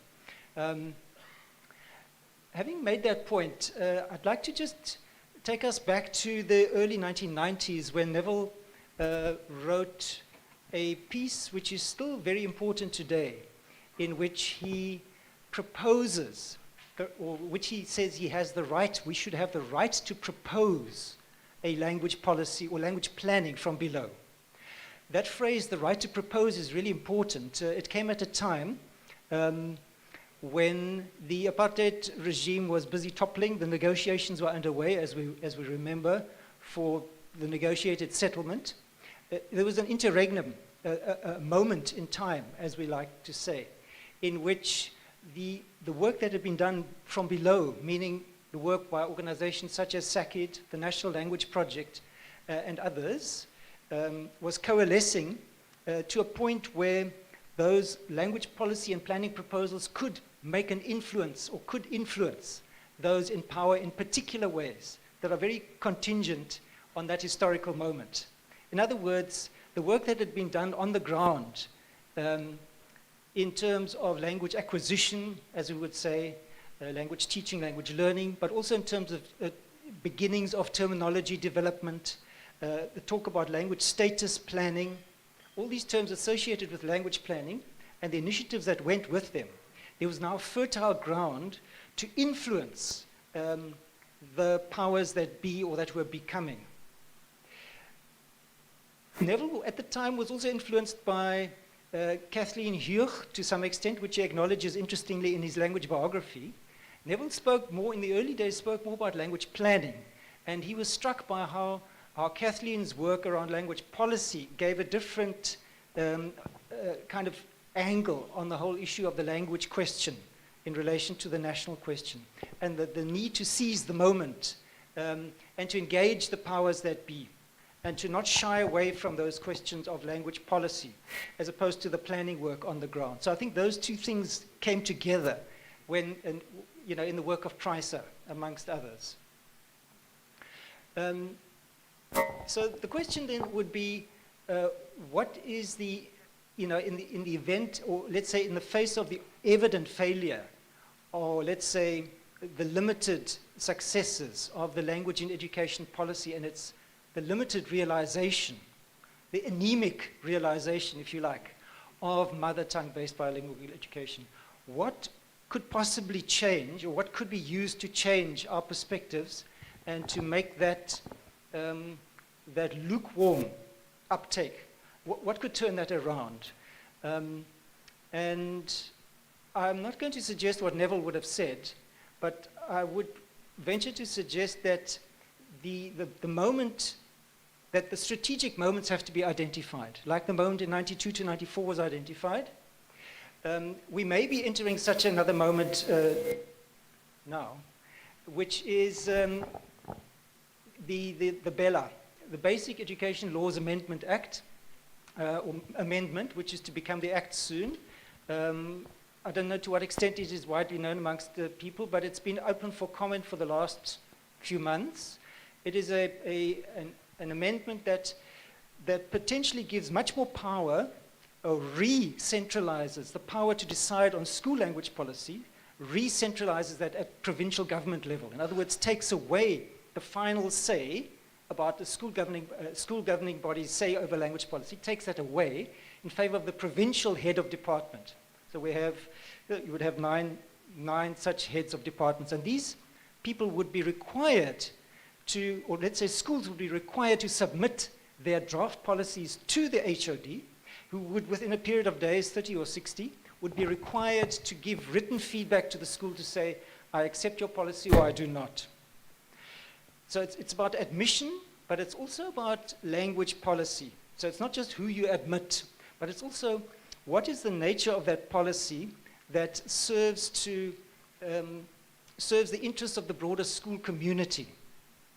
And the interesting thing about Bella is that even though it re-centralizes power in the hands of the provincial government, whatever that may be, it also offers the opportunity for movements from below, as well as language activists from the side. This is to bring a term in by Carol Benson and Kosonen, language policy from the side, to bring those actors in and to, as it were, come into that space and say, we've got some experience, we've got some resources, we've developed some terminology, we've developed some glossary lists, we've got experience in working with school communities about public participation in education.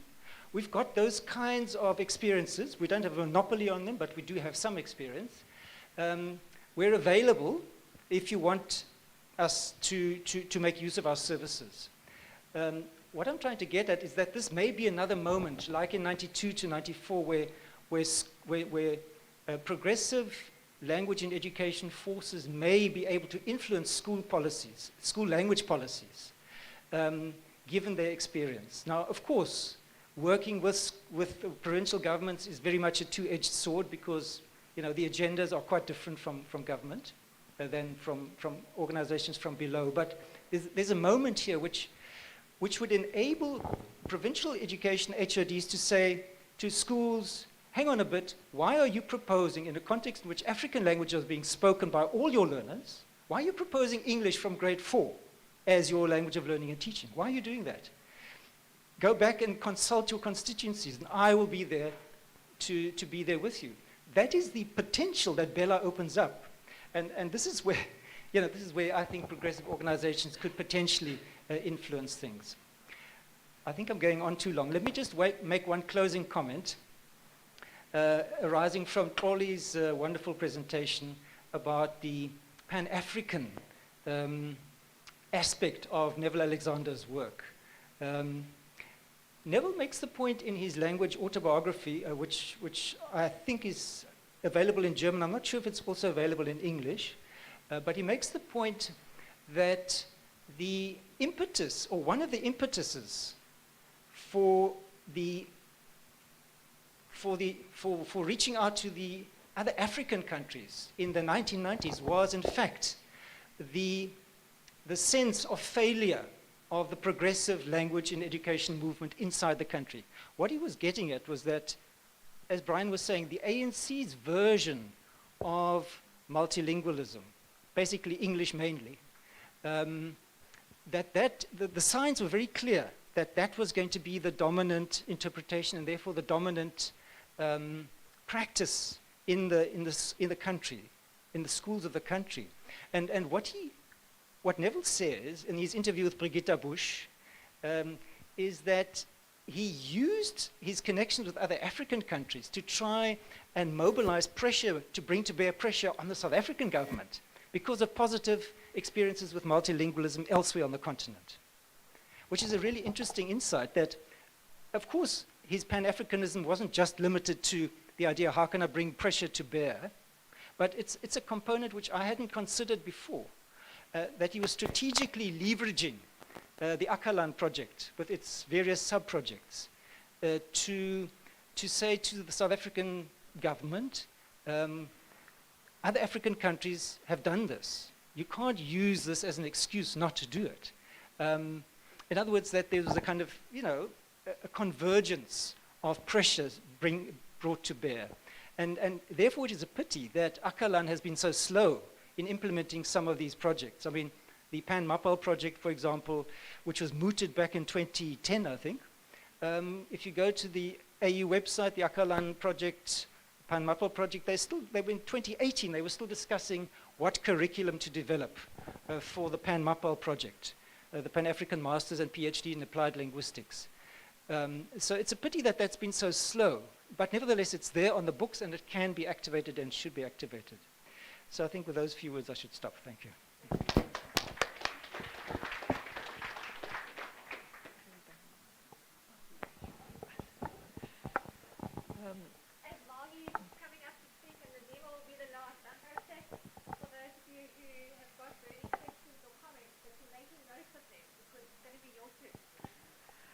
Okay, thank you very much for inviting me. I think my credentials are rather flimsy. But Claudia asked me to really speak or respond to the language transformation plan and to comment on why, kind of what had gone wrong, why this had not been taken up by the Western Cape Education Department in this particular case. So my involvement at the time was that I had joined UWC, so I was asked to teach on the ACE, which for teachers, that Chloe referred to, for the 16 teachers, one from each of the pilot schools. And that was how I became involved. And then once we had completed the ACE and so on, at the time, as was mentioned, Cameron Dugmore was the MEC for Education in the Western Cape Education Department. And he had obviously been persuaded by the very persuasive, I think, Kathleen Hirch and people like Neville and Peter and so on at PRESA, that this was a logical way to go, which clearly it was. And the policy itself sought to extend mother tongue education instead of learners switching suddenly from at the end of grade 3 to learning from learning through their mother tongue to learning through English, that schools had the option to then extend mother tongue language of learning and teaching to the end of grade 6. So schools had the option to, so there's very little that has been written about this subsequently, but the schools had could choose the dominant language of the learners as the language of learning and teaching and not have the sudden switch to English. So what happened was that at the end of this period of the ACE, we were wanting to extend it and to continue with teacher training. And so we had negotiations with the Western Cape Education Department. But in the interim, there was a political change. So it had been an ANC-led government, and it changed the DA. So, of course, with political... the problem with educational policy and so on, it has very often or political decisions or innovations have only the lifespan of the political actors.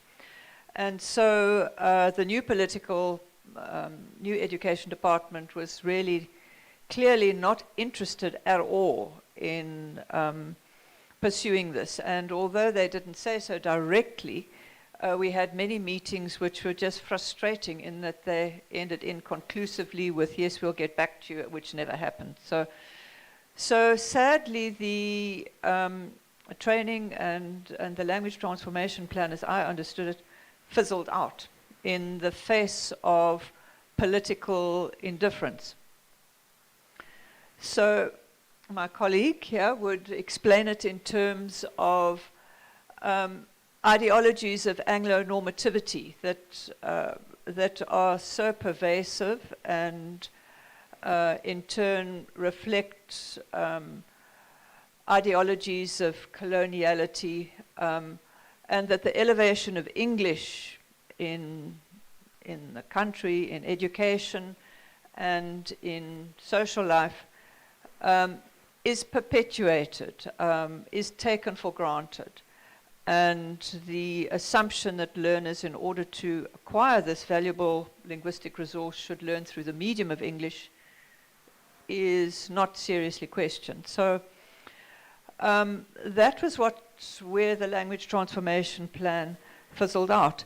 But I think what perhaps is a lesson to be learned, maybe, that there was incredibly important data that came out of it that somehow has not been written up or recorded in ways that can be used to support such programs. So although the minister, Cameron Dugmore at the time, reported extraordinary results from this program. He said in a news report that, or in a press release, that when he was commenting on the achievement of learners in grade 6, that the schools that had participated in the program, there were 16, as has been mentioned, 8 of them opted to test the learners in the language of their choice, which in this case was isiXhosa. And in those schools, the literacy levels improved by 4 times. I mean, that's incontrovertible evidence of the efficacy of the program, surely. And yet it's hard to scratch around and find those results. It seems they were not published beyond the minister's press release. So I think perhaps we need to learn that we need to disseminate our data and really keep hammering away at it.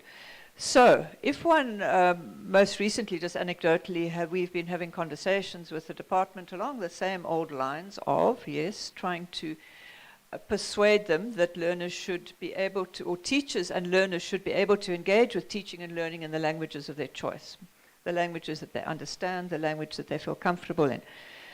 So when speaking with somebody from the department, quite high up in the department, he said, yes, well, this is, a new idea. I said, it's not really so new. It has been tried, it has been tested, but he said, but that didn't work. So where has the data got lost? Where's the evidence been sidelined? And yes, and yet it's difficult to counter it beyond that one press release. So therein lies a point. But I would also like to just, so in the work that we've been doing recently, what has proved extremely persuasive and useful is Neville's wonderful video that he made about precisely these issues, Sink or Swim. And I'm sure many of you have seen it. But it continues to have a very immediate and profound effect on people when they see, perhaps if you don't know the video, it shows learners who've just switched to learning through the medium of English and are being taught through the medium of English by the teachers who feel obliged to do so. And the absolute look of incomprehension on the kid's face. And if that doesn't persuade you about the absolute inequity of the policy, nothing more. But what's even more persuasive in the video is, too, that experimentally, so the video was done under the auspices of PRESA, I believe, and Neville himself speaks most persuasively and calmly and logically about the value of mother tongue-based bilingual education. But what really persuades, and this is, I think, Caro has pointed this out poignantly, what persuades people is the sight of privileged white kids in the video who were being taught for the purposes of the video through the medium of isiXhosa. And it's their incomprehension that wakes people up, which is a sad indictment, really. We kind of accept that black kids, it just is the way things are, that they will struggle. And if white kids struggle, it suddenly makes people go, aha. So I think Neville's legacy and so on to persuade people is still there. And I'm just sorry that we don't have more evidence from the Language Transformation Plan written up to persuade people of what seems such an obvious changes to make. And so.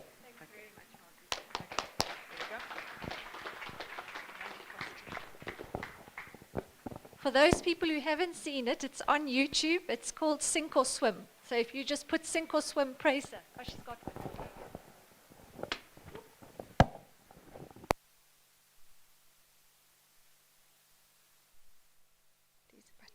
There we go. Hello, everybody. My name is Nadima. I worked at Price from 2004 to 2012, and then I moved to Nelson Mandela University, and I teach the foundation phase literacy curriculum for foundation phase pre-service teachers, and have done so from 2013. So Corley asked me to speak about that work. I'm going to connect that work back to Pricer work because everything actually comes from Pricer work. And it comes from Neville's words. You know, Neville used to say to us, if you're not following your own agenda, you're definitely following someone else's. And this is exactly the point. The point is when I got to this new place, and it was this foreign university, and it was a previously Afrikaans university, they switched to English, and they thought this was progressive, and that was enough. And then along I came and said, no, it's not enough. We need to do more. And so with other colleagues who have the same kind of thinking around the language issue, we had to craft and find a way. And Inva always says, you know, you struggle where you are. And it's been a struggle, and it continues to be a struggle. But the idea that we build demonstrable alternatives to what is there in the direction which Neville showed us. He showed us clearly this is where we want to be. And so it's about the struggle to get there. And so in Nelson Mandela University, we, and Brian always reminds us, we are not multilingual in the foundation phase, but Brian, hold your horses, we will be, because it was not imagined we could teach our teachers to teach maths and life skills in African languages. There were staffing issues, there's every excuse in the book. And in the TOTSA program, Carol Benson and Peter and others used to do this wonderful thing called Let's Bust the Myths, and they'd say myth number 1. Children cannot learn 2 languages, and they'd bust them one after the other. And so now when we hear them, we kind of roll our eyes and we take a deep breath and we count to 10 and we bust the myth. And we continue to bust those myths that we learned in TOTSA. We bust them wherever we go because this is what we hear. It's dominant discourse, it's what people think they know, and it's what people act on. So it's a slow progress, but that crafts the way, and that's the one stream, because the other thing Neville taught us, very much so, is that we don't work on one level. There is no silver bullet to anything. You've got to consistently work over time at multiple levels with your own agenda. And so the other stream of this is the community work, the linking of the university to the ground and the ground to the university, the opening of that pathway in all ways. Physical access, physically being a body in a space, people from the university going into communities to locate and situate their work, to engage, to not extract, but to rather work with people. And from people in the community to be able to access the university in ways that are meaningful to them, not in ways that we think they should access the university. And so this has been another sort of cleavage that has stayed with me from Pricer, that we can be in and of our work, we can embody our work, and we can struggle for our work, but we can do this in many places and do it in ways that really always hold at the core of it people who need, people who are struggling in the world, because the world is structured in particular ways to disadvantage many and advantage a few. So the community work, which when I was at Price, it took the form of reading clubs, is a really core integral part of the work we do in the foundation phase at Nelson Mandela University. Reading clubs, as Corley has mentioned, these things are sort of an umbrella term for many different iterations of what it means to engage in literacy as a person from a community that is disadvantaged on so many levels. So it's about, books, yes, but it's also about intergenerational literacy. It's about valuing people's stories. It's about language use in its fluid varieties and forms, and about inviting that work into a lecture room. It's about crossing that physical boundary. And so it is about bringing the community work closer to the university and allowing it not just to be there in presence, but to inform what the university does. So I'm not going to say anything more. There's so much to say. Just to say thank you to the organizers and the friends. I look forward to speaking with all of you and reconnecting. Thanks.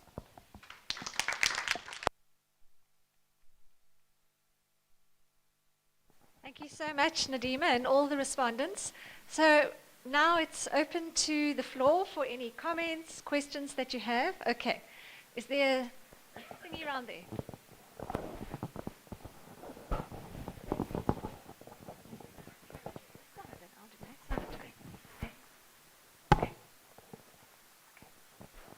Are you going to do this side? Okay, so it's and then there's the gentleman.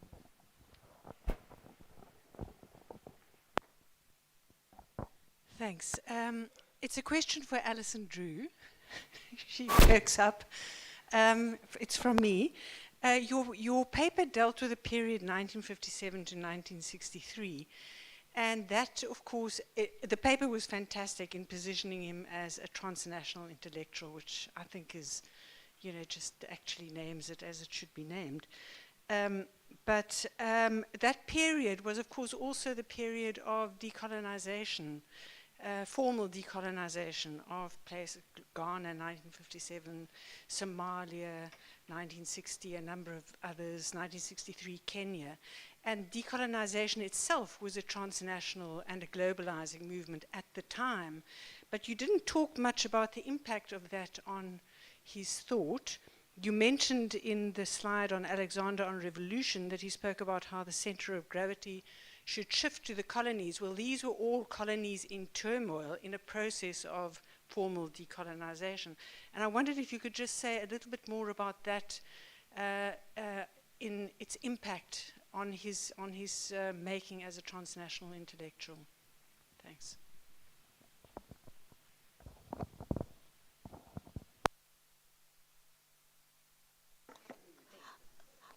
Okay, well, that's not an easy question off the top of my head.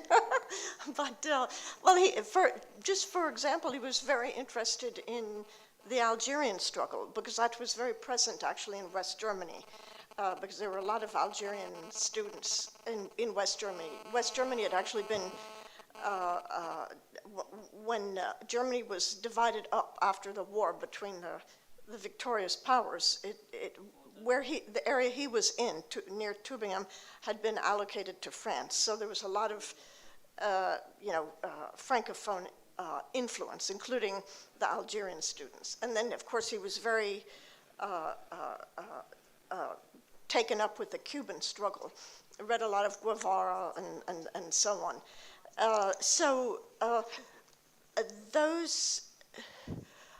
And of course, I think the quote, I think he was thinking about the turmoil in the other African countries. It was impossible not to be conscious of that at the time. Also, the Tübingen, where he was based in West Germany, had quite a lot of students from Asia and Africa. And interestingly, although Germany, after the First World War, had given up its colonies, it had lost them to the other colonial powers, but nonetheless they had a conscious policy, certainly in West Germany, of inviting students from Asia and Africa, and they had a big impact on the student movement. In fact, they helped to radicalize the student movement in West Germany. And this, of course, included Neville. So I think he was very much influenced by all that turmoil and all the thinking that was going on.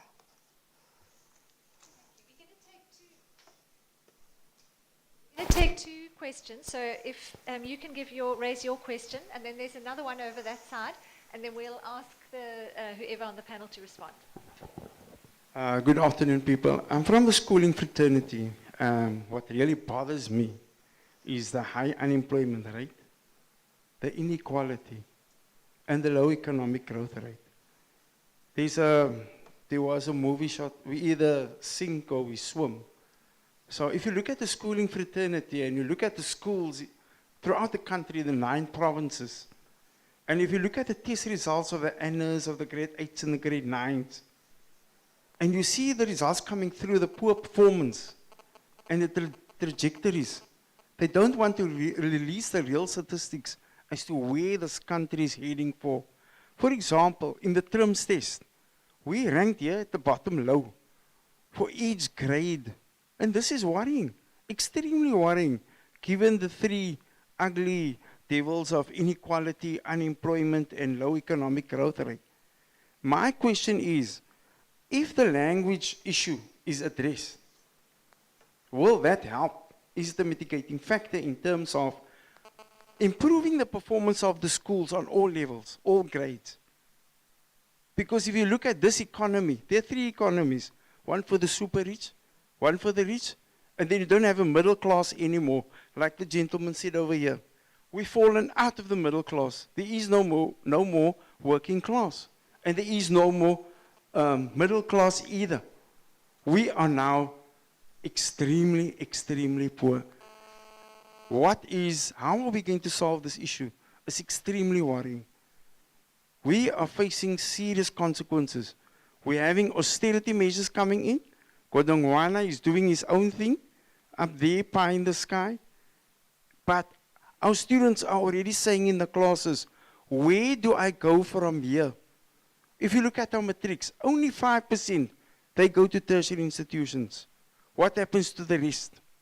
What happened to the dropout rate? Who's looking at all these issues? Nobody. So we are on our own.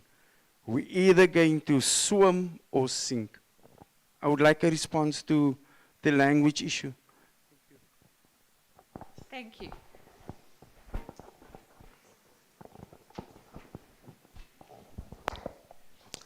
Thank you.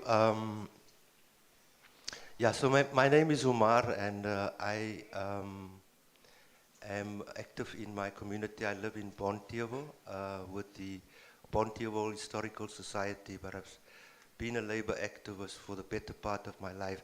I just want to make a brief comment. I've listened to all of the valuable inputs thus far, and particularly the one on language.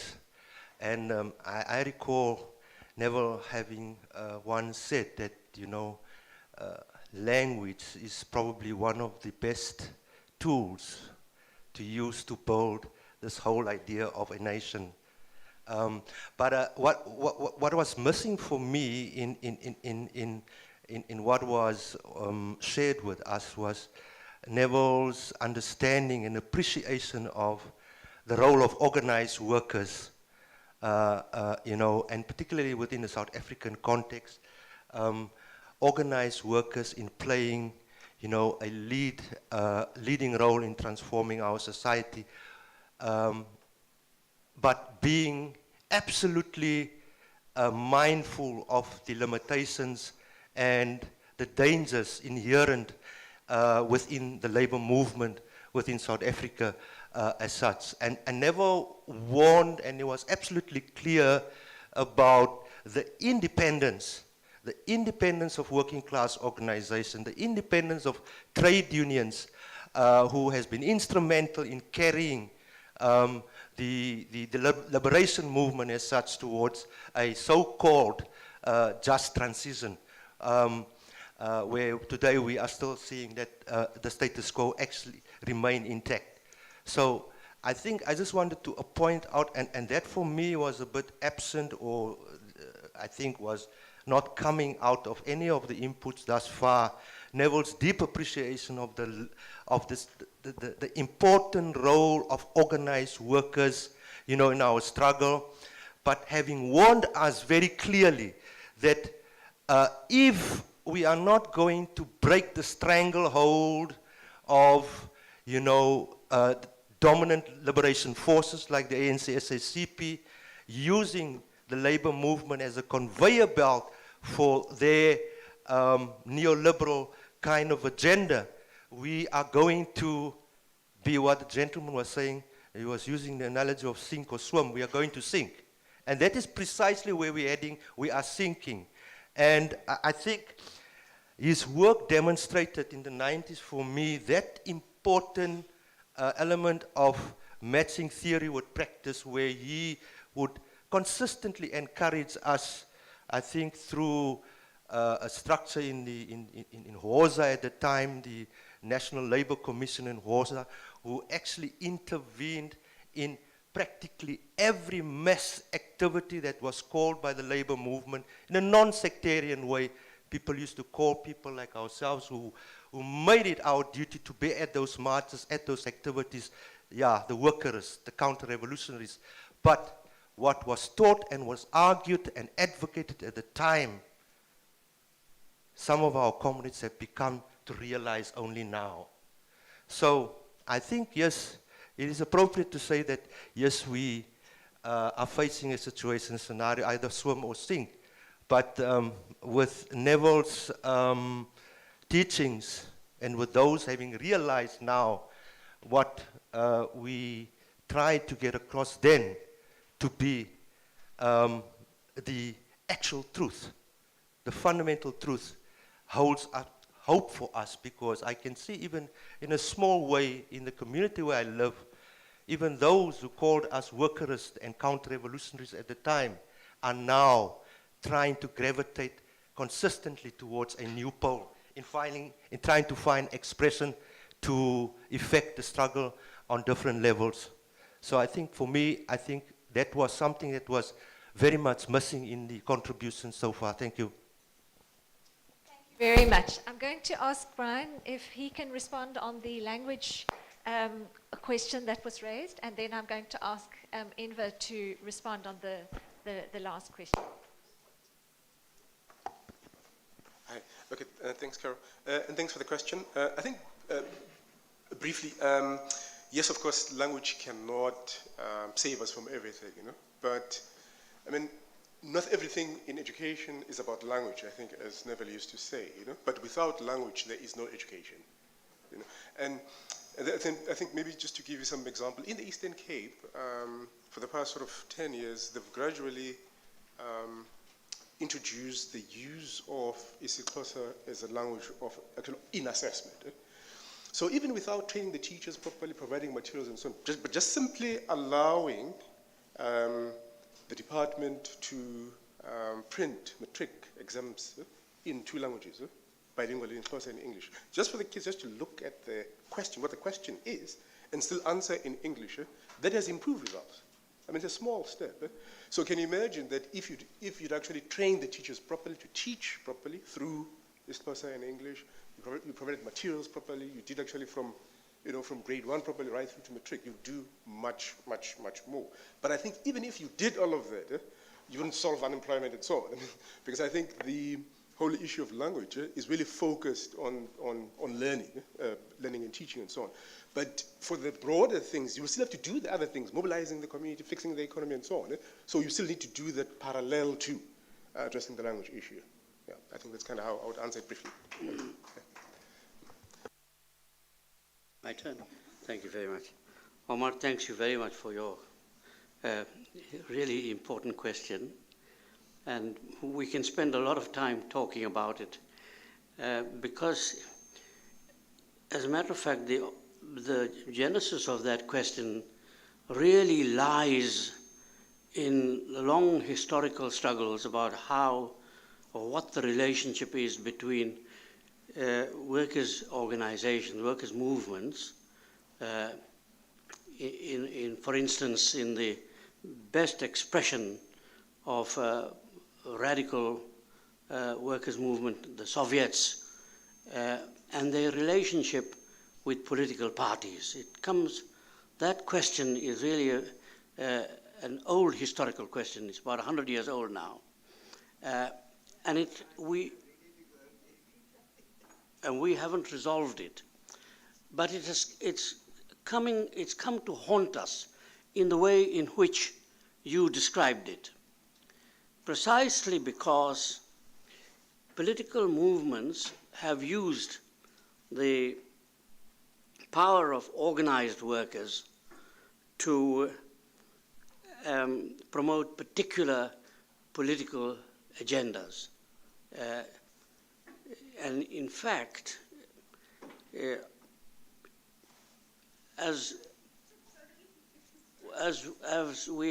Salim and I wrote a piece about Neville Alexander's warning. As a matter of fact, what is also has become the case is that the organized institutions of the working class have become pivotal in advancing capital's agenda over the last 20 years or so in particular, complete collapse of the independence of parts of the, very significant parts of the workers' movement. Something we are struggling with every day in relation to the questions of organization of the working class. So, yes, it's the critical question. I think we must discuss it much more, but there are some very important pointers beginning to develop. And there are comrades of mine here who are working in that arena even more than I am, and that is the struggle to bring a stronger relationship between social struggles now beginning to, which have emerged and are beginning to emerge outside the old conception of a proletariat,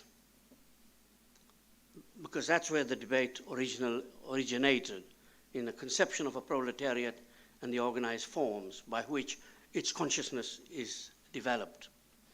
It's becoming clearer to us that unless in countries like South Africa, particularly in the South, if we continue to adopt a model of organizational form, of struggle and of resistance, which is largely dependent on some conception of a proletarian struggle, it limits the struggle. And especially if such a struggle gets derailed by the power of strong nationalist movements, as is happening right here before our eyes. So the relationship between workers' struggles as proletarians in the production system and the lives of workers and working class communities outside. And by the way, the problem of unemployment is so egregious now that there are, I was invited at the Volkswagen plant in Uitenhage to speak. And there I discovered that whereas a few years back there were 12,000 workers, there are now just 3,000 workers. By the way, producing more cars than they had been producing previously. The question is, where are those members of the Metal Workers Union who were there and who have now been excluded from the workforce? They are in the communities. And unless you begin to start developing strong and coherent ways of organizing between workers in workplaces and work that is taking place, some of it is beginning to adopt very interesting collectivist forms, developing the beginnings of a social economy. I won't call it a socialist economy because it requires much more development than that, and beginning to contest both state and capital. You see, unless we take careful note of what is actually happening, instead of relying on old theorizations about proletarian struggles, we're missing the boat quite completely. And I agree completely that one of the fundamental principles of that has to be the principle of non-sectarianism. The idea that regardless of your immediate political party allegiances and how you relate to that, the struggle of a social class which is oppressed in multiple ways is really a collective struggle, and that's where it draws its strength, not from the sectarian impulses to which it is being drawn by party politics and nationalist leaders. Thanks, Omar.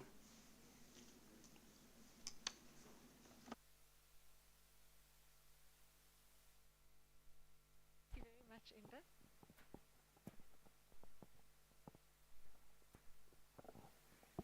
Thank you. I'm Marcus Solomon. I'm from the Children's Resource Center. I'm also the national coordinator of the Right of Children to Food campaign. I'm very glad Omar raised that question and Anne's response. And if you are going to deal with a national question, and Neville himself would say that we need to update it in the context of along the lines that Anne has spoken. Because the national question is actually a tool of the socialist movement for more than 100 years. And what we need to do today, and over the last 8 months, and I've been in this project of the Children's Resource Center, we've been involved with communities' children for 40 years. And what has become very clear, the society, communities have been held together almost exclusively by mothers, almost exclusively. There are 200,000 street kitchens, the walking buses, the fight against gender violence, fighting the gangsters, the unions are not to be seen.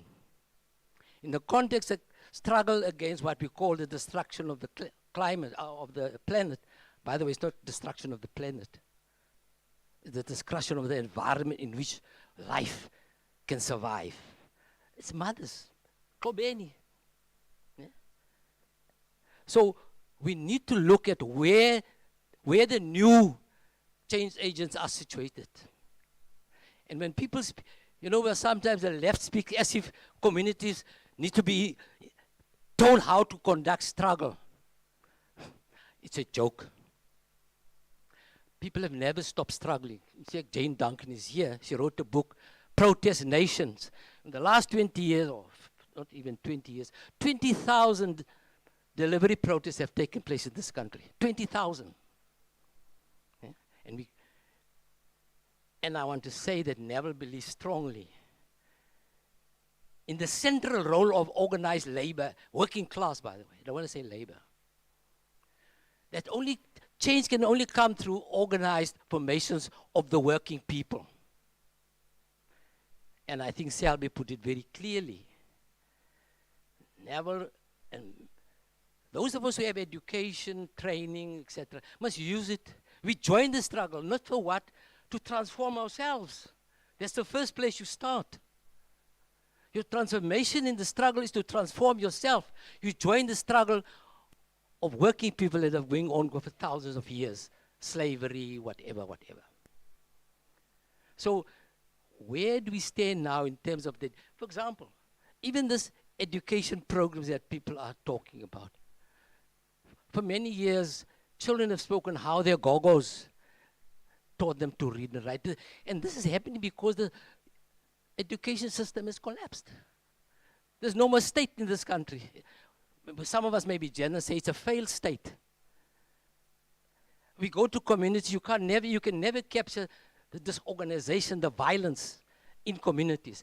And the people who are holding it together are mothers. In fact, Rosa Luxemburg in 1905 already challenged Marx on his emphasis on organized labor. She said, what about the labor of care and reproduction?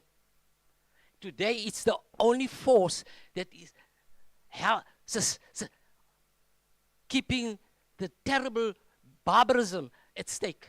It's the only force. How do we find out? Let's go there. Let's go there. There's no other place to learn. In fact, all the major movements across the globe since the Bolshevik Revolution, our main teachers are our people. What do we bring to that? What do we understand by that? Yeah?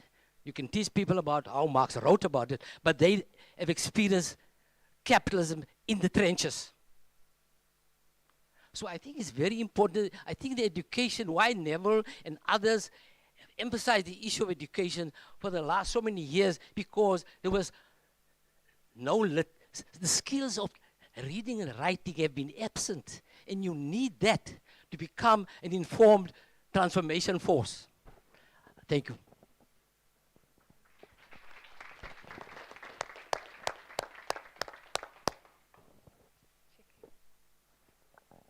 That I'm not missing. Okay, somebody in the middle.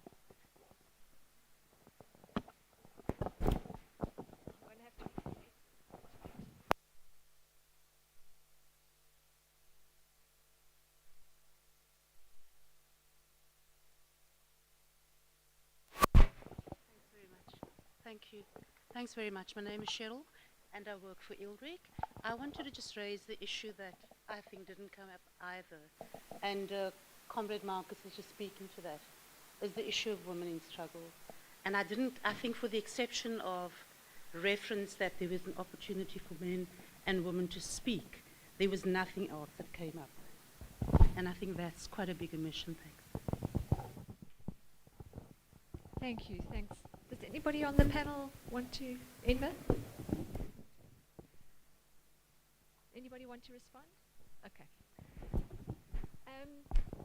This has been a fantastic session. Thank you very, very much to everybody, the floor, the respondents, and the speakers. Oh, there was one more. Okay. Leanne's going, Helga, Leanne's going. So you want to negotiate with the boss? Okay, quick one.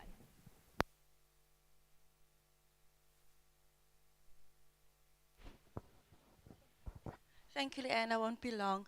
Maybe just a comment from Professor Drew. Building on what Comrade Marcus has just described and what 80% of us in this room can attest to, the barbarism and savage brutality of poverty in our communities and how that is impacting on traditional forms of organizing. But you sketch this historical picture of the new left of the 1960s, and do you think is there a space, given what Comrade Marcus is describing and what all of us know to be true, is there a space for for a new kind of political thought? I mean, in social media, we see these romanticized versions of millennials taking on climate change struggles and social justice struggles. But is there really a space right now, given this fragile space in the world?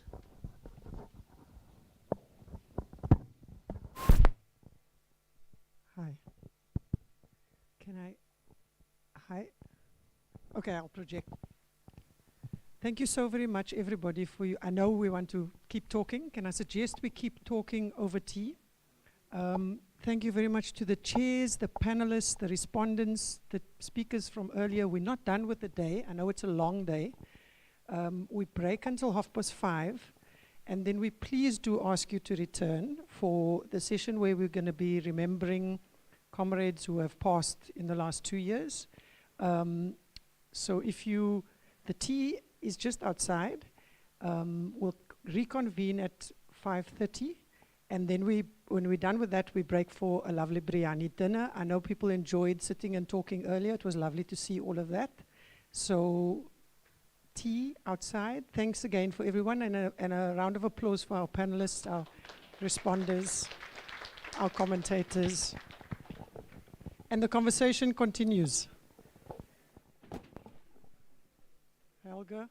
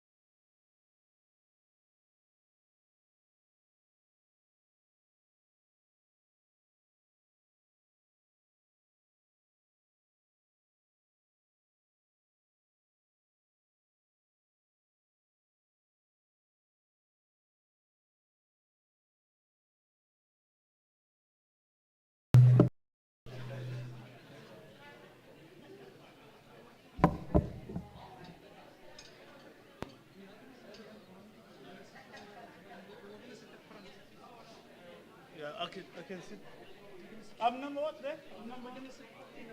Oh, okay. Oh, okay. Oh, no, that's fine.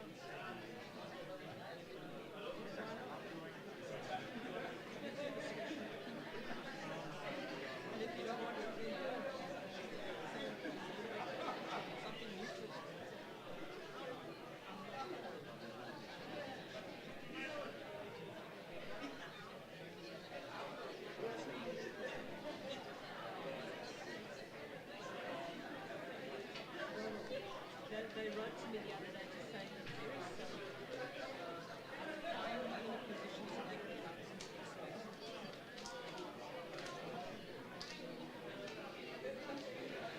There must have been some racist stuff like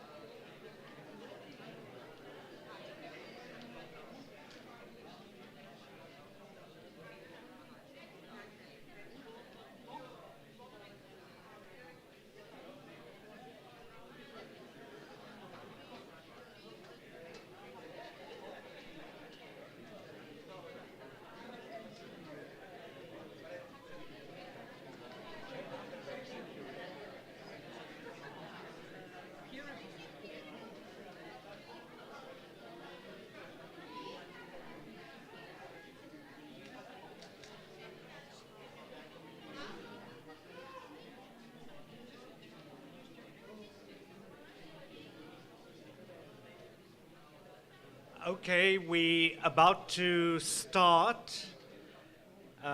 Please take your seats. Thank you very much. I've been asked to introduce Jane about a minute ago. Jane is, she has a few Wikipedia, and it says here, Jane is an academic, public intellectual, and activist at the journalism department at the University of Johannesburg in South Africa. Of course, they don't know Jane will be joining the University of Glasgow shortly, but she's not leaving us. She'll be doing work on surveillance, very important work that she's been doing for quite a while in Southern Africa. She's got a number of books. I'm not going to go through all. You heard Marcus talk about Protest Nation. It's also the rise of the securocrats and others. Important books. Jane was the executive director of the Freedom of Expression Institute for a while. Very important member of WOZA as well in the past. And she continues doing very vital, important work for these times as well. Thank you very much, Jane. Please go ahead.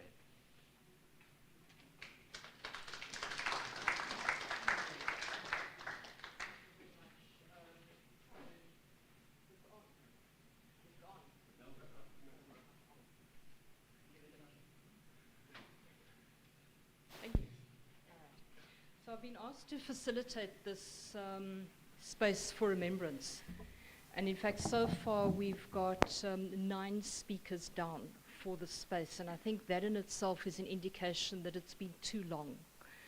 I think we've struggled to meet during the lockdown, and I think that as a result of that, we have an accumulation of people, of comrades who we need to honor. And this is the result. So I do plead for your patience. We will try and be as succinct as possible without actually compromising the memories of the people who we need to remember. But I think I just want to start out by just making some general points about the importance of the Neville Alexander Conference as a space. Because I don't think that I've certainly heard during the time that I've been here sufficient reflection about why this particular space is important. And this conference is an annual conference that has actually been going since shortly after Neville's passing in 2012, and I think it's testimony to the resolve of the organizers that they have managed to keep it going year in, year out. And I think the importance of this conference is that it recognizes the complexity of Neville's contributions, not just nationally, but globally. And I think this is especially important to recognize because of the space that we're in at the moment, an academic space on a university campus. And there does seem to be a tendency in at least some sections of academia to want to depoliticize his legacy. So at times, there appears to be a tendency to focus on his contributions in relation to language, culture, and education, and often strip those out from his political contributions as a revolutionary socialist. And I think that what is important about Neville's legacy, and the reason why this space is important, is because it recognizes the interrelatedness of all those various dimensions of Neville's contributions. There was an unbreakable thread between his work as a linguist and as an educationalist, and his work as a political activist. In fact, I think we could go as far as arguing that he was a linguist and an educationalist because he was a socialist. But also at the same time, it was his revolutionary socialism that was enriched by his work as a linguist and an educationalist. And I think that these various dimensions of his work are particularly relevant to this space for remembrance, because the comrades who we are remembering this evening relate to Neville's work in all of its complexity, but particularly his political legacy. Now, we had some presentations earlier, which was speaking about the potential loss to Neville's legacy through the loss of sections of the UCT archives. As we heard, we don't know yet how many of his of the documents that document his contributions have actually been lost. It sounds like some important documents relating to his political work in the 1960s may have been lost. It's perhaps too early to say yet exactly what is missing. But the people who we are commemorating this evening were bearers of those memories, because they were activists standing shoulder to shoulder with Neville during those moments in time.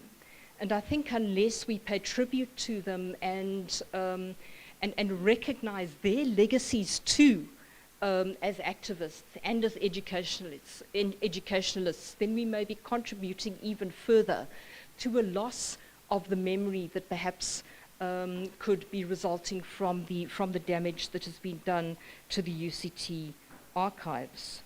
But also the space for remembrance is especially important because hopefully the worst of the COVID-19 pandemic is behind us.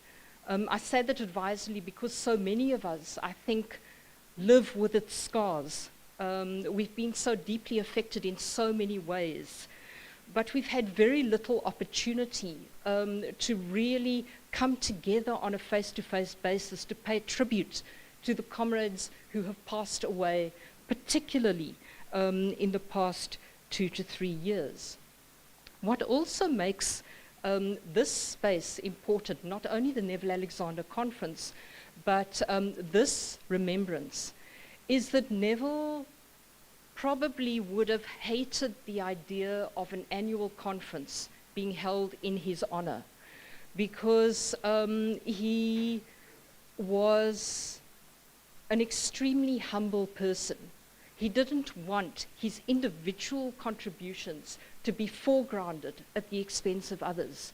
So I suspect that if he were here today, he would feel much more comfortable with this session, because this session is now recognizing the collective contributions of activists who he stood shoulder to shoulder with, and I think would, I'm sure he would feel that honoring their memory would be just as important, if not more important, than the honoring of his memory.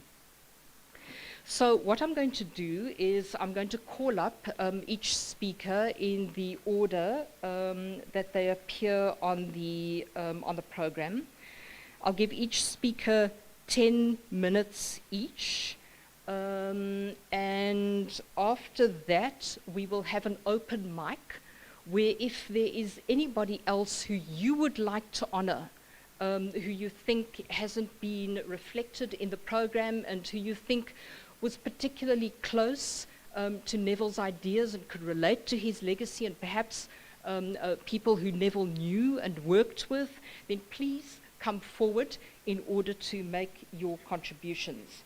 Just to say that the 9th person who we've put on the program is Frankie van der Horst, who is going to be speaking about John Ernston, who passed away recently. So we're going to start with Dina Soler, who is the director of the Umtapo Center, and he's going to be speaking about our very dear comrade James Marsh.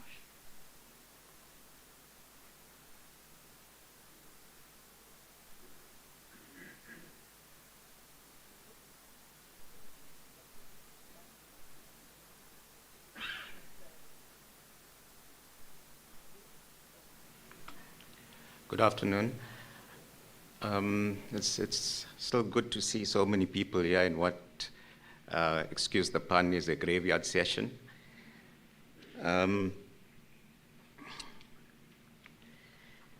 Neville Alexander and James Marsh, two committed socialists and bosom buddies.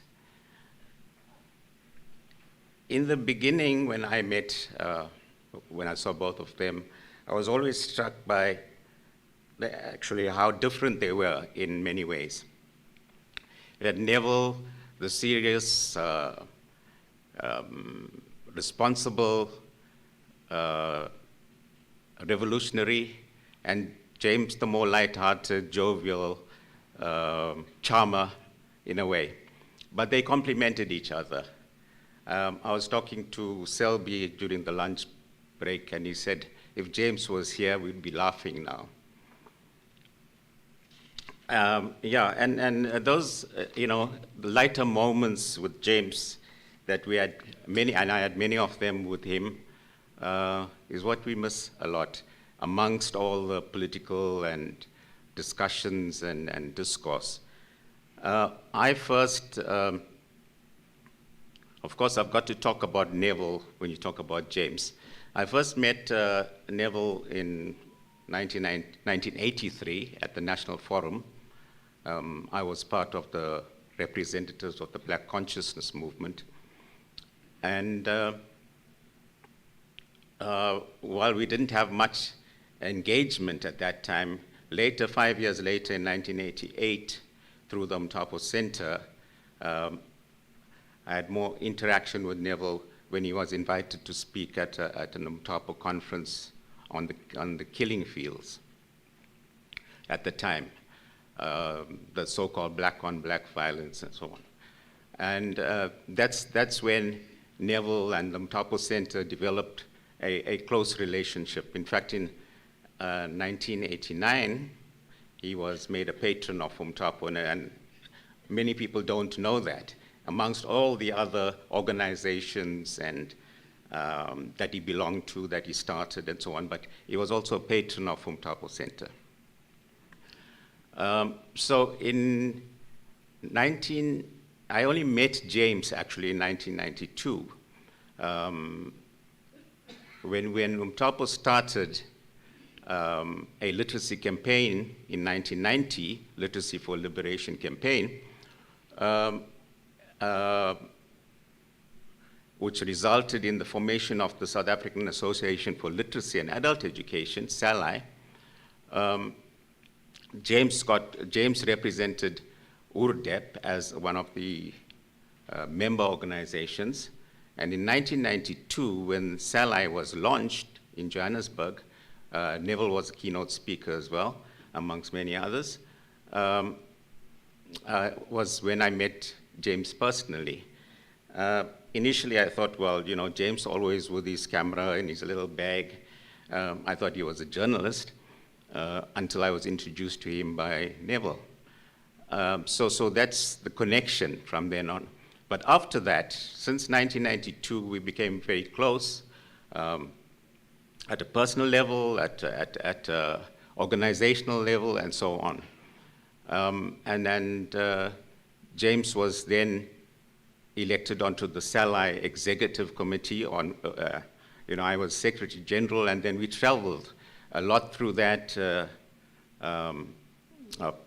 collaboration around the continent, around the world. And so I had many moments with James at different levels. And we got to grow quite closely to the extent that he even, got to know my family, my friends, the Umtapo groupings, and so on. Since that time, since 1992 until the time of his death, we had a very close relationship.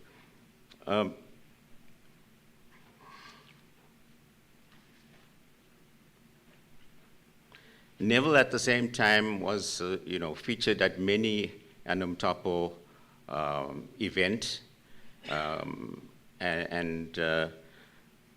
during the formation of SALI, he was also actually made a patron of SALI, the South African Association for Literacy and Adult Education. That also, adds to the list of organizations that he was involved with and may not have been mentioned before.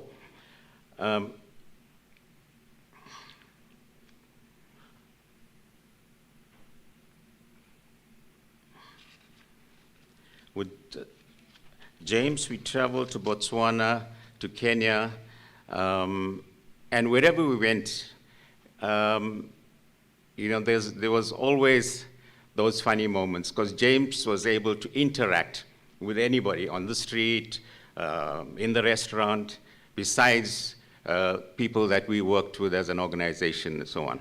And those who know him will attest to that. So there was never a dull moment with James around. Besides that, James, his home was always open to anybody for a meal, for political discussions, even to stay over. He was always welcoming people.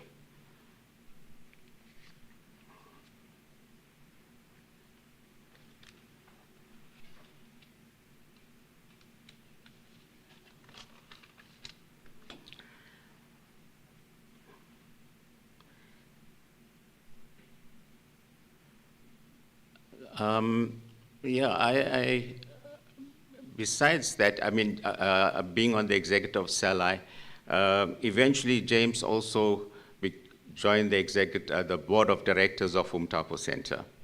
And at the time of his death, he was actually the chairperson of the board of directors of Umtapo Center. That's the extent to which he was able to engage with everybody, and the extent to which his charm actually that people loved and drew him to them. And at the time, when I used to come to Cape Town, my first stop was always at James's place. And inevitably, at some stage, Neville would pop in and we'd have discussions, have a good meal, some wine and whiskey, and so on. That used to be almost a regular feature when I came to Cape Town. In fact, this is the first time in a long while that I've come to Cape Town. Well, I haven't been here since COVID. That I'm not able to visit him. So unfortunately, James passed on in April 2020, and we were not able to attend his funeral or anything like that. So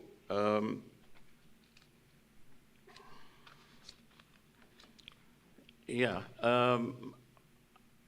So that was, I don't want to waste too much time, but that was the kind of person that James Marsh was. Able to engage with everybody, at the same time be serious enough to have your political discussions, to have his home open for anybody at any time. And it's something that we will always miss. Thank you.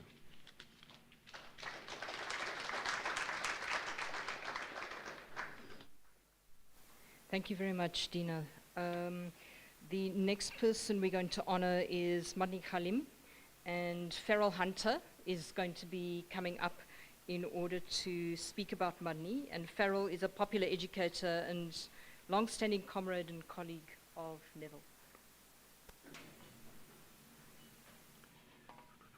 And I think you've got a PowerPoint presentation, haven't you? Sadly so. It's a very young apparently, I'm the only one on the panel here to do that. Whoops. Okay, clearly get this going. Nope. Okay, Leanne, your lesson wasn't a good one. Or was it just my grey hairs? Which is it? I thought I'm following you there. There we go. I must first go there. All right. There we go. Back to the top. Always Start on the top. Okay. Got it now. I thought I tried that. Still not working. Still not working. And then start from the top. Yeah, that is it. Open it up. You get this out of the way. And then start. No, it's not. Not that one. No. Emoji. That's fine. It's at the end of the thing. Thanks. Okay, next lesson, technology skills updated. Comrades, friends, colleagues, thanks for the opportunity. I was thinking to myself, saying to Leanne and others, there are a number of people in this room who could perhaps speak much more eloquently as in the detail of knowing Madni for a much longer time than I have. So it's a privilege to be able to speak to Madni that I got to know. And I was just thinking earlier on, it's in fact, when Neville had passed and there was a planning meeting at the Children's Resources Center, I'd seen Madni for the first time after a long time. I mean, him being in Johannesburg and me being based down here. And I had come out of the labor movement in a way, or grew out of the labor movement, shall I say, through adult education into, into adult education out of that space. And then through a partnership with CERT, the Center for Education, Rights and Transformation, I had the opportunity to work a lot closer with Madni and other comrades at CERT and certainly in Johannesburg. I pulled this up, this particular picture, and some of the photographs I will show because, the old adage, pictures, tell 1,000 words, and I've got 7 of them, so 7,000 words you don't want to hear from me this time of day. So I'm going to go through them, but you can see this is the cover picture from the Speak magazine, I suppose you'd call it, which was a special edition attributed to Madni at the time of his passing. I'll tell you more in a moment. So in the publication, and by the way, I managed to print about 40 copies, and this is it. And so people who actually knew Madni and like me couldn't make it to the memorial, do have a copy for yourselves. And if others want, I can also mail it on and so forth, right? So I drew a lot from what was in this, because I thought, as I say, other people knew a lot about Madni that I didn't engage with in his earlier life. So these are some of the tributes that described him. A brother, a darling hubby, Buddha by some of the colleagues, and a comrade, of course, a community activist displaying a selfless spirit, Madni was to community organizing what Rembrandt and Monet were to painting. And a colleague of mine said that you can look up who Monet was. What Don Matera was to poetry and Makeba was to song. And I thought that was really fitting, and I felt I needed to repeat that here. And then, of course, to his colleagues and comrades there, they spoke of his socially engaged scholarship and activism. This was one of the pictures as well in the publication, and it spoke to the local histories and community archives that Madni was so committed to. He really believed in the histories of local communities to be told, because as we know, often the documenting of our history is quite distorted. We took some people just last week, in fact, when we were in Johannesburg, to the Apartheid Museum, and I just had to shake my head when I walked out there again. The slanted capturing of history. I don't think there's anywhere in that museum that Neville, for example, is noted. Small black consciousness corner and so forth. And I think Madni was really keen on the fact that, you know, we need to get local voices, memory drawn upon and made public. And he also worked and allied with other academics at the university. And when I would visit, we'd often go over to FADA, for example, the Faculty for Arts, do I have it right? Arts, drama, and not drama, arts, design and architecture. Thanks, Salim. And the students in that unit, working in that area, was not about design and art for its own sake, but again related back to communities. And I'd see how they'd work with students, and Madni would partake in those lessons, in that they were mapping out communities, the histories of them, to retell stories and to redesign, in fact, some of the architecture of communities in ways that otherwise would not happen. Of course, he was an internationalist as well. It's an image of the comrades in the Palestinian solidarity campaigns that were being hosted up in Johannesburg. But also in this image where some of the comrades here are in the room as well, Vumile and Derek and others. You see Madni on the right-hand side of the picture there, third from the right. Where in fact he was not well already at that point, but continuously participated in activities and events. We had, in fact, we had international comrades here as well at this building of cooperatives, so internationally but also locally. You know, he never, forgot the fact that we need to build local solidarity, and that was what Madni was about. He often spoke about the issues of extreme poverty, and when we went to some of the townships around Johannesburg, for example, we would talk about, we've heard it today as well, the barbarism that capitalist exploitation and what it's done to many of our communities.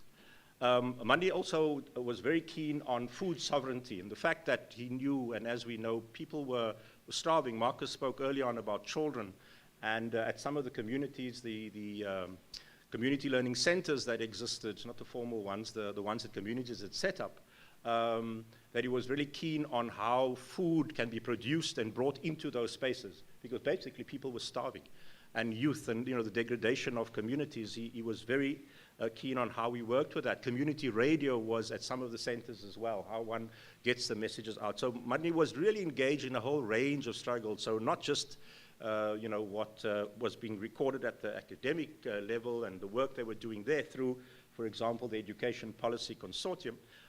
He understood engaging education social purpose and education practice that informed the way in which he and some of us try and work with social movements. So I also found it, this particular, and this is going to be the last slide I want to share. His sister wrote this at the end.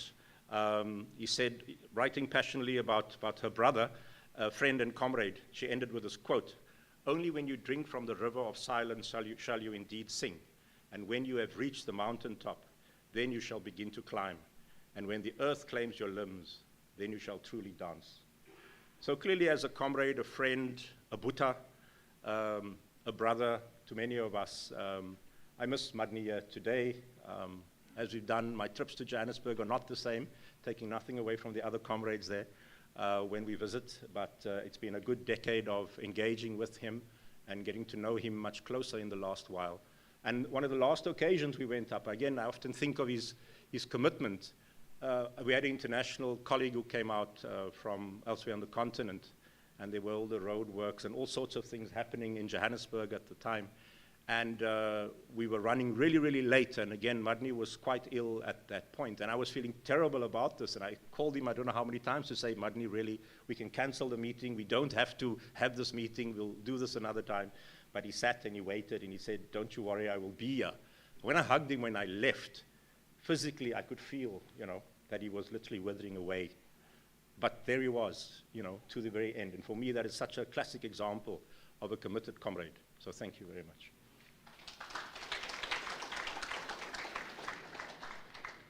Thanks a lot, Farrell.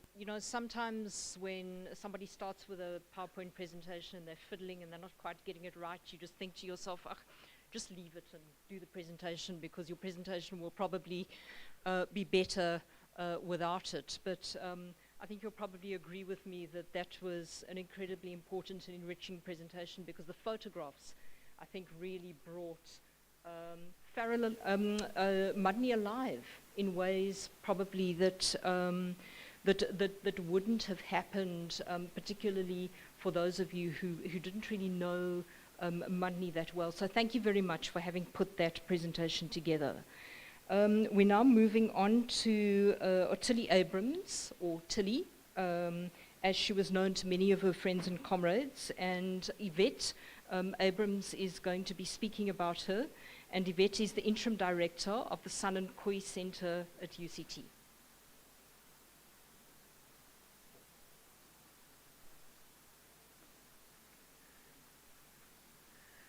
Good evening, everybody.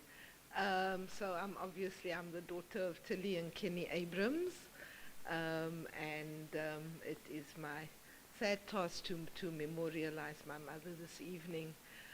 My mother was born in Qaqqais in 1937 in Namibia. That's where Windhoek is today. Her father, Otto Ferdinand Schimming, was a first-generation genocide survivor. He was born in 1907, 2 years after the genocide. Her mother, Charlotte Grete, whose maiden name was Fraser, was also a first-generation genocide survivor, although born a little later in the 1920s. When my grandfather when he turned 21, his mother's brother said to him, well, you can't go back, you must move forward, and sold cows and sent him to Lovedale Institution in Alice, the mission school, and my grandfather there achieved a standard 8, which made him the most educated black man in the whole of Southwest Africa at the time. And he became a primary school teacher and later a translator for the municipality, where his pride and joy translated for Jan Smuts. So he knew more languages than Jan Smuts did. That was the conclusion. I mention this because my mother was not only a revolutionary, but a revolutionary educationist. And I don't think that makes sense if you don't understand about the genocide, because, she was a revolutionary long before she came to Cape Town in 1954. She was a revolutionary because she was a genocide survivor and the daughter of a teacher who was a genocide survivor. Naturally, what any survivor of genocide wants to achieve is a society where it can never happen again to anybody. And you don't have to be much of an educationist, which my grandfather was. He was a great educationist, but you don't have to be much of one to realize that means social justice. So those were the values that she brought with her to Cape Town. With her older brother Harold, she came here at 14 to study at Trafalgar. And Trafalgar, of course, as you know, was a revolutionary hotbed of educationists at the time. She, I think, just missed being taught by Benny Keys, but she loved to speak a lot about Helen Keys, and I think that's because, Helen Keys was such a role model at the time for the young women who could see that it was possible to be a woman and liberated and committed to social justice, and in fact take care of your husband when he needed it. So I think that's why Helen Keys was so alive in her memory. But before I continue, I have to tell you the chicken and the egg story. So my grandfather, who at this time was a clerk at the municipality and a small farmer, they had a herd of cows that they would graze on the municipal commonages, and my mother grew up taking the cows to the dam before she went to school. That was her background. But my grandfather saved his money to send all the boys to South Africa to school. And my grandmother said, well, you know what? I would like my girls also to have an education. And that was quite something in the late 1940s in Southwest Africa. Everybody thought she was completely insane. But she asked my grandfather, could she save the chicken and the egg money, which was traditionally considered the woman's money. So she kept chickens and eggs in a shop and saved that money and sent my mother to Trafalgar at 14. I mention this because people see Dr. Abrams today, but they don't see the chickens and the eggs. You know, but clearly without my Charlotte, I wouldn't be here. And neither would my mother have gotten an education. So that's why I wanted to mention that. My mother, of course, became very close to Uncle Neville during their work in the CPSU, where my father at that time was president. They were in the Uchichan together, and I understand that myself and my older brother Kenny grew up being nursed at meetings where they were planning the guerrilla struggle, and my mother remained of the opinion that that is the best way to bring up a child. And the New Liberation Front. My parents were most fortunately in Rehoboth in 1963 when Uncle Neville and everybody else was arrested, and somebody managed to get a phone call. I think was it Elizabeth van der Heijden. Somebody managed to call my father's surgery in Rehoboth and say, the police are coming to look for you. And the Rehoboth Busters, who at the time were the only black group still in Southwest Africa allowed to bear arms, surrounded the surgery with their guns and told the police, you are not going to take our only doctor. You're not going to take our only teacher away. And while the busters were holding them off in front, my parents managed to escape through the back door, and myself and my brother went to go live with my grandparents for a number of years.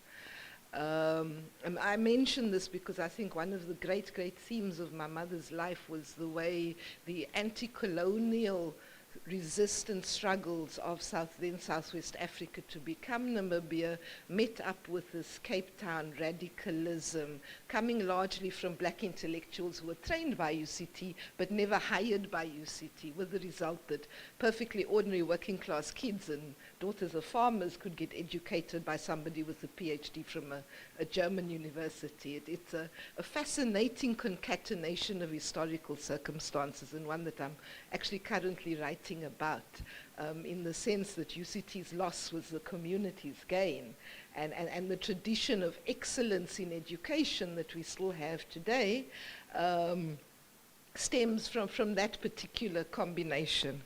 Now, as I said, my mother was an educationist above all. She was an implementer.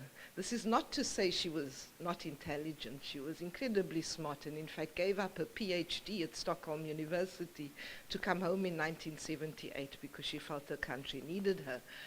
But she was so smart that she would be impatient of too much intellectualizing. I can swear that debates on the national question, you had about 10 minutes to make sense, and if you didn't make sense in 10, she would find something else to do. And that was because she'd made up her mind on these questions in her youth, and never saw a reason to revisit those debates.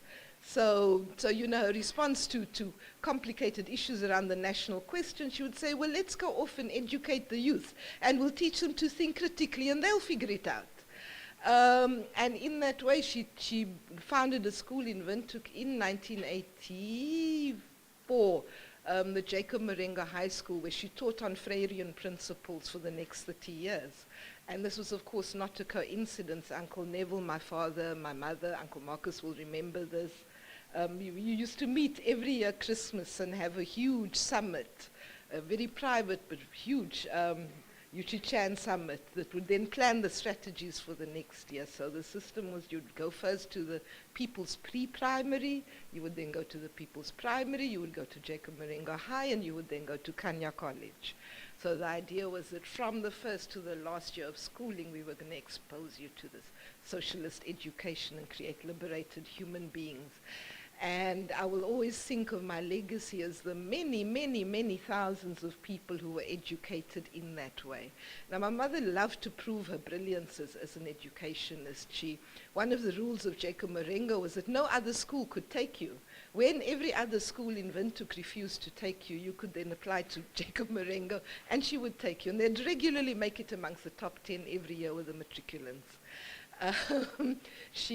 When there was a civil war in Angola, she said, well, here's my chance at sub-equatorialism. Let's build this pan-Africanism, because while they are in exile, we can train them. And so there were times when half the school consisted of Angolan refugees, and to this day there's a Jacob Marengo Alumni Association in Angola. So yes, I could go on forever and ever. It was 80 very full years, but nobody would be more impatient of prolonged mourning than my mother. I'm very delighted that she lived long enough to see capitalism begin to collapse. Those were the shining debates of my father and hers last years.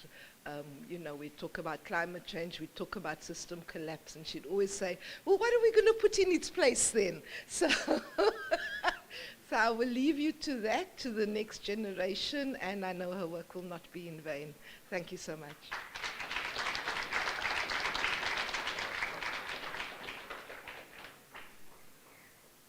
Thank you very much, Yvette, for that incredibly rich and vibrant recollection of your mum. We're now going to ask Salim Valley to come up to speak about Aziz Chowdhury. Salim, I'm sure, needs no introduction, but just in case he does, he's the director of CERT, Center for Education, Rights and Transformation, and he holds the chair in Community Adult and Worker Education, or KAWE. Thank you, thank you. You know, the one thing that stands out about Aziz, he also had an incredibly dry but wonderful sense of humor. I've been trying to find this poem that one of our comrades wrote about him when Enver painted his little finger in pink. He had to show some pink for a wedding, that was the theme. But things like Leanne will remember, at the height of the Fees Must Fall protest, prior to that, Roads Must Fall.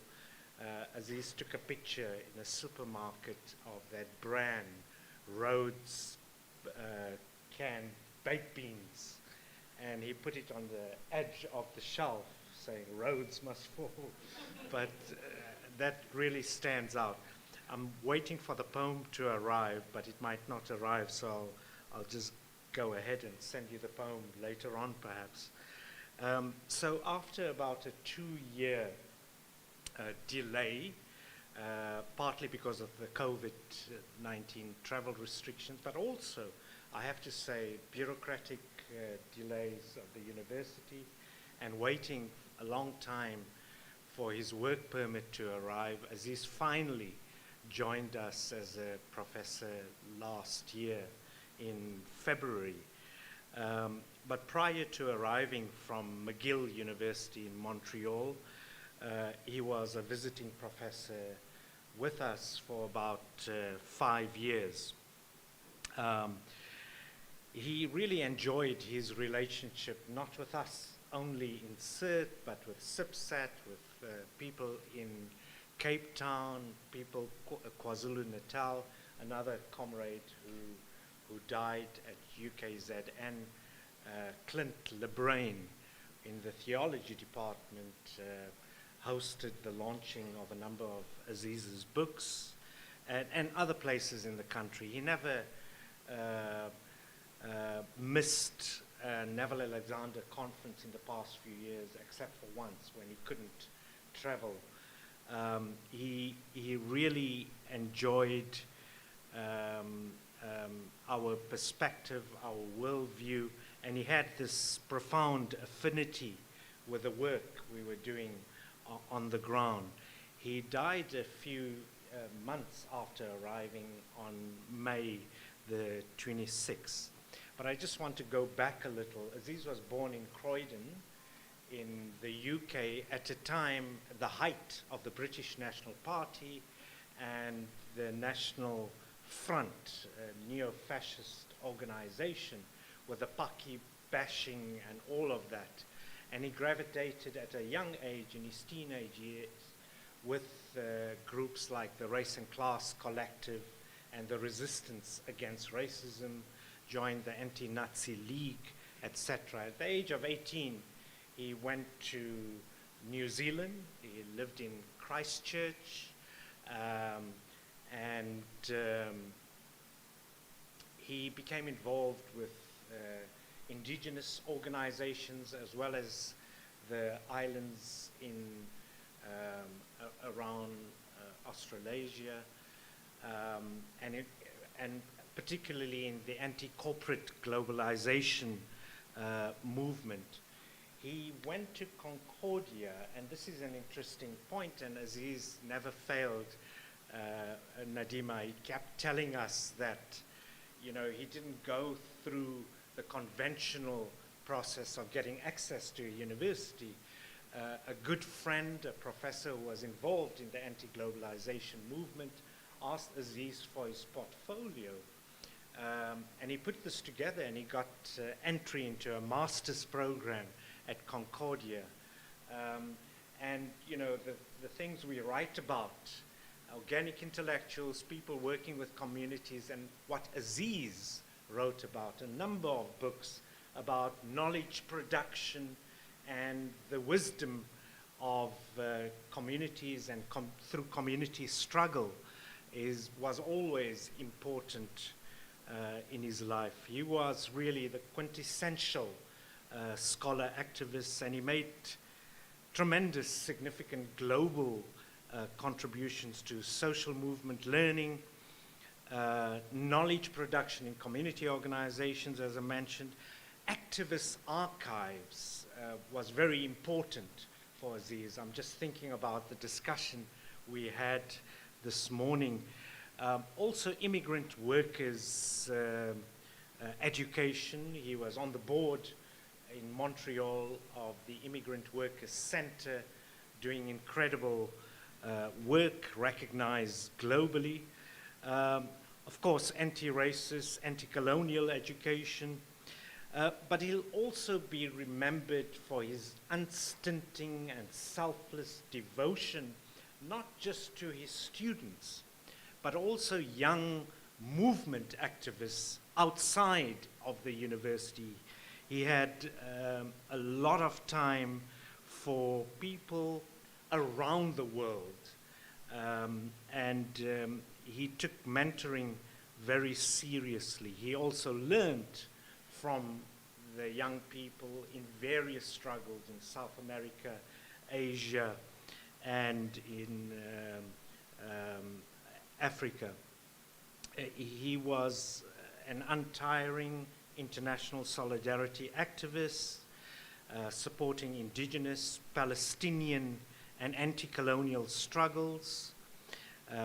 He helped activists work around opposing surveillance and repression. Unfair trade was another area he wrote extensively about, and his critiques of the World Bank, the IMF, the World Trade Organization.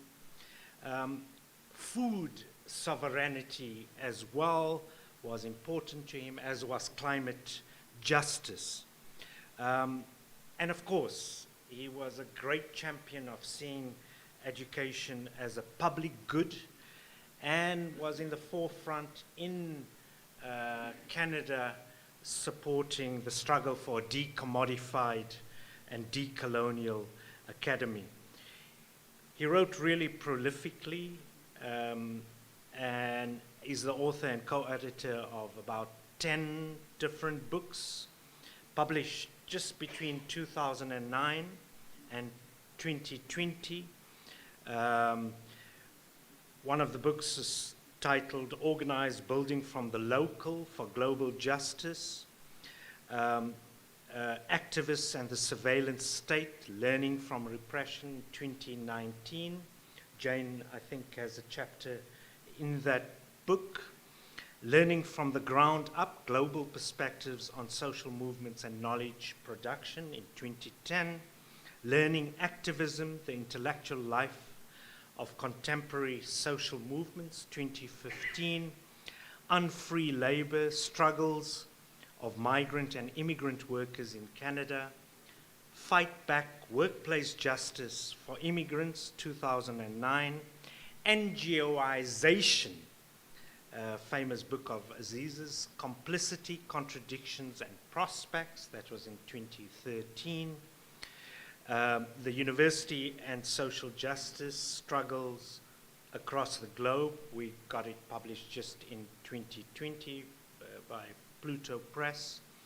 And Just Work, Migrant Workers' Struggles Today, 2016, with Mondli, our Mondli Shlachwayo. And of course, Reflections on Knowledge, Learning, and Social Movements, History's Schools. And I want to just say a word or two about that, because that particular book, was republished here by UKZN Press with the title History Schools, Past Struggles and Present Realities. And Noor Miftahuddin wrote a really brilliant foreword to the book. That book is really important for us for a number of reasons, some of which we've been talking about this morning. Enver's got a chapter there in that book on Sackett. Leanne and Asher, and I think somebody else, have a really important book about production, newspaper. It's called Public Action. It's a play on the word. But also, we have a brilliant piece by Andrew Flint on community archiving. And this, in relation to the discussion as well, it's really worth looking at. And of course, Archie Diggs, who wrote about the Neville Alexander Defense archives, which he stumbled upon at the University of Wisconsin. And the emphasis on that archives is the role of women, which, as Marcus knows and others know, hasn't been highlighted. So those defense committees in a number of countries around the world were formed by women, and they had regular correspondence with Neville's mum, which was really, really poignant letters written at that time. But also the Neville Alexander Defense Committees were important because around the world, because people like C.L.R. James was involved, people like Stuart Hall, Adorno, I can go on. It's a long list of really illustrious individuals, including Dr. Spock, by the way, and those of you of a certain age who had progressive parents, Dr. Spock was a bit of a Bible for many of them. But I think I really should end here, and I think that the concluding paragraph of our book on history schools really sums up what we were trying to do with that book. And we wrote that young people dissatisfied with inadequate explanations of the state of the world and seeking ways to change it are searching for other ways of approaching and understanding history. We have encountered many young people who are hungry to learn about how people have struggled, what they have done, how they envisioned alternatives, all as part of developing their own political, social, and environmental activism. So Aziz, like all the others, is another one of our ancestors, and we will continue to conjure their spirits as we face the battles ahead. Thanks, Jane.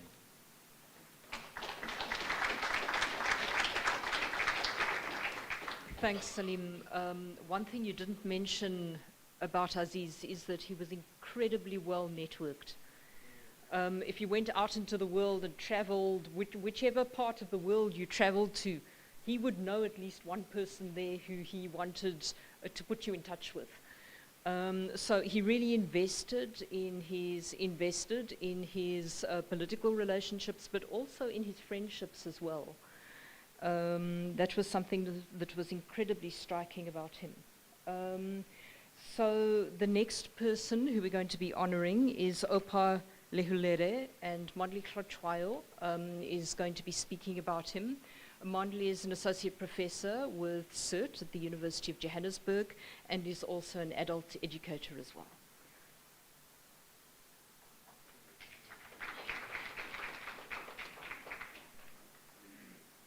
I happen to be told.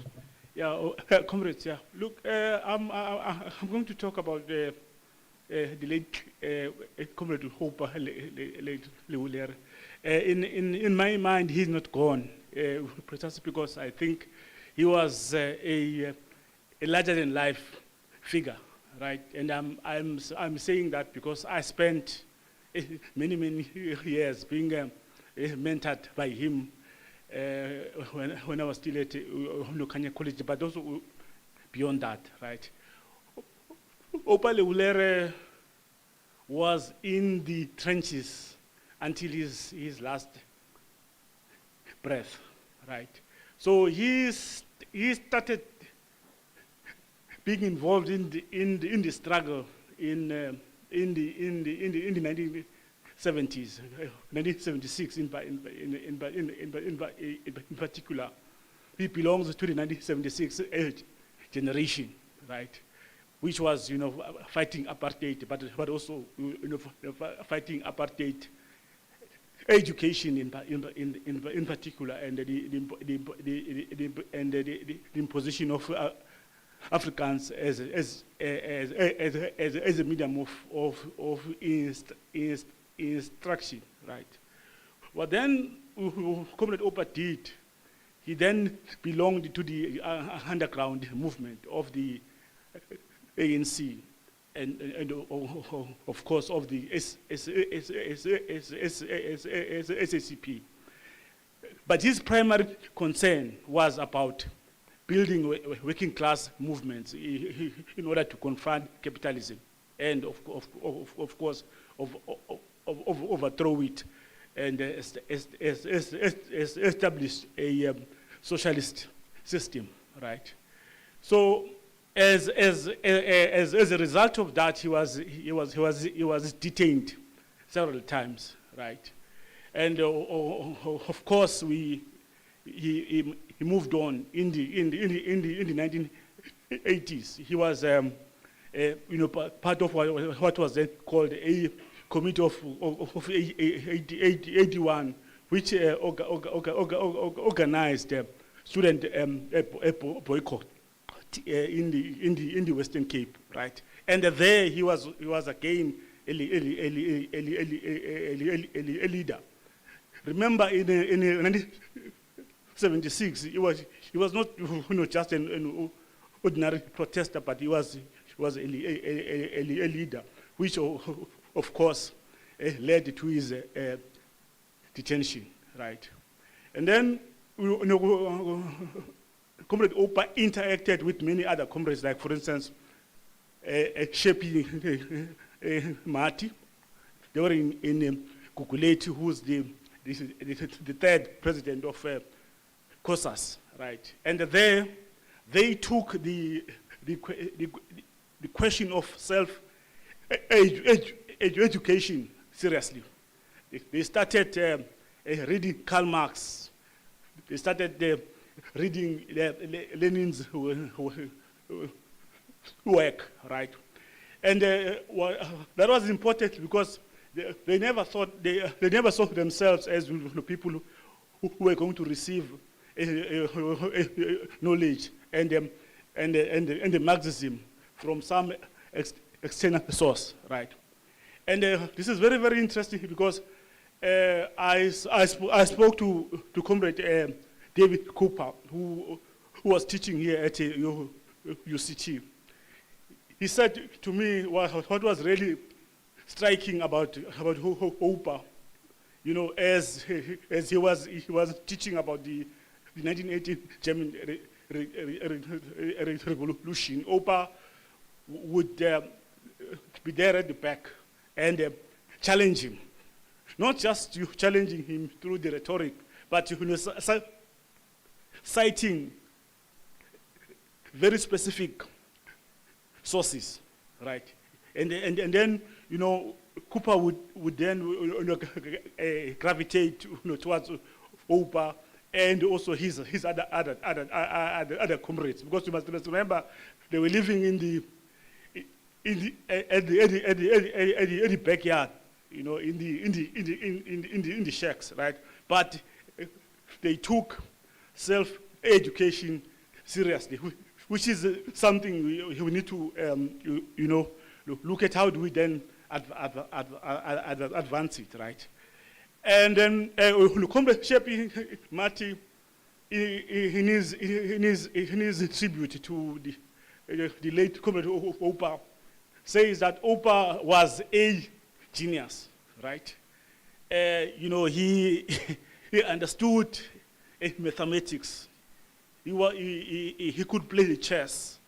He understood, you know, the theoretical question. And then Comrade James Kilgo, another revolutionary who also worked with Comrade Oupa, said that, you know, Comrade Oupa could have been a top academic, right, a top mathematician, but he actually chose to use his intellectual skills to support working class organizations. And I can agree with that, because Oupa, there was no task for Oupa that was mundane. He could assemble very complex Excel spreadsheets. You know why? And he would then use those to organize transport for the activists, right? He would mobilize resources and ensure that working class activists are able to go to, places that are normally visited by middle class persons. Like for instance, conferences in Nairobi. So his technical skills were actually used to build movements, right? When it comes to theory, again, he read all the volumes of Capital, and he could debate, Capital, right? But I think for Oupa, that was not just about, it wasn't about Oupa per se. He would share his knowledge, right? He established reading groups where working class comrades from the townships would, read. And when there was Fees Must Fall, he clearly sided with those comrades, and he would engage them. But then he also said to them, look, you can't just have arguments. You actually have to read. And he took them through Capital, right? And another thing about him, he strongly believed that, he had to patiently explain. Comrade Oupa would say, we are all clever, but, the main thing is about discipline, is about consistency, right? And as a teacher, right? He would, spend time with you. He was very, very patient. He would give you time. And when you haven't done your work properly, he would say to you, no, comrade, no. Go fix that problem. You can fix it, right? So that was his strength, right? Now, when it comes to Kenya College, which is an organization that housed him, right? He built it. He would organize winter schools where activists from working class communities would gather, go through materials. I think one of the legacies that he has actually left behind is the Joseph Book Fair, right? Which is an annual event. But before the fair, working class people who are like, young people, women who would go through text, right, and read, and then they write, and which is, part of the initiatives of Kenya College, right? Now, another point I also want to make is that Opa worked in a collective, and also he always acted organizationally, right? Their comrades who were working with him at Kenya, and also within the labor movement. And I think for me, I also have to thank Comrade Maria and Comrade Seratwa. Comrade Maria is Comrade Opa's life partner, who was there to basically debate, engage, and also sharpen Comrade Hopper's ideas, right? And the Comrade Hopper looked after them, but they also looked after him, right? And I think for me also, I need to thank Opa's sisters, who when he was a young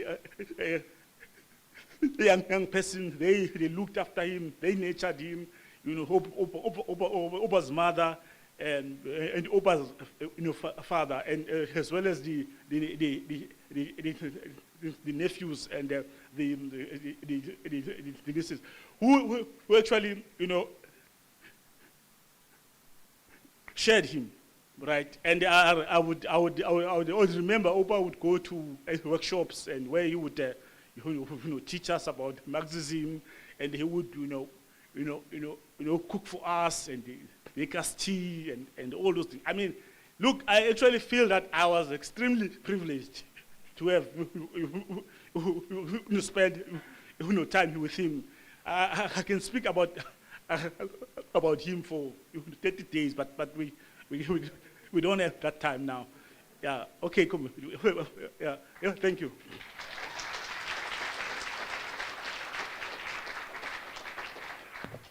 Thank you very much, Mondli. Perhaps also to add on as well, Opa wasn't just a genius. I think he was also a complete human being as well, in the sense that he wasn't a genius just in the very narrow sense. He was an audiophile, and he was a lover of vinyl. He was very particular about his love of audio and of music, and he had a particular love for Shirley Bassey, not on CD, but on audio, but on vinyl. It had to be on vinyl. And he was a lover of late night parties as well. He was an incredibly vibrant, rounded, complete human being.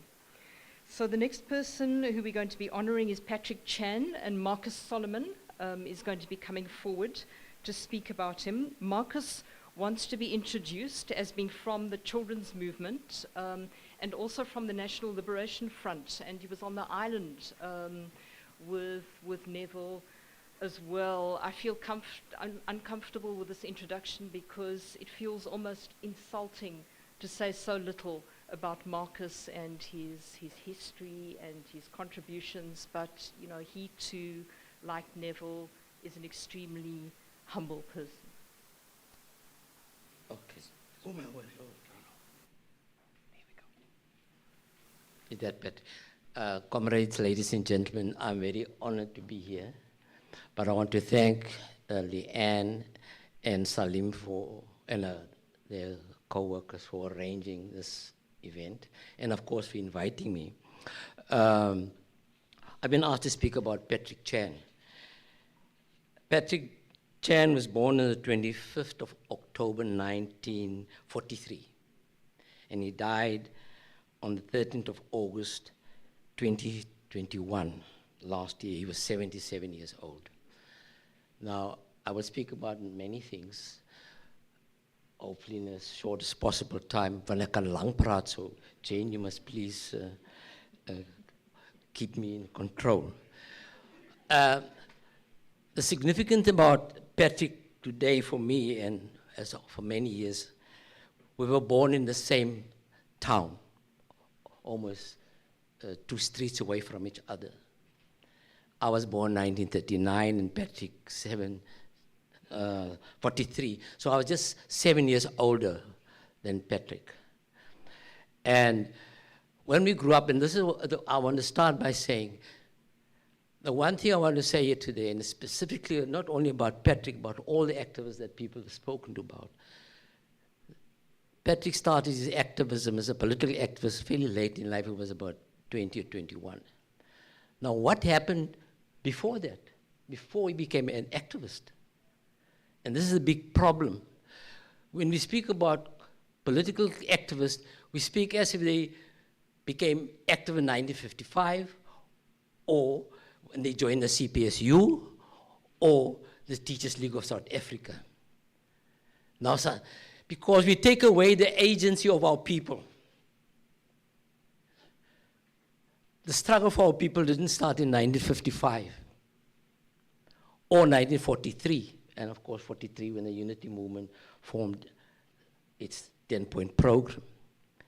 And I think this is very important. Grahamstown was a very, it's now called Makanda, by the way.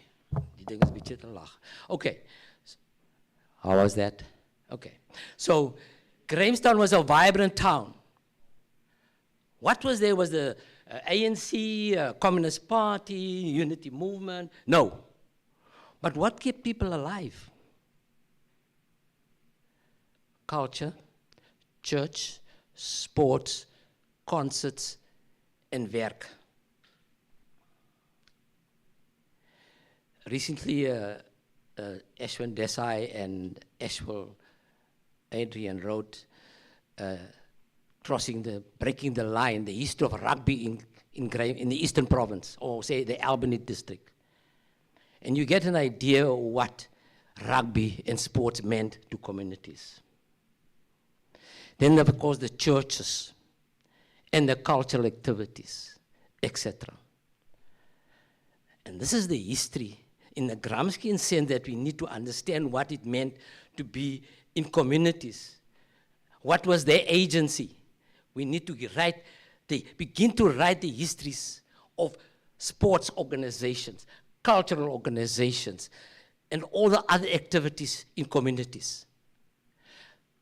Patrick Chan, for example, and this was his home environment. His father was of Chinese origin, called Francis Chan. Now, Francis Chan played the saxophone, and Francis Chan had a langarm dance band in Grahamstown. Now, if people know, when Neville came to Cape Town, he already was a langarm dancer. And the first organization he joined, and I don't know how many people know, Neville joined Wanderers Rugby Club an affiliate of the city's rugby union. And that's the first thing I did when I came to Cape Town in 1957. Well, in fact, I joined Woodstock Rangers, because that's what we knew. We had we had several rugby clubs. We had several choirs. And of course, the important thing, you had to go to school. In fact, Selby makes the point. Neville's father and his mother, by the way, sent him to school to study. And it's those skills and those qualities that he acquired in his home that he brought to Cape Town. And then, of course, there was a different environment, a political environment. And it was very rich. And I can vouch for that, because that's why I also became politically conscious at Trafalgar High. The point I want to make is that people have histories, like now. We mustn't assume that people are not doing anything now. You know, Marx says there's such a thing as called the permanence of struggle. And he wasn't talking about the communist parties of Europe. He was talking about the struggle that people engage from day to day. And this is where there's debate, you know, the issue of the labor of care and reproduction that Rosa Luxemburg writes about, amongst others. But I think, and that's where Gramsci becomes important in a sense, because he writes about those things, that consciousness. Patrick was a very disciplined comrade, but it didn't start when he joined Waza. He came with that. Because in Grahamstown you had to be disciplined, but it didn't mean that there was no racism, by the way. But you couldn't go out of your home and call people the F word or whatever. The churches were integrated. For example, in a place called Port Alfred, nearby where I spent time, the Congregational Church, which my family was part of, although my father was Hindu, there was Afrikaans and Xhosa-speaking congregation. And people speak about interpretation. Now, in the kerk, there was a talk. There was an interpreter from Tolik. One Sunday, the preek, the sermon is in Afrikaans. The text is in Afrikaans, and the next Sunday in Xhosa. And then, of course, the interpreter was crucial to ensure that the sermon was understood. Of course, you did find at times that you didn't know who was the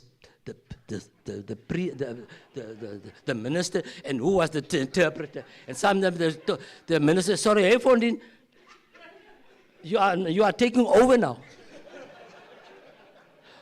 So the culture about, in fact, this thing even about non-racial sports, and I want to acknowledge Frankie van der Horst, who's the only, of course, Lizzie was here. Frankie's the only representative of the 1959 CPSU organization. Frankie was the organizer, and he organized me, by the way. He's the person who got me in all this trouble. So that the thing is that there was an environment. In fact, a chap called Jacob Dlamini, Native Nostalgia, he writes about some of that. We had a life, you know, before 1994. He writes about that. And of course, he was heavily criticized from our main comrades in the country. No life, there was no life before then, especially the life that you described there. I'm not saying there was no racialism, etc. For example, in Grahamstown, there was a place called the Fingu location. The life of the Fingu people in African communities was a life of oppression, discrimination. In the colored community, there was a whole issue about hair. And I think some of us know about that. Het jy hare of het jy nie hare nie? You know, it's that sort of thing. So I'm saying that, Jane, to explain that Patrick and many others come from environments, communities, where there was life. What was the difference? They became politically conscious. In fact, in Christianity, this whole thing that you must become born again. When you became political, you must become this new person, the socialist person, the internationalist. And it didn't take us much to understand that, in a sense. When people speak, and the other thing, and this is the emphasis on the individual, the joining of a movement. In fact, when we had travel and later on in our study groups or whatever, the reason why you join movement is for your own emancipation, to become conscious of the world of solidarity. And Marx writes about the most important wealth we have as human beings are other people. And that's why the importance of building movements. Now, Patrick, when I left Grahamstown, Patrick was a bit younger, but he was at another point, he became a very close friend of one of my cousins in the home where I grew up after my mother died. And just to illustrate the point, Andrew Mentor became the Treasurer General of the Methodist Church in Southern Africa. And they had a group of people that were very active socially in the rugby world, reading comics, by the way, detective the stories, the Saint, etc. So there's a reading culture. Now today you may say, oh, what the hell do you want to read comics for? Where is the consciousness? But it's about reading. When I came from my trip overseas, I met Patrick again, and he was already active in the political movement in Johannesburg. And he was director of URDEP. And we later on, 1993, I'll try and be short now, we both found ourselves in Waza, and I have here the 1993 list of people who were elected onto the National Executive of Waza, the workers' organization for socialist action at that time. Of course, Neville was chairperson. Oh yes, Prof. Is Prof here? Oh, Prof was vice chairperson. General secretary was Sophie Kerncross, Lydia's mom. Assistant GC, Jane Duncan. Salim Vali was labor coordinator, and Patrick Chan was additional member. And then after that, he became very involved in the cooperative movement. He was national director, Derek can correct me, of the National Cooperative Association of South Africa. And then, of course, the organization to which I belong, and the national movement, the children's movement, but we also have an NGO, the Children's Resource Center. We set up a cooperative, and his last year, Patrick was very involved in actually helping the children's movement cooperative. In fact, Patrick and I, because he was much younger, we sometimes chat. They say, okay, Pat, listen, you must really speak at my funeral. I have now the unfortunate, what do you call it? Help me? Honor to be speaking here. I'd hope that one day you would speak about our childhood at my funeral. That was not going to be.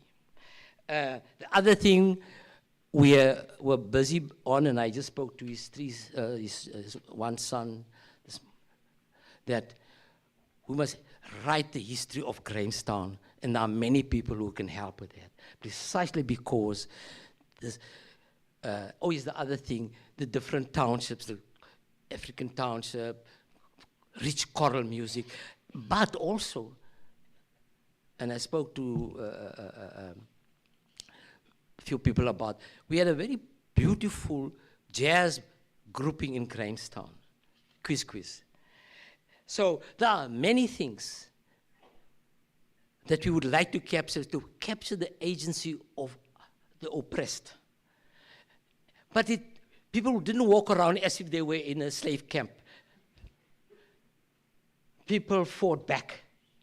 They made a life. Lastly, Patrick was an enthusiastic, committed, environmentalist. All his life he had a beautiful garden in his home in Muizenberg. So, comrades, thank you very much for the opportunity. And I think I personally and many others owe Patrick a lot. We learned so much in his very unassuming, quiet way. Dedicated, hardworking, committed socialist who didn't see himself as being this or that leader. He saw himself first and foremost as a servant of the working class and the working people. Thank you very much.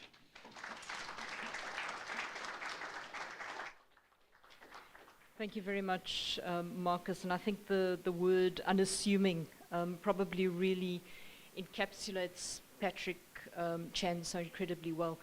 And I think what you've done is not just speak about Patrick as an individual and as an activist, but speak about the history of the Eastern Cape and the political legacy of the Eastern Cape that extends beyond the Congress movement. The political importance of the Eastern Cape must not, in our memories, be reduced to the Congress movement, the ANC and the UDF. It's much more complex than that. Neville himself was born in the Eastern Cape, in Craddock. And I think you brought home the political richness of the province and the city that you and Patrick came from, Grahamstown, now Makanda. And that political richness and diversity, it continues to exist to this day.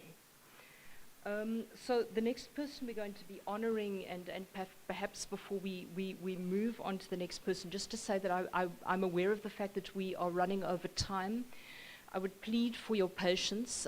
As you can probably gather, there is an accumulation of grief and loss, but also, you know, an accumulation of a pent-up desire to celebrate the lives of many people who've passed on in the past couple of years. So, you know, if we can just have some kind of understanding that we are going to run over time and move forward in that spirit.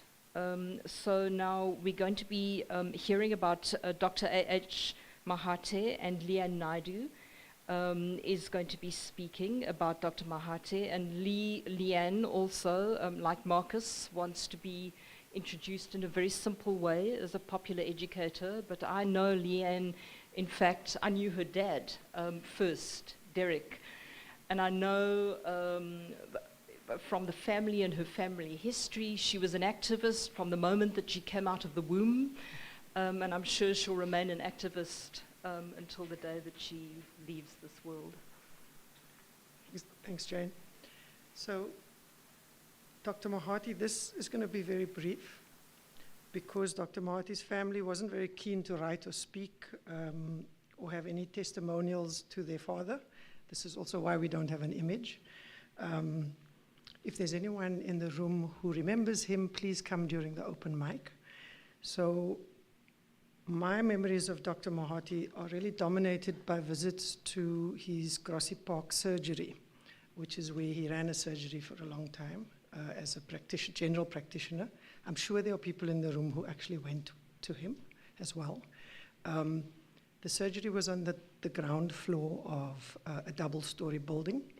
And what I do remember of Dr. Mahati was that he was, I don't actually know if he was taller than me, but he always came across as this big teddy bear kind of doctor, calm and warm and welcoming. He was a really nice doctor. He's one of the best I've been to.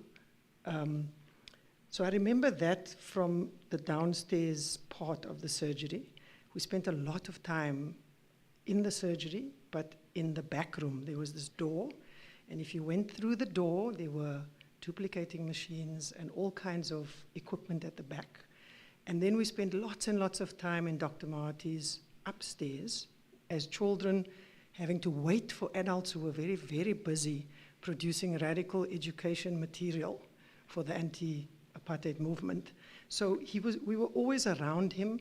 When I was very close with him, he was always giving me antibiotics or telling me, you know, in the surgery sense. But there are lots of stories which I'm not allowed to tell. So if you know my dad and you know Dr. Mahathir's son, Uncle Hamid, who was also very, very involved in the anti-apartheid movement and continues to be, hold that surgery down in Grassy Park. There is a story about Dr. Mahathir and his relationship with Neville. So they were very close. They had a very close relationship, but a very private one. The story goes that Dr. Mahathir was the person who employed, I was told like this, employed Neville when he was writing As Nosizwe. There are many, many more stories, but I think what we want to memorialize and remember of Dr. Mahathir, those of you who knew him will have an image in your head, was that he was deeply private. This is what his family wanted us to say. He really he didn't do what he did to be memorialized, and he supported activists, their health, but also in an educational sense. In his surgery, there was lots going on that hopefully people will talk to us about so that we can write these histories one day. But I just wanted to give that input on behalf of his family and thank everyone, including the organizing committee, for insisting, even though he is a private person, that we put him on the program and that we have a moment to remember him here. If there's anyone else who knew him better or was older than me around him, please in the open mic come and share something. I know Uncle Marcus will. Thank you so much.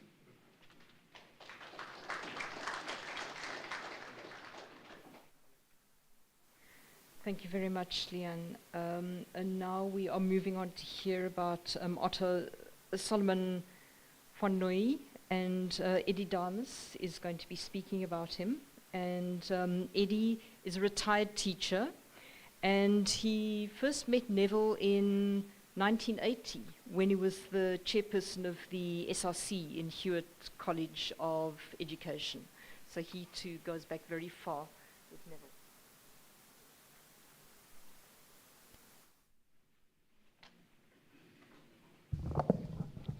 Good afternoon, everyone.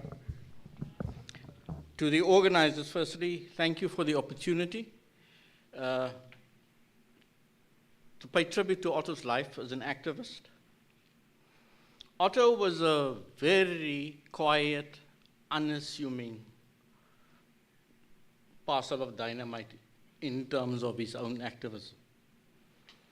But before I start, I want to also acknowledge the presence of his daughters here, Meryl and Annelle, and Meryl's fiance, Chris, and also a co-worker of Otto the last few years on a project in Stellenbosch, Comrade Renee Hector Kannemeyer. But I want to preface my introduction by saying that I think it's important that we give context to the area where Otto worked in, but also his history. And I agree with Marcus about, we didn't become socialists when we joined Warsaw or any other organization. One of the first things I think it's important to note that Otto worked in Stellenbosch. And politically, Stellenbosch is a hellhole. And there's no question about it. That's putting it mildly. The issues that we have in Stellenbosch today and the things that we are fighting about are still the same things that we fought about probably in the 1960s. Stellenbosch hasn't changed. And if you read the newspapers recently, you'll understand what I'm talking about. Stellenbosch is a town where black lives don't matter. And people don't realize that. So in that context, you had a person of the caliber of Otto van Nooy who worked single-handedly at times across a variety of organizations to fulfill the philosophy that he adopted as a socialist. Now that alone says a lot about him. He didn't make a noise about it. He just quietly chipped away at what he was doing. Now, not working within the confines of an organization, it means it takes a hell of a lot of courage to sustain whatever it is that you're doing. And he did that. But, I mean, it's also incredibly difficult to condense almost 60 years of struggle into 10 minutes. So I've made some notes, and I want to stay focused, because I've known Otto for 46 years, and I can tell you stories upon stories upon stories about Otto. But I'll leave that for later, because there's a book that Renee is going to write about his life. What I remember when I met Otto, I was in Standard 9 in his English class. And not only myself, but many other students were drawn to Otto because of his commitment to justice.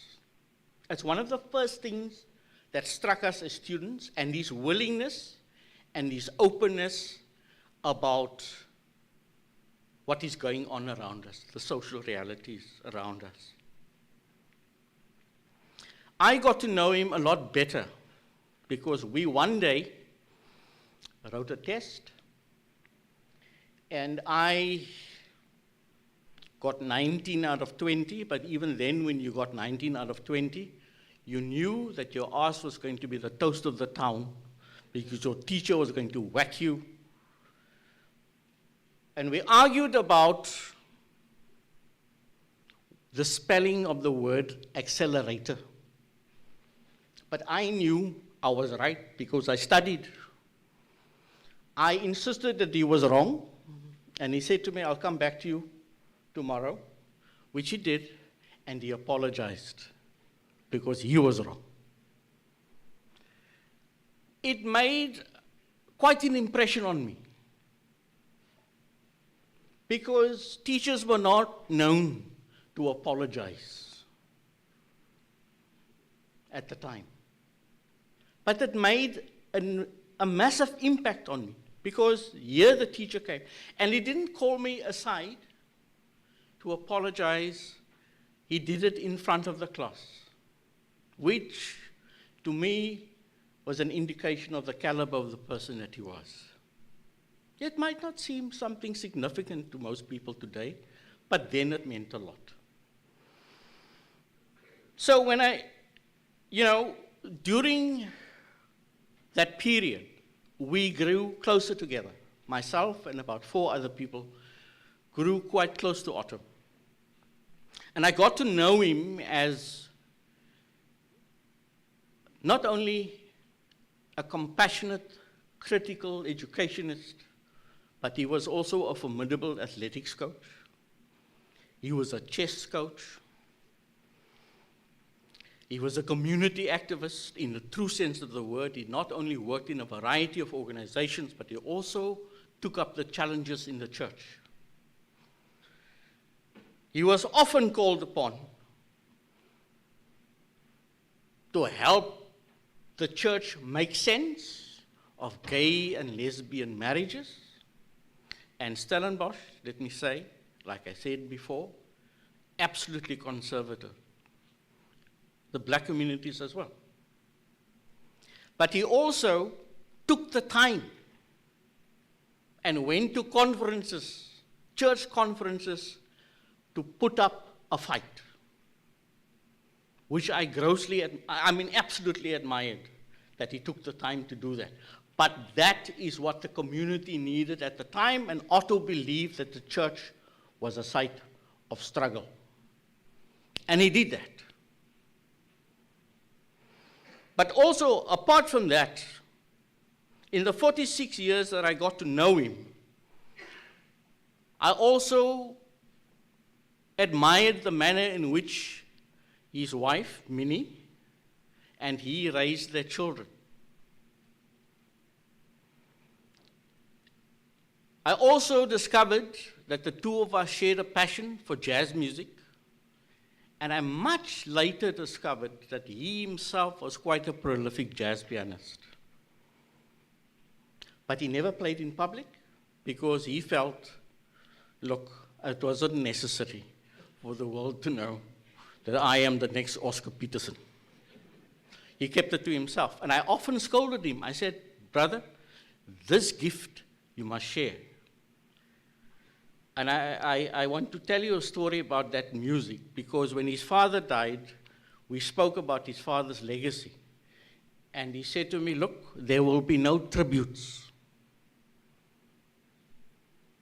I said, but don't you think it's important? He said, and let me remind you today, he said to me, that there will be no tributes at my funeral, and I'm warning you. I said, what do you mean you're warning me? He said to me, if you hear Oscar Peterson in your living room the day after my funeral, it's me. I'm coming to haunt you. I don't want any tributes. But in a rather interesting way, I introduced his daughter, Meryl, here. Meryl, in fact, is a senior lecturer in jazz studies here at UCT. Her father's influence, no doubt, but her mother was also an accomplished music teacher.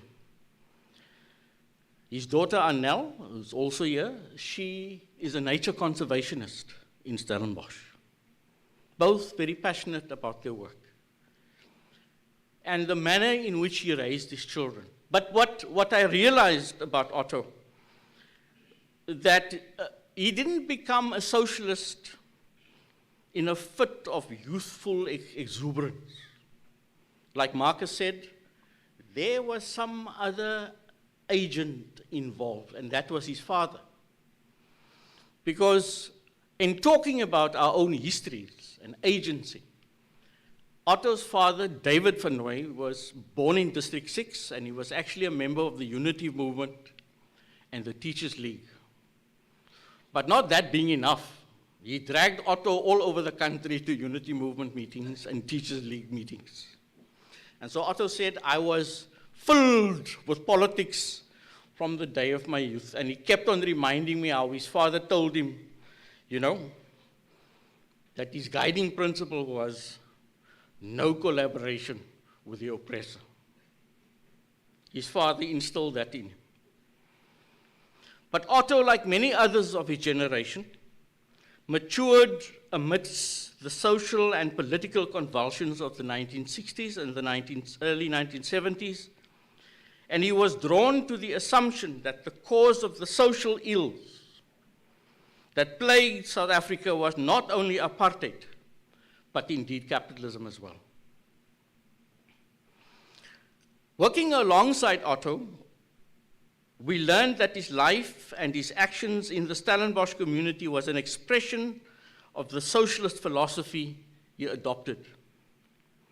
As an individual, he revealed the ideals, principles, and aims that motivated him at the most profound level of his intellectual and moral being.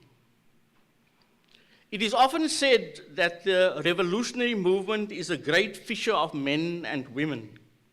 It seeks out those who have the capacity to rise to the level of the most difficult historical tasks.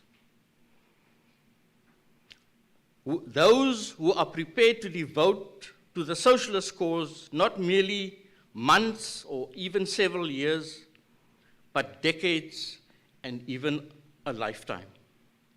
Otto was unquestionably one of them. Over his lifetime, he displayed outstanding powers of intellectual and moral endurance. But it was also clear that Otto was drawn to Marxism because of its concern for problems of theory, its study of Marxism as a science, and the profound sense of history that permeated its perspective and program. Otto's commitment to Marxism expressed an essential seriousness of thought and purpose. What many of us learned from Otto is it's the immense significance of the socialist consciousness in the modern historical process. The unending war against Marxism he reminded us, waged on so many fronts by the ruling classes of this world, expresses its own recognition of the power of socialist thought and the danger posed by its dissemination. Otto also constantly reminded us that objective conditions provide the working class with the possibility, but not the guarantee, of socialism. Otto understood this very clearly. And despite the ever-threatening challenges, he continued in his own determined, unassuming way to chip away at the daunting edifice of white supremacy in Stellenbosch, especially the university. He was at times, and most of the time, he was the solo socialist in Stellenbosch. In the last few years of his life, Otto, together with comrade René Hector Kannemeyer, tirelessly battled Stellenbosch University around the matter of visual redress and the return of the old Lukhof High School building to the ownership of the community. The school was appropriated by the university during the apartheid era, and it remains the property of the university. René explained that for Otto, and I quote, Lukhof School became to represent a space with possibilities for concrete transformation. Transforming the school is not merely constituted by the opportunity to rectify, it implies the obligation to do what is necessary to re-establish a moral, ethical environment that was unilaterally betrayed by fellow townspeople and institutionally by the university. Concluding, I think Otto understood very clearly that socialism is not merely the mobilization of the working class around a set of economic and political demands, but also an immense cultural movement of the proletariat. He taught us that this movement cannot emerge spontaneously. It is only through a dedicated cadre that socialist politics and culture can be brought into the working class. The cadre, the men and women who make the fight for socialism the central purpose of their lives, are the human bearers of the only scientific doctrine of universal social liberation.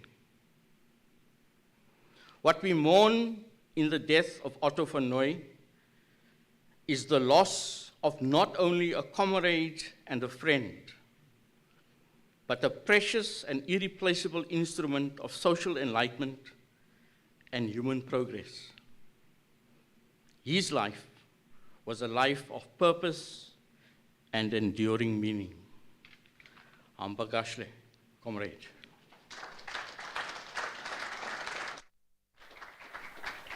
Okay, thank you very much, Eddie, for that incredibly vibrant recollection of Otto van Nooy. And what you may have noticed is a theme that's coming through so many of these recollections, which I think can be summarized by what Eddie said about Otto, which is that he quietly chipped away at what he was doing, to the point where he said that there should be no tributes at his funeral. And there are so many activists similar to Otto who have been written out of the history books. And it's important for us to, through forums like this, to ensure that that isn't allowed to happen, because we stand on their shoulders. We stand on the shoulders of these incredibly quiet, unassuming giants.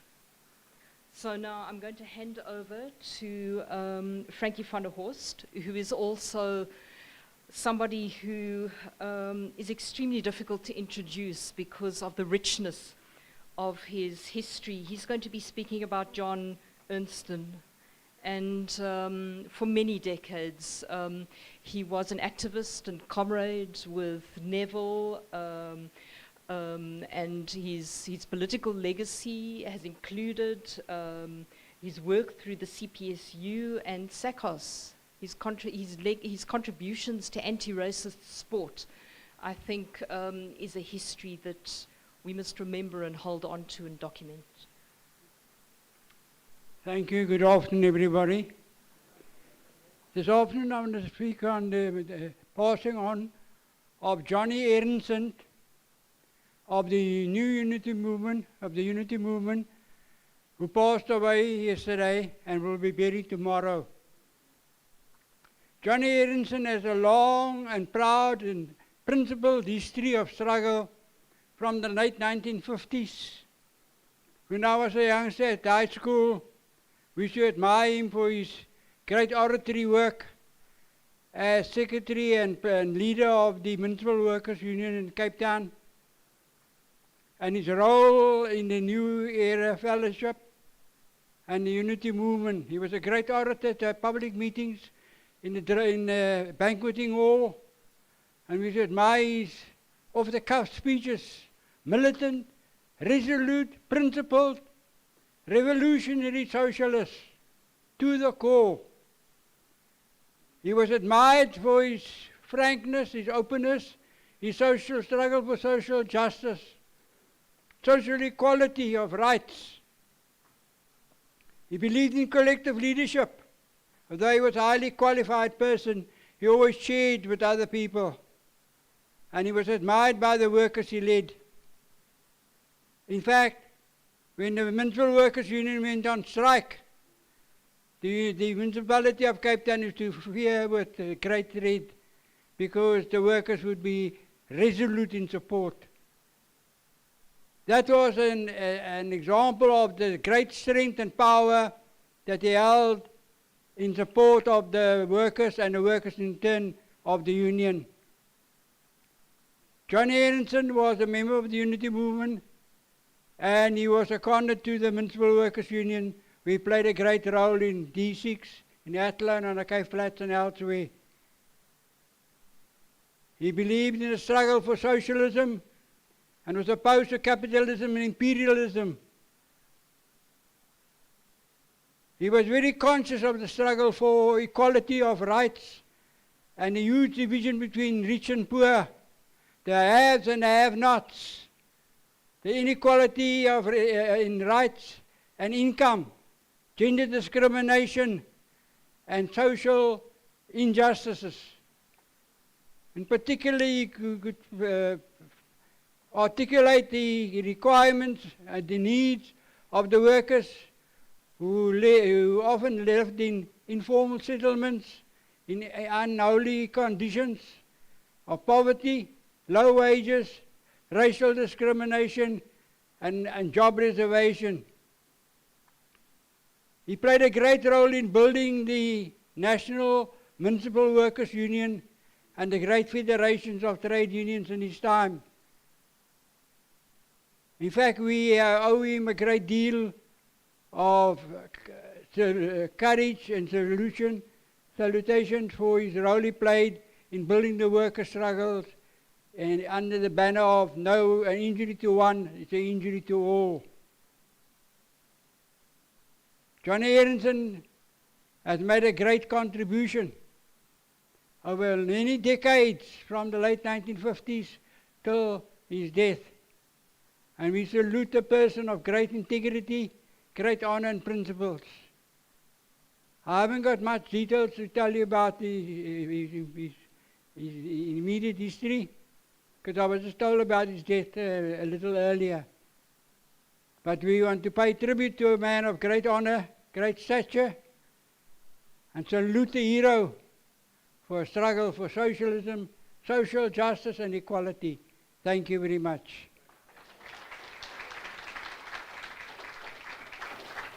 Okay, thank you very much, Frankie. So now we are opening the mic over to anyone who wants to say anything more about the individuals who we have recognized in this session, or if there is anybody else who you would like to remember that perhaps who hasn't been remembered. We plan to end at 7:45 because dinner is waiting for us.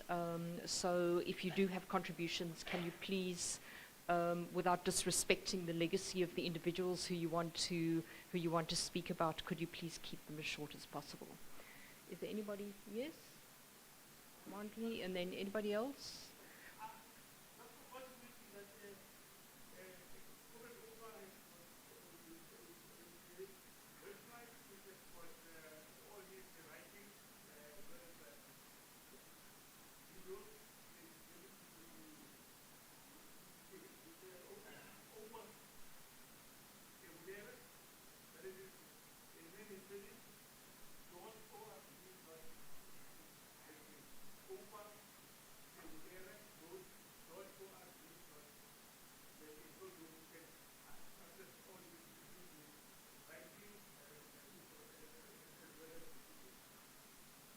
Thank you very much, Mondley. Anybody else who wants to come forward? Yes? Marcus? Oh, okay.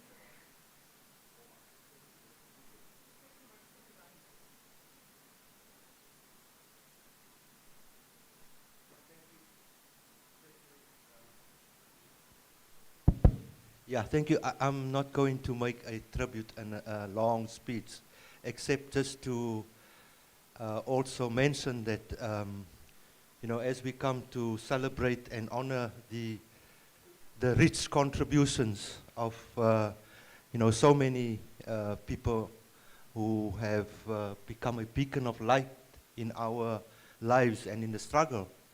So we come also to remember people like Enver Barros, Harun Patel, who died in, I think, in the mid-90s. Comrade Pet van Voore, who was very active, in the labor movement. And I just want to, and I think there are so many others, and I just want to conclude in saying that whilst, it is clear that, they have died, the dead is not dead. The dead lives with us. And it is their memories that we will continue to take forward and, be inspired through taking our, society and our struggle to the next level. Thank you. Thank you very much for those moving words. Is there anybody else who wants to?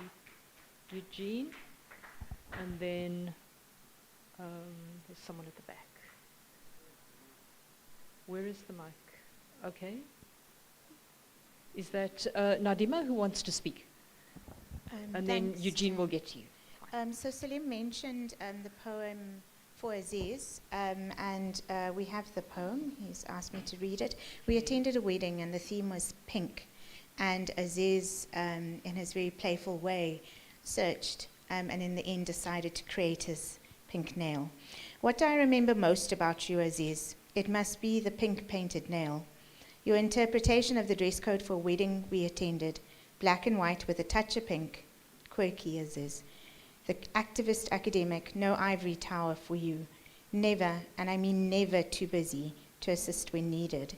Proofreading a report, suggesting a text, or 2, or 3, or 5, and recommending a person to help with this or that. You walked a lot, but I remember you sitting, laptop always in hand. You never learned to drive, but went to many places. Not a big social media person, but always connected. I will miss your jokes. Some I still don't quite get. Wacky, outrageous, crazy. I will miss you, Aziz. I will miss that pink painted nail. Rest in peace. From that was written by Britt Barches. Thank you very much, Nadima. Eugene, you want to come up?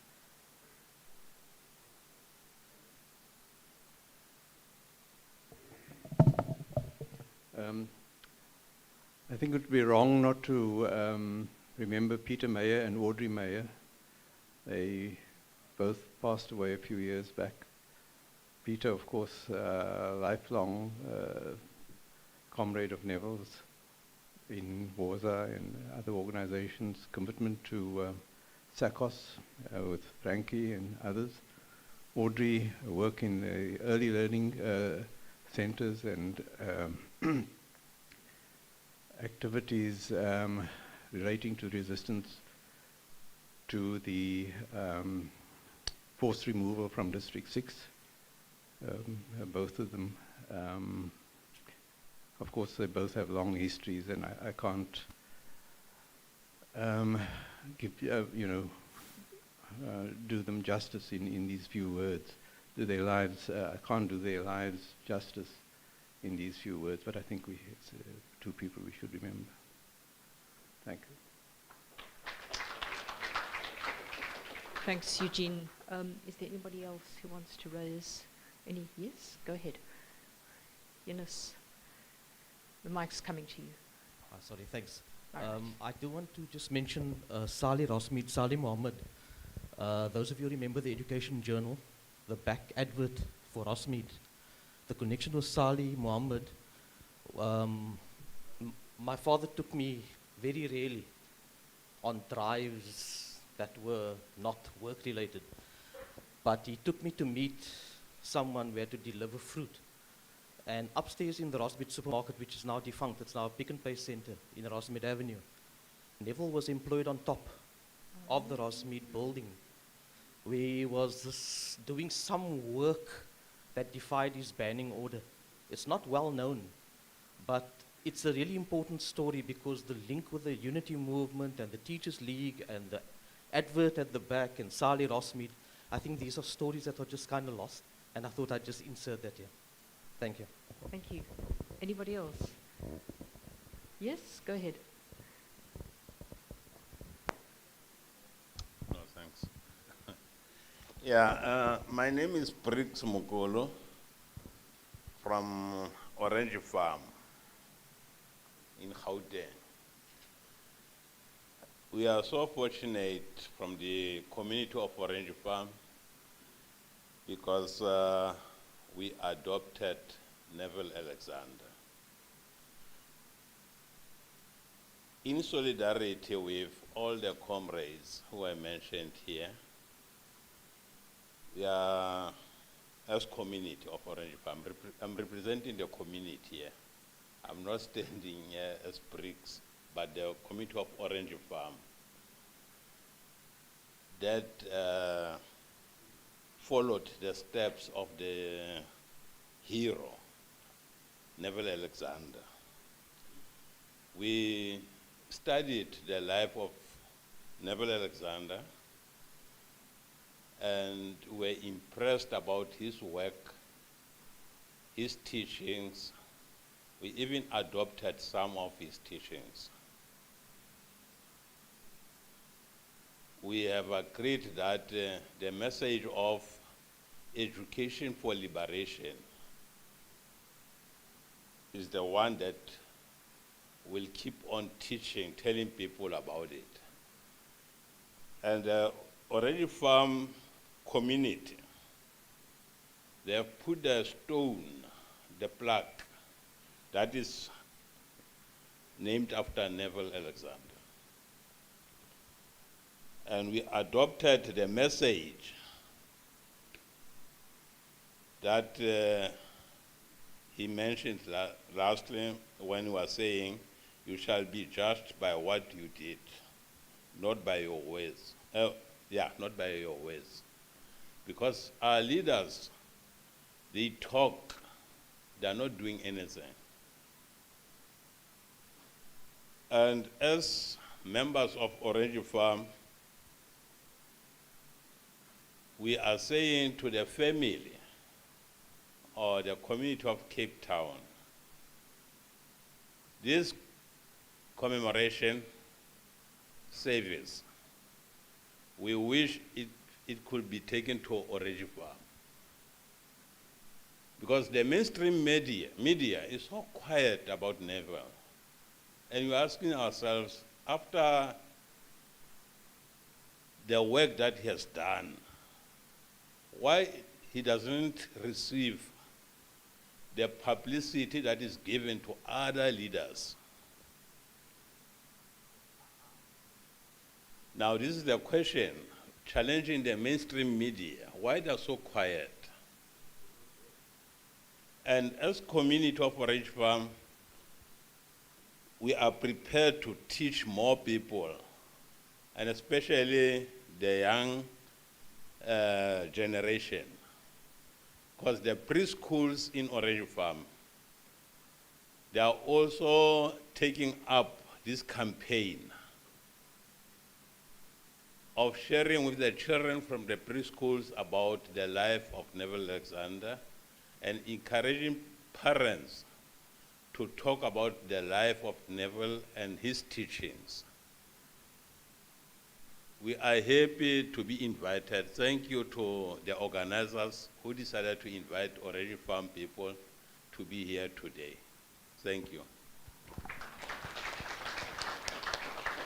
Thank you very much, Brix. I see one hand at the back, and can we perhaps make this the last contribution? Yes, go ahead. Thank you. It's a Saturday afternoon. It's probably very dark in Ocean View, where I grew up, and my mother's sister Rita calls, and she says, I'm coming to visit with some friends.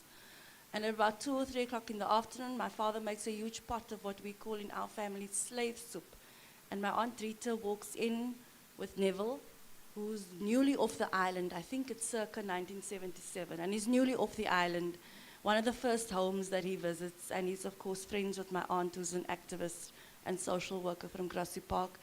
And it was one of the most surreal moments in retrospect, and not because Neville Alexander was in our front room, but because he brought a friend with who had the longest blonde hair I'd ever seen. Marcus, I don't know if you remember Ginny.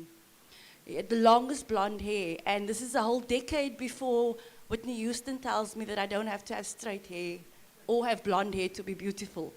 And so in our front room on a Saturday afternoon is Neville and Ginny and my mother's sister Rita, and I'm brushing this long, dark, blonde hair. And much like Marcus remembers, and lots of people have remembered over the course of today, the humility and the humanness. Circa 2008, my mother's making her way home from the government city, and she meets Neville. And I had written a little piece around the xenophobia attacks of that year. And in between, hello, hoe gaan het? Lekker om vir jou te sien. He remembers the 7-year-old girl that had brushed this long blonde hair and says, is hy Helga? Jo, sy kan hom skryf, jong. And just the pride with which he had said it, and it's just an indication of the, I suppose, the humility and the humanity of the man that really became almost a legend, and not because of his activism and his clear political prowess, but just because he was a different kind of human being. Thank you. Thanks, Barbara. Thank you very much. And I think that's a very good note on which to end this evening's proceedings.